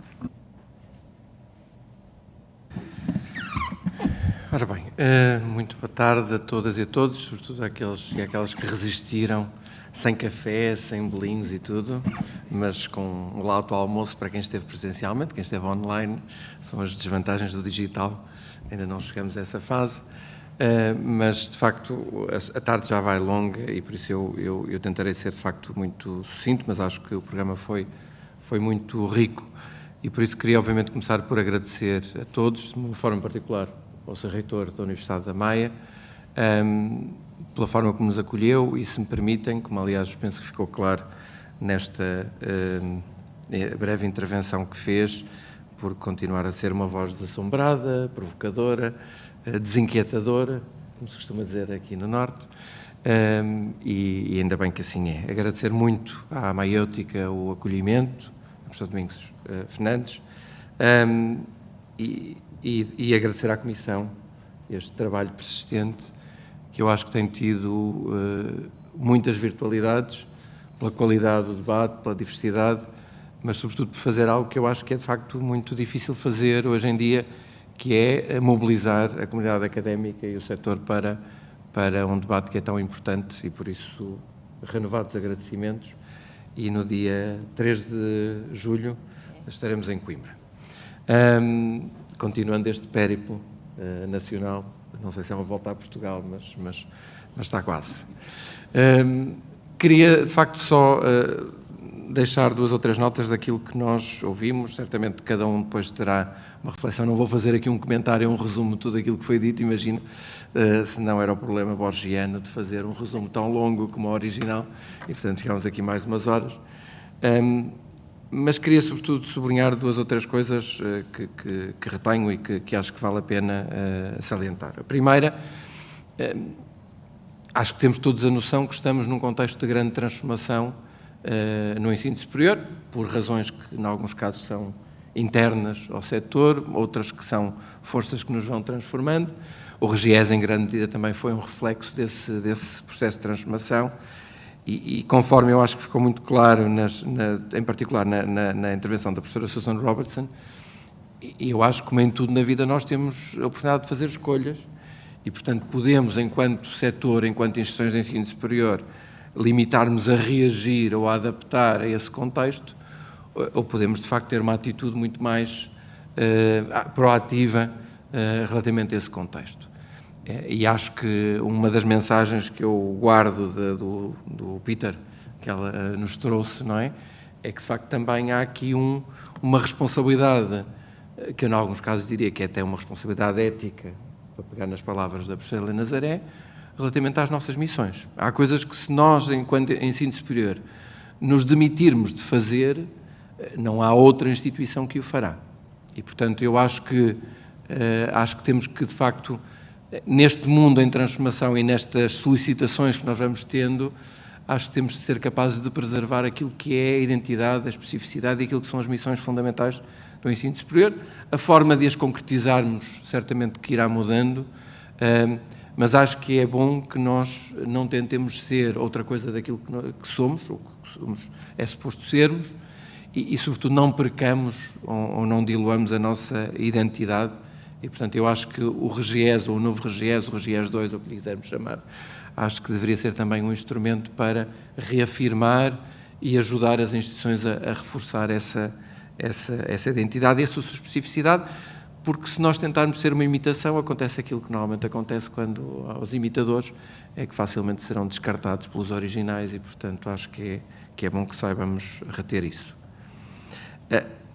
A segunda nota que eu gostaria de destacar, aliás, houve várias intervenções nesse sentido, certamente a intervenção da professora Nicoline Frellis, mas também depois das intervenções da parte da tarde, que eu também muito agradeço.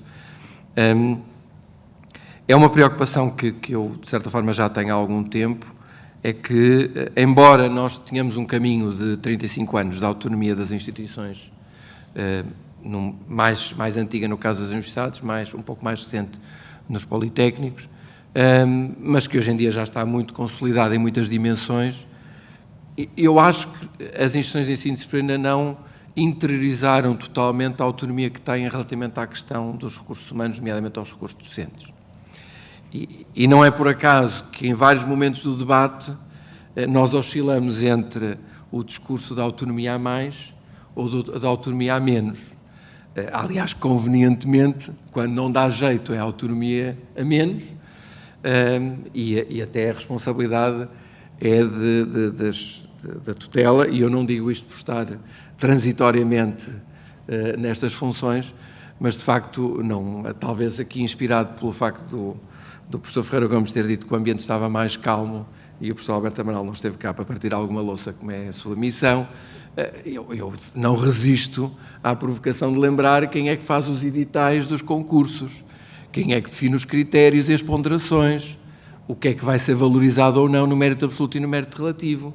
Já agora, quem escolheu os membros do júri, e se não ficou satisfeito com aquelas escolhas, porque é que reincide e convida aquelas pessoas recorrentemente para os júris.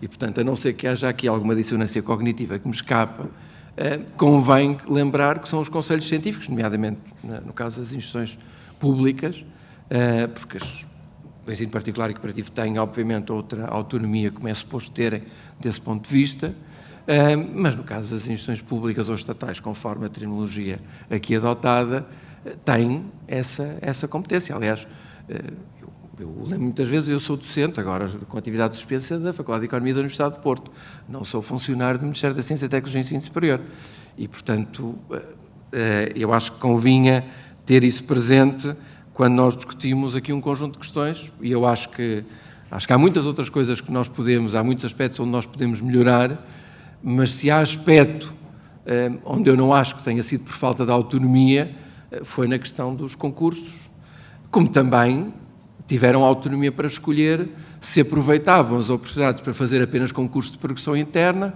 ou se os mantinham como concursos abertos, percebendo, aliás, porque participei nessas discussões em contexto institucional, que às vezes era muito difícil ter uma posição diferente e uma posição que mantivesse ou que preservasse a lógica dos concursos abertos, porque os equilíbrios de poder interno favoreciam. Não estava ninguém nos conselhos científicos para defender a posição dos candidatos externos e estavam todos aqueles que podiam ser candidatos internos aos concursos de progressão interna para professor associado ou para professor catedrático, no caso das universidades. E por isso, digamos assim, a gente sabe que a culpa morre solteira, mas apesar de tudo convinha lembrar aqui algumas coisas.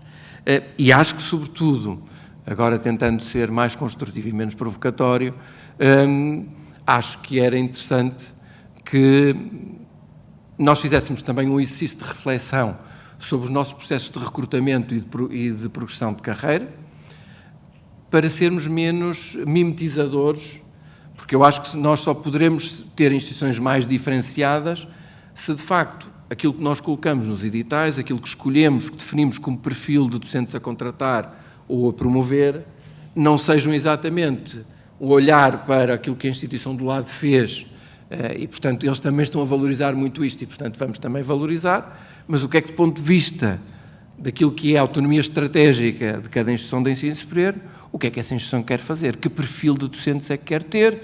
Que perfil de docentes quer recrutar e que perfil de docentes quer promover? E, aliás, também é irresistível retomar alguns dados da professora Cristina Sim sobre a endogamia, por variedíssimas razões, que também daria pano para mangas, mas eu vou-me conter, ainda que não seja fácil, porque o tema, alguém disse que era refrescante, eu diria suculento, em alguns aspectos.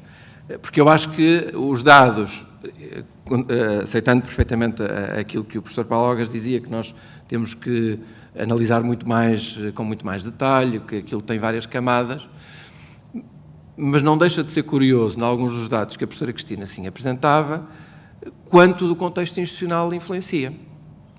E quanto do contexto institucional é relevante, seja porque, em alguns casos, parece ser absolutamente irrelevante ter feito o doutoramento fora ou ter feito o doutoramento dentro, como noutros casos, de facto, o contexto institucional influencia muito no desempenho. Eu estaria quase tentado a dizer, não é por acaso, se calhar, que no exemplo que é dado das escolas de economia isso fazer diferença, é capaz de ser coincidência o facto das escolas de economia e gestão serem das escolas a nível nacional onde a percentagem de docentes que fez o doutoramento fora da instituição e fora do país é das mais elevadas. E, portanto, obviamente que nós depois podemos cruzar isto com variáveis de cultura disciplinar, o que é que se valoriza numas e o que é que não se valoriza, mas eu acho que, aliás, conforme era mencionado também neste último painel, e eu se calhar acho que mais interessante do que olhar para as comparações entre instituições, porque conforme a professora Maria José lembrava, alguns ainda não fizeram o inbreeding, porque ainda não tiveram a oportunidade de fazer o inbreeding, e o professor Paulo Vargas também mencionava isso, mas acho que, de facto, acho que valia a pena olhar para as diferentes áreas e mesmo dentro da mesma instituição de ensino superior, como é que diferentes áreas se comportaram de formas diferentes. O que mostra que mesmo no mesmo contexto regulatório, no mesmo contexto legal, houve instituições ou partes de instituições que se comportaram de formas diferentes. E eu acho que a dimensão que nós deveríamos aqui retirar, mais do que as maldades que possamos dizer acerca de determinadas áreas ou determinadas instituições, é como é que nós traduzimos isto em estímulos positivos se achamos que alguns desses aspectos devem ser contidos e outros devem ser promovidos. E acho que este é um dos aspectos que para mim é particularmente importante, nomeadamente à luz daquilo que, por exemplo, a professora Maria José mencionava, que eu acho que é muito importante. É que nós, nos próximos anos, vamos viver um contexto de, aliás, já estamos, em alguns casos, de profunda renovação do corpo docente em muitas instituições. E isso é, de facto, uma oportunidade, e eu acho que nós devemos, enquanto setor, pensar como é que vamos aproveitar essa oportunidade, porque as pessoas que forem contratadas agora vão ficar 20, 30 anos, já não ficarão os 40, porque em alguns casos já não começam tão jovens como nós começamos, mas vão ficar ainda muito tempo, ou seja, muito daquilo que vai ser estruturado naquelas instituições vai ficar decidido nessas contratações. E, portanto, eu acho que este é um momento também que vale a pena refletir à luz da discussão sobre RGES e da discussão do sistema e sobretudo, abrindo para aspectos que o professor Paulo Agas também mencionou, que me pareceram muito importantes, que é, nós pensamos muito em endogamia do ponto de vista da produção científica, dos efeitos na investigação. Mas, se calhar, o aspecto onde a endogamia mais se manifesta é na reprodução nos modelos de ensino. E como, felizmente, nós hoje estamos bastante mais atentos e bastante mais preocupados e empenhados com a questão da inovação pedagógica e curricular, temos aí também uma oportunidade para inovar, aliás, como acontece noutros setores e noutras organizações, as dimensões de inovação fizeram-se muitas vezes por a entrada de atores externos, porque, obviamente, se nós contratarmos os nossos antigos alunos, é mais provável que eles reproduzam, do ponto de vista pedagógico e do ponto de vista curricular, a forma como nós ensinamos, do que se for outras pessoas que, mesmo sendo portugueses, fizeram parte do seu percurso noutros sistemas, em que trabalharam com outras pessoas, em que contactaram com outras formas de ensino, aprendizagem e avaliação. E mesmo na relação com a comunidade, que também normalmente é esquecida, eu acho que aqui nós também temos uma oportunidade para trazer outras pessoas para as nossas instituições, seja numa perspectiva de carreira, ou seja numa perspectiva de colaboração mais limitada, e eu acho que de facto devíamos aproveitar, porque eu acho que podem ser indutores de mudança e de transformação, sobretudo para que não tenhamos que ouvir repetir a velha frase do professor Cedas Nunes, não é? De que as universidades são relativamente irreformáveis.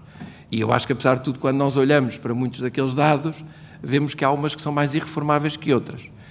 E, portanto, também depende de onde é que nós partimos e depende de qual é a nossa experiência institucional.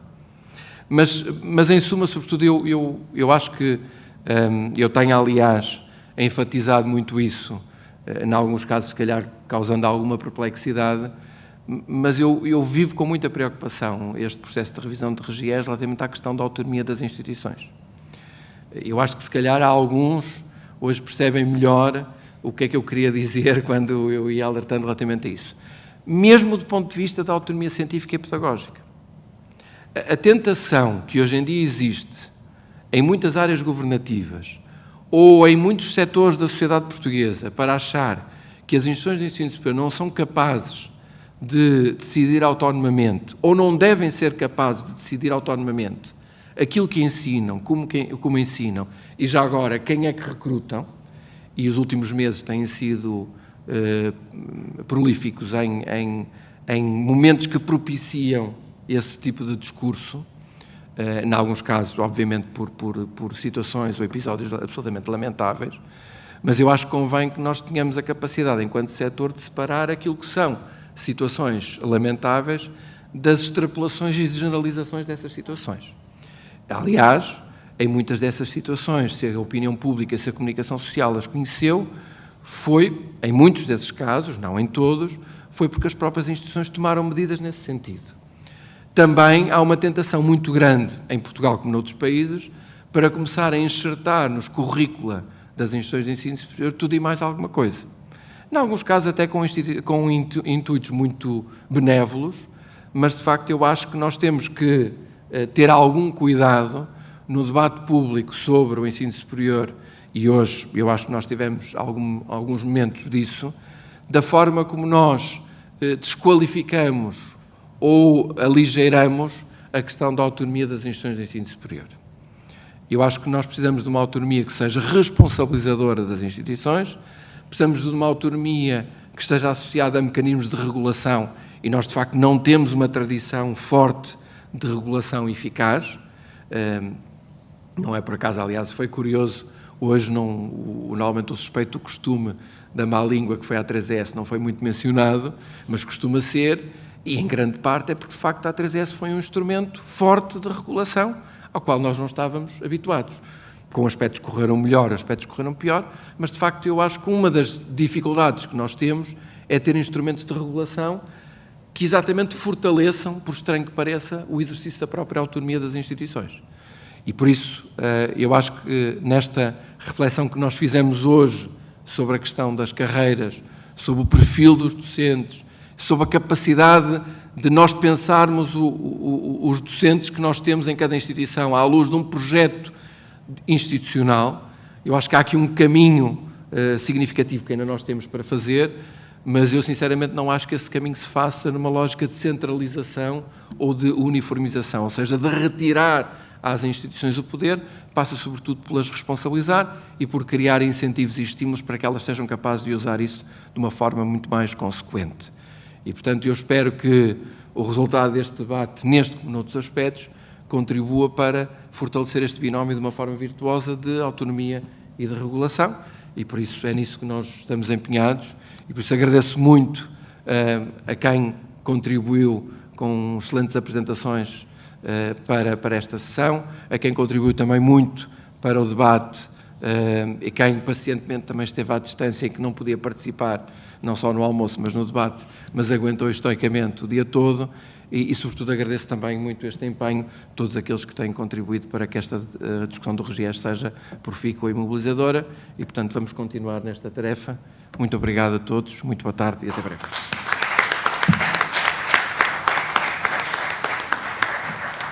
Muito bem. Tem dias. Muito bem, bom trabalho.